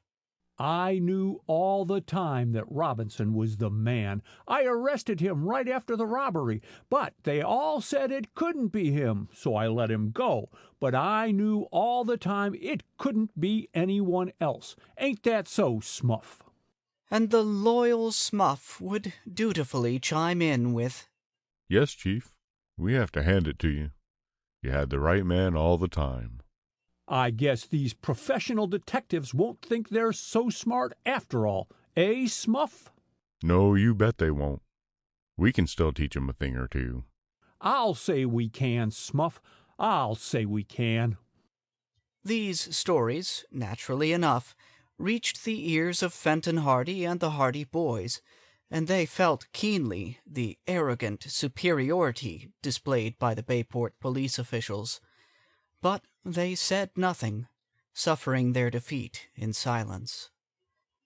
On the following Saturday, Frank and Joe decided to take an outing. "I want to get out of this city for a few hours," said Frank. "We've been so busy worrying about the Tower Mansion case that we've forgotten how to play. Let's take the motorbikes and go out for a run. Good idea, his brother replied. Mother will make us some lunch. Mrs. Hardy, who was in the kitchen with the cook, smiled when they made known their request. Fair-haired and gentle, she had been tolerantly amused by her son's activities in the Tower affair, but she was glad to see them return to their boyish ways. You'll be getting too grown up altogether, she had said to them a few days previously, and now, when they said they were going on a day's outing with the motorcycles, she hastened to prepare a substantial lunch for them. We'll be back in time for supper, Mother, Frank promised. We're just going to follow the highway along the railroad. After that, we may cut across country to Chet's place, and then home. Take care of yourself, she warned. No speeding. We'll be careful, they promised, as Joe stowed the lunch basket on the carrier of his machine. Then, with a sputtering roar, the motorcycles sped out along the driveway, and soon the boys were on the concrete highway leading out of the city. In a short time they had reached the outskirts of Bayport, and then they turned west onto the state highway that ran parallel to the railway tracks.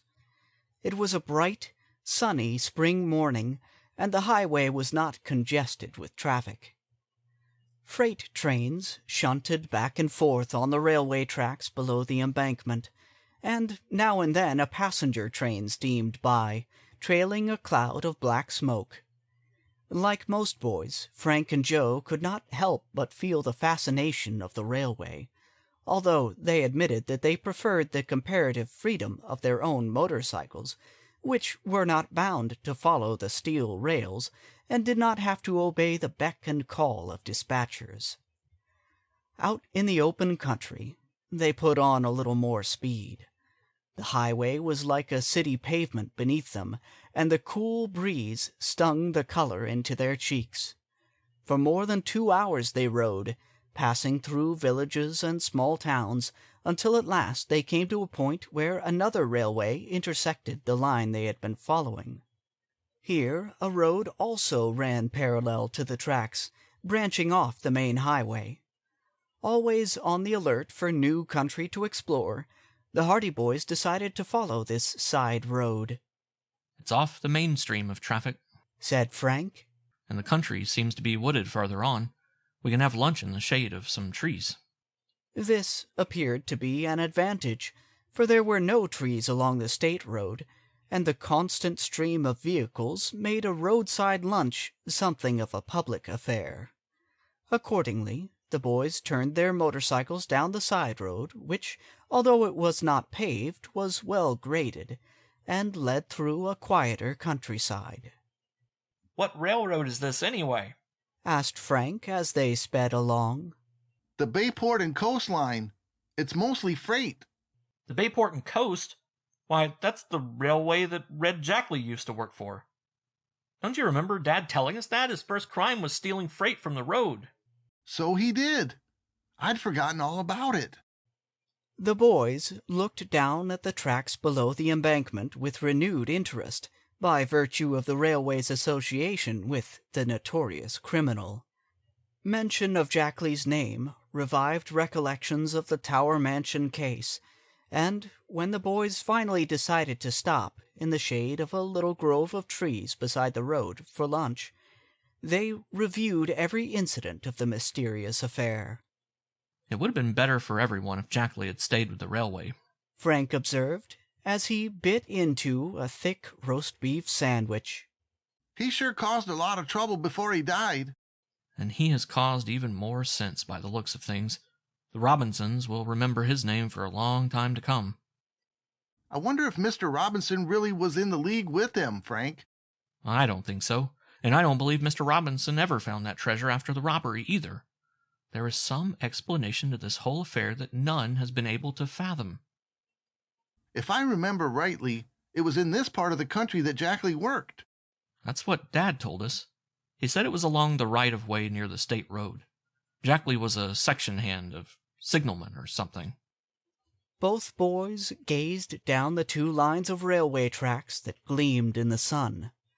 Far into the distance the glittering bands of steel extended, vanishing into a common perspective. The land along the right-of-way was thickly wooded. It was an attractive part of the country, and here and there the wooded spaces were broken by green fields and meadows. The boys were at the top of a slope, and they had a view of a wide expanse of country below them. In the far distance along the tracks they could see a little red railway station, and back of that the roofs and spires of a village. Nearer still they could see the spindly legs and squat bulk of a water tank, painted a bright scarlet.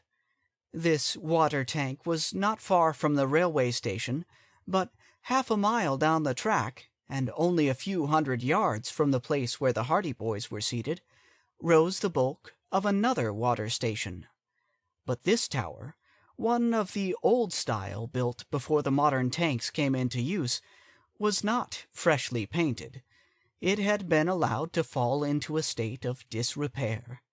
Some of the rungs were missing from the ladder that led up the side, and the tower itself had a forlorn and weather-beaten aspect, as though it had been deserted. This indeed was the case. The new tower tank, closer to the station, had been erected to replace it, and although the old structure had not been torn down, it was not now used. Frank took a huge bite out of his sandwich and began to munch it thoughtfully. The sight of the two water stations had given him an idea, but at first it seemed to him to be too absurd for consideration. He was wondering whether he should mention it to his brother. Then he noticed that Joe, too, was gazing thoughtfully down the railway tracks. Joe raised a sandwich to his lips absently, essayed a bite, and missed the sandwich altogether. Still he continued gazing at the two water towers. Finally Joe turned and looked at his brother. In the eyes of both was the light of a great discovery. They knew that they were both thinking of the same thing. "2 water towers," said Frank slowly. "An old one and a new one." And Jackley said, "He hid the stuff in the old tower." "He was a railwayman." "Why not?" shouted Joe, springing to his feet. "Why couldn't it have been in the old water tower? He used to work around here." "He didn't say the old tower of Tower Mansion after all. He just said the old tower." "Frank, I believe we stumbled on the clue." "It would be the natural thing for him to come to his old haunts after the robbery, and if he found he couldn't get away with the stuff, he would hide it somewhere he knew. The old water tower! Why didn't we think of it before, Joe? Why, that must be the place." End of Chapter 21. Chapter 22. The Search.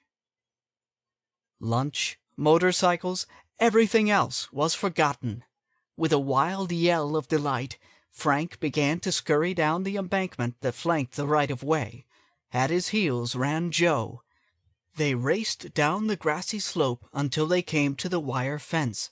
They scrambled over it, heedless of tearing their clothes. They dashed up onto the cinder path beside the rails. "What if we were wrong, Frank?" panted Joe. "We can't be wrong. I just know that's what Jackley meant. The old tower. It was the old water tower he meant all along. He didn't have time to explain." The Hardy boys were tingling with excitement. It seemed that they could never reach the water tower. They dashed along the cinder path with all the speed at their command, but the tower still seemed a long distance away.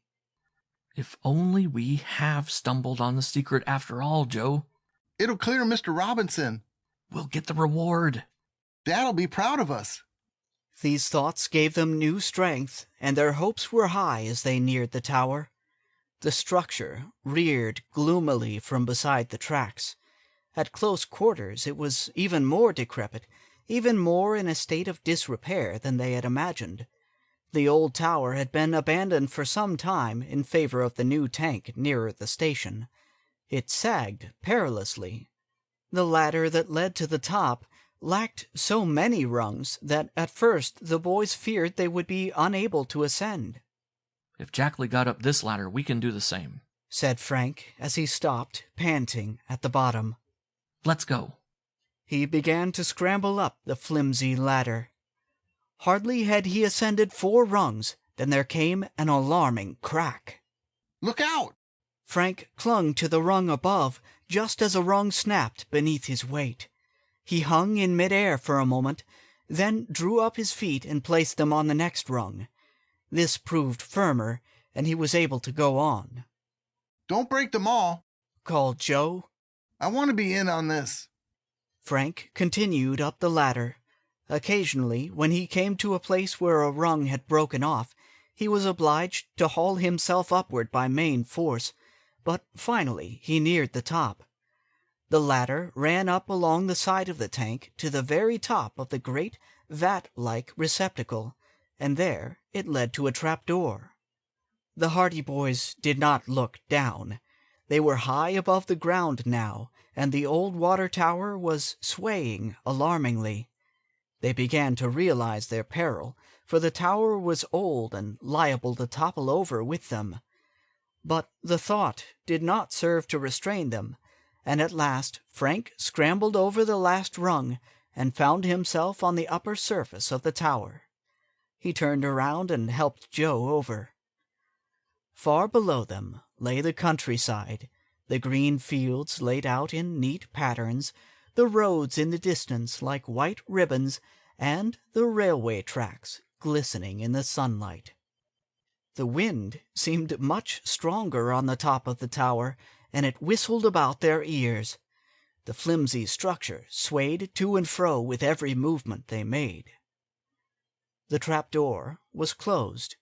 Frank went over to it and tugged at it, but the timber was heavy, and Joe was obliged to help him.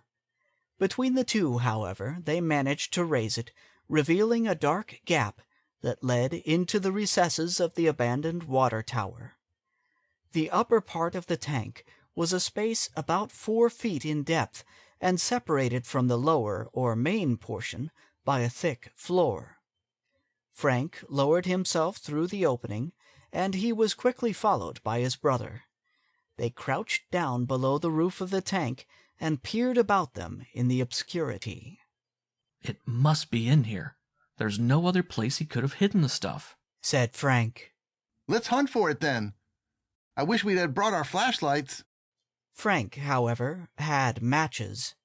Cautiously, he lit one. Then, crawling on hands and knees, he advanced into the darkness of the tower. In the faint glow of the match, they saw that the place was half filled with rubbish.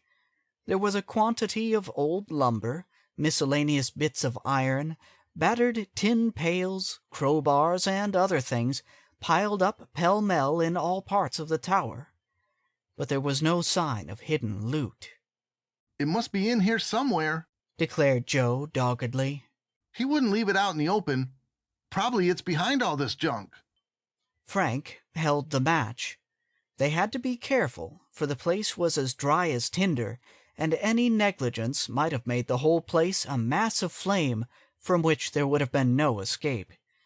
In the glow, then, Joe searched frantically, casting the old pails and the old bits of board and lumber aside with reckless abandon. One entire side of the tower top was searched without result. Then on the far side they spied a number of boards piled up in a peculiar manner. They did not look as though they had been flung there carelessly or accidentally, but rather as though they had been placed to hide something. Like a terrier after a bone, Joe made for it. Frantically he tore away the boards. There, in a neat little hiding place formed by the wood, lay a bag. It was an ordinary gunny sack, but when Joe dragged it forth, he knew at once that their search had ended. "We found it!" he exulted. "The tower treasure!" "This must be it!" Joe dragged the gunny sack out into the light beneath the trapdoor. They did not even wait to go out on top of the water tower. "Hurry!" exclaimed Frank, as with trembling fingers Joe began to open the sack. It was tied with a piece of twine, and Joe tugged at the stubborn knots. At last, however, the twine fell away, and the bag sagged open. Joe plunged his hand into the recesses of the sack, and he first withdrew an old-fashioned bracelet of precious stones. Jewelry! How about the bonds? Again Joe groped into the sack. His hands encountered a bulky packet. He withdrew it, and the packet proved to be comprised of long, imposing-looking documents, held together by a rubber band. On the surface of the outer document, when they held it up to the light, they read the information that it was a negotiable bond for $5,000 issued by the city of Bayport. That settles it, said Frank. We've found the treasure. The boys looked at one another in triumph. Jackley wasn't lying after all. He did hide the stuff in the old tower, and Mr. Robinson wasn't in league with him and didn't find it after it was hidden, ruminated Joe. We can clear up the whole affair now. Let's start then, Frank exclaimed. No use sitting here all day patting ourselves on the back. It's up to us to get right back to Bayport and turn this treasure over to the Applegates. Hastily, he scrambled up through the trap, and Joe passed the bag of treasure up to him. Frank put the sack carefully to one side, then helped his brother up to the top of the tower. After that, he tied the treasure sack to his belt, in order that he might have the full use of his two hands in descending the precarious ladder. They were so excited by their momentous discovery, by the knowledge that all the days of fruitless search had now ended, that they descended the ladder at breakneck speed. The last two rungs of the ladder snapped under Frank's feet, and the boys were obliged to undertake a drop of 6 feet in order to reach the ground, but they hardly noticed it. Scarcely had they picked themselves up than they were off on a run for their motorcycles, parked far back on the hillside. We've shown 'em, eh? Gasped Joe. I'll say we have. Oh boy, won't this surprise everybody. Now I'd like to see Dad tell us we're not cut out to be detectives. Wait till Adelia Applegate sees all her jewelry back again. She'll change her opinion of us. Wait till Herd Applegate sees his bonds back. And wait till Chief Collig and Detective Smuff hear about it. So the Hardy boys gloated over their prospective return, but beneath it all, they were thinking of what this discovery meant to the Robinsons. They reached the embankment, scrambled over the fence, and made their way up the slope until at last they regained their motorcycles. Although they had only partly finished their lunch, they were too excited to eat any more, so they stowed the remainder away in the basket, lashed the bag of treasure securely to Frank's carrier, and turned the motorcycles around. What a lucky chance for us that we decided to go down this road, declared Frank. If we had done as we intended and circled around by Chet's place, we would never have found the stuff. And it's 10 chances to 1 that neither one of us would have thought of that water tower until his dying day. The rest of their speculations were drowned by the roar of the motorcycles as the Hardy boys set out on their return to Bayport with the tower treasure. End of Chapter 22. Chapter 23. Adelia Applegate's Compliment. The curtain rolled down on the mystery of the tower treasure that afternoon in the library of the Applegate home. The Hardy boys had gone directly to their father with the story of the recovery of the loot, and Fenton Hardy had lost no time in acquainting Herd Applegate with the facts. Between them, they arranged a little surprise for Chief Collig and Detective Smuff, as well as for Henry Robinson. On the invitation of Herd Applegate, the chief brought Mr. Robinson to the Tower Mansion, to be faced with additional evidence, as Fenton Hardy suavely put it. Chief Collig and Detective Smuff entered the library with their prisoner between them. They had confidently anticipated that Mr. Applegate had discovered some new facts that would further serve to tighten the web about the unfortunate caretaker, and when they came into the room, there was nothing at first to eradicate this impression. Herd Applegate and Adelia Applegate sat by the huge library table, and with them were Mr. Hardy and his sons. Chief Collig did not at first notice the gunny sack lying on the table. "Well, Mr. Applegate," said the chief, fanning himself as usual with his hat, "I brought along Mr. Robinson, just as you asked." Good. As I mentioned to you, there has been some new evidence in this case. I knew something would turn up, grunted Smuff. "Not that any new evidence is needed, of course," declared the chief. "We got this fellow dead to rights as it is. He ain't got a chance in the world, but still, it's just as good to make a real strong case of it." I'm afraid you don't understand me, went on Herd Applegate. This new evidence will clear Mr. Robinson, and when he is cleared, I want him back in my employ again. "Huh?" gasped Chief Collig. "What's that you say?" exclaimed Smuff. The stolen stuff has been found. "No." "Here it is," put in Fenton Hardy, getting up and dumping the gunny sack upside down on the table. There was a tinkle and clatter as jewels came rolling out on the table, and then there was a rustle of paper as the packets of bonds followed. "Where was it found?" asked the chief. "This doesn't clear him. He probably hid it someplace." "The stuff was found just where Jackley said he hid it, in the old tower." "But the old tower was searched high and low." "There is more than one old tower," went on Mr. Hardy. "Only we didn't happen to think of that at the time. It was found in the old water tower, down at the junction where Jackley used to work." Chief Collig was speechless with surprise. He gazed at Smuff, whose jaw dropped in astonishment. "Who found it?" asked Smuff at last. "These two lads," said Mr. Applegate, indicating the Hardy boys. "They found it this morning." "Them kids?" scoffed Chief Collig. "I don't believe it." "Well, there's the stuff to prove it," snapped Fenton Hardy. "I've got my jewelry back, thanks to them," declared Adelia Applegate shrilly. "They were smarter than the whole pack of you. If it wasn't for them, this stuff would never have been found. And I was the one who didn't want to let them search the old tower, and who spoke crossly to them. Why, they're real detectives, both of them." In all the talk and excitement that followed the clearing up of the tower mystery, the Hardy boys received no compliment that they treasured so much as that remark of Adelia Applegate's.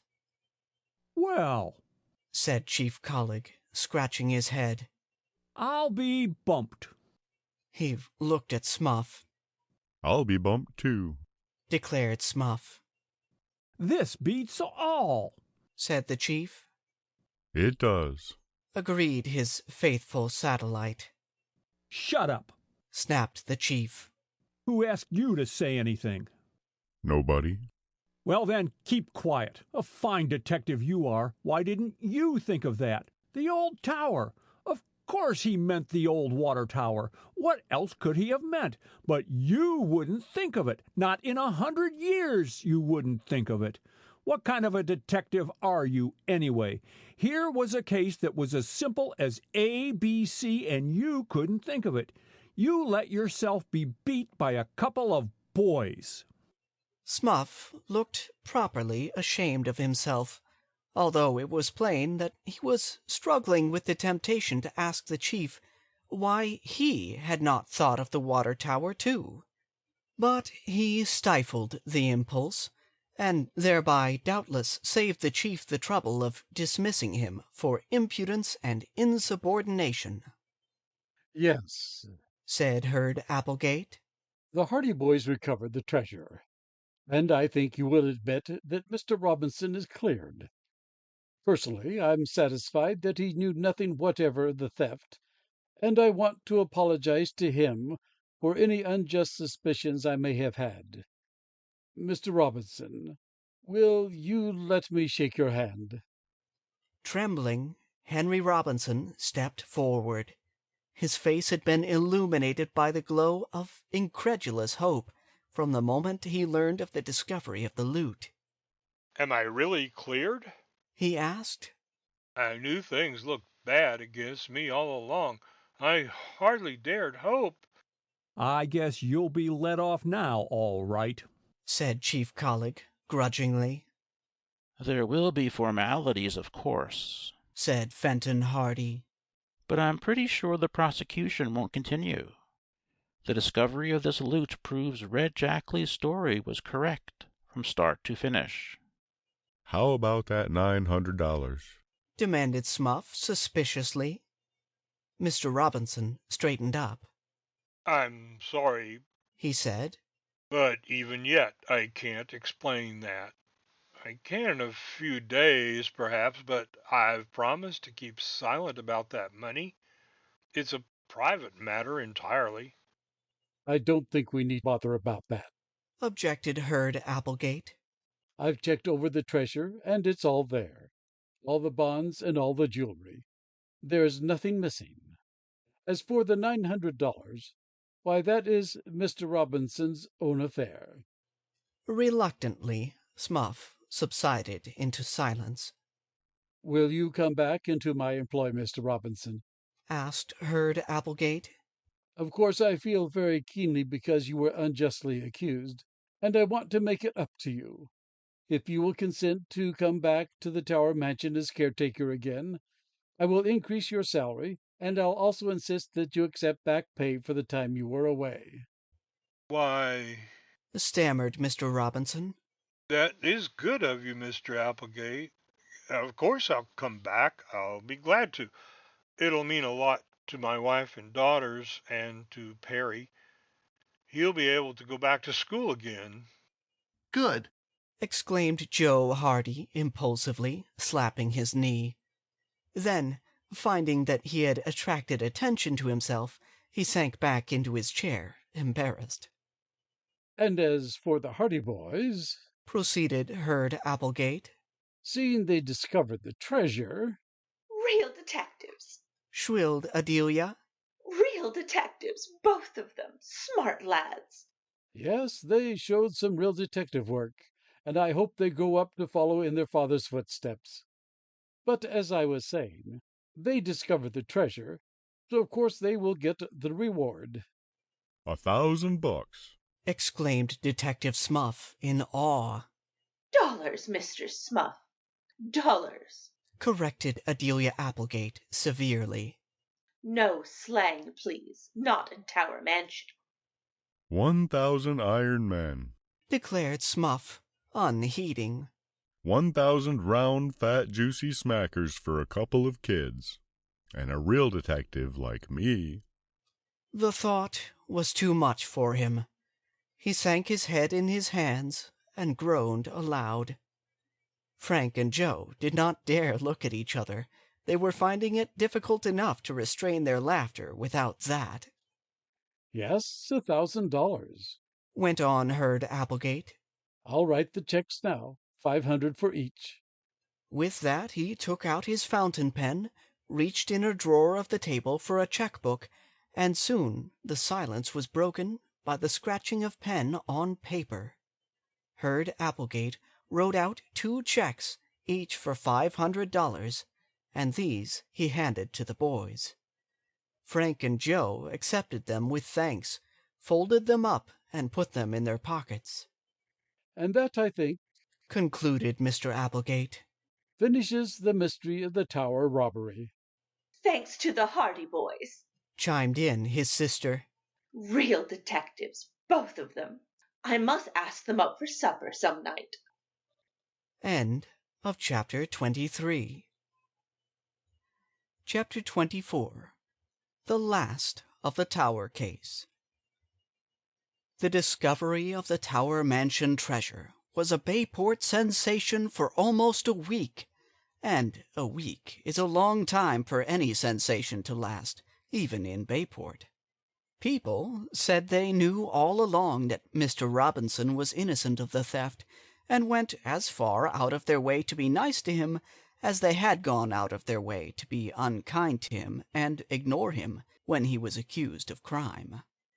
People, too, were loud in their praises of the Hardy boys, and everybody predicted a bright future for them, and said they knew all along that the lads were bound to solve the mystery if they kept at it long enough.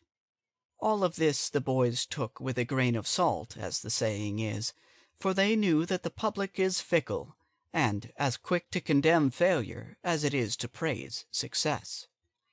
Frank and Joe did not let the adulation turn their heads. When we couldn't find the treasure, everybody said we were just nuisances. Little boys trying to play detective. Laughed Frank. Now that we have found it, all that is forgotten. The main thing is that we've proved to Dad that we know how to keep our eyes and ears open. And we've got $1,000 between us. A mighty nice start for a bank account. I'll say it is. I wish another mystery would come along. We can't expect to get a reward for every case we work on, and we can't expect to solve them all either. Frank pointed out. We can't expect to get many cases to try our hand at. We're not professionals just yet. No, but we will be, someday. This conversation took place as the Hardy boys were on their way up to the Tower Mansion about a week later. Adelia Applegate, who had taken a great fancy to the lads, in violent contrast to her dislike of them on the day they had gone to make a search of the old tower, had invited them up to the Tower Mansion for supper. She had also asked them to invite a number of their chums, so Slim Robinson, Chet Morton, Biff Hooper, Jerry Gilroy, Phil Cohen, and Tony Preto had all been invited by the brothers to attend. When the Hardy boys reached the mansion, they found that the others had already arrived. "We're waiting for you," shrilled Miss Applegate, who was decked out in an ancient yellow gown, with remarkable trimmings of black and red. "Everybody's hungry." She soon led the way to the dining room, where a long table had been prepared for the boys. They gasped when they saw that array, and Miss Applegate beamed. "I know you don't want an old woman like me watching you while you eat," she cried. "So go right ahead and put your elbows on the table if you wish." There was a scramble for places as a servant came in with the soup, but Frank Hardy sprang to his feet. 3 cheers for Miss Applegate. They were given with vociferous enthusiasm.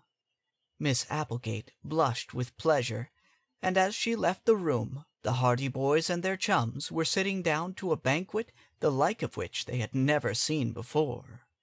For more than half an hour they indulged in roast chicken, crisp and brown, huge helpings of fluffy mashed potatoes, pickles, vegetables and salads, pies and puddings to suit every taste. And when the last boy sank back in his chair with a happy sigh, there was still food to spare. I never thought I'd see the day when I'd quit eating while there was still some chicken on the table, murmured Chet Morton. But this is the day. We have the Hardy boys to thank for this spread, said Jerry. Let's give them 3 cheers. The boys roared out their hip, hip, hip, hip, hurrah! 3 times, while Joe and Frank looked acutely uncomfortable. They looked still more uncomfortable when Slim Robinson got up, pushing back his chair. "I'd like to say something, fellows, if you don't mind." 3 cheers for Slim! Yelled someone. So the boys gave Slim 3 cheers, and he gulped and blushed crimson. Speech. The cry was taken up. Speech. "I'm not going to make any speech," he said. "I only want to say something. Go ahead." I'm not going to hand out any compliments to the Hardy boys." Joe and Frank looked greatly relieved. They had been afraid of being embarrassed by Slim's gratitude. "Everybody knows what they've done, and everybody knows what it means to me and to my family." You bet. "Sure." "But I just wanted to clear up one point on behalf of my father." 3 cheers for Henry Robinson. He's all right." The 3 cheers for Mr. Robinson were perhaps a little weaker than the others, but that was only because some of the boys were beginning to show slight signs of hoarseness by that time. It's about the $900 that he got just about the time of the robbery. He couldn't explain it at the time, and it looked bad against him. It doesn't matter where he got it, shouted Biff Hooper. I'll bet he got it honestly anyway. And if anyone else says different, just let him come outside. No one else said it differently. Yes, he got it honestly, of course, said Slim. The money was paid him by a man who owed it to him, but Dad couldn't say anything about it because he promised not to. This man owed 2 other men besides my father, and those debts should have been paid first. He was afraid the others would sue him if they heard he had paid Dad, so he made my father promise to say nothing. When my dad makes a promise, he keeps it. The boys looked at one another. To tell the truth, few of them had thought of the affair of the $900, but now that it was recalled to them, they realized that here was the final angle of the Tower Mansion mystery cleared up at last. They cheered Slim to the echo. They pounded on the table with their knives, and when Herd Applegate came in to see what the racket was about, they gave him 3 cheers and made him sit at the head of the table. And that ended the affair of the Tower Mansion, but it did not end the career of the Hardy boys as amateur detectives. They were soon to be called on to help solve another mystery, and the story of their adventures in this case will be told in the next volume of the series, entitled The Hardy Boys, The House on the Cliff. Speech! The boys were shouting to Herd Applegate. The old stamp collector got up, smiling. It's been a long time since there's been a crowd of boys in Tower Mansion, he said. I've been in danger of forgetting that I was ever young once myself. So I want you to come back often. I want you to know that Tower Mansion is always open to the Hardy boys and their chums. The Hardy boys looked at one another as the crowd about the table broke into a yell of delight. He's a pretty good old scout after all, isn't he? said Frank. You bet he is, replied his brother. The end. About the author. Franklin W. Dixon is the pen name used by a variety of different authors who were part of a team that wrote the Hardy Boys novels for the Stratemeyer Syndicate, now owned by Simon & Schuster. Dixon was also the writer attributed for the Ted Scott Flying Story series, published by Grosset and Dunlap. Canadian author Leslie McFarlane is believed to have written the first 16 Hardy Boys books, but worked to a detailed plot and character outline for each story. The outlines are believed to have originated with Edward Stratemeyer, with later books outlined by his daughters Edna C. Squire and Harriet Stratemeyer Adams. Edward and Harriet also edited all books in the series through the mid-1960s. Other writers of the original books include McFarlane's wife Amy, John Button, Andrew E. Svensson, and Adams herself. Most of the outlines were done by Adams and Svensson. A number of other writers and editors were recruited to revise the outlines and update the texts in line with a more modern sensibility, starting in the late 1950s.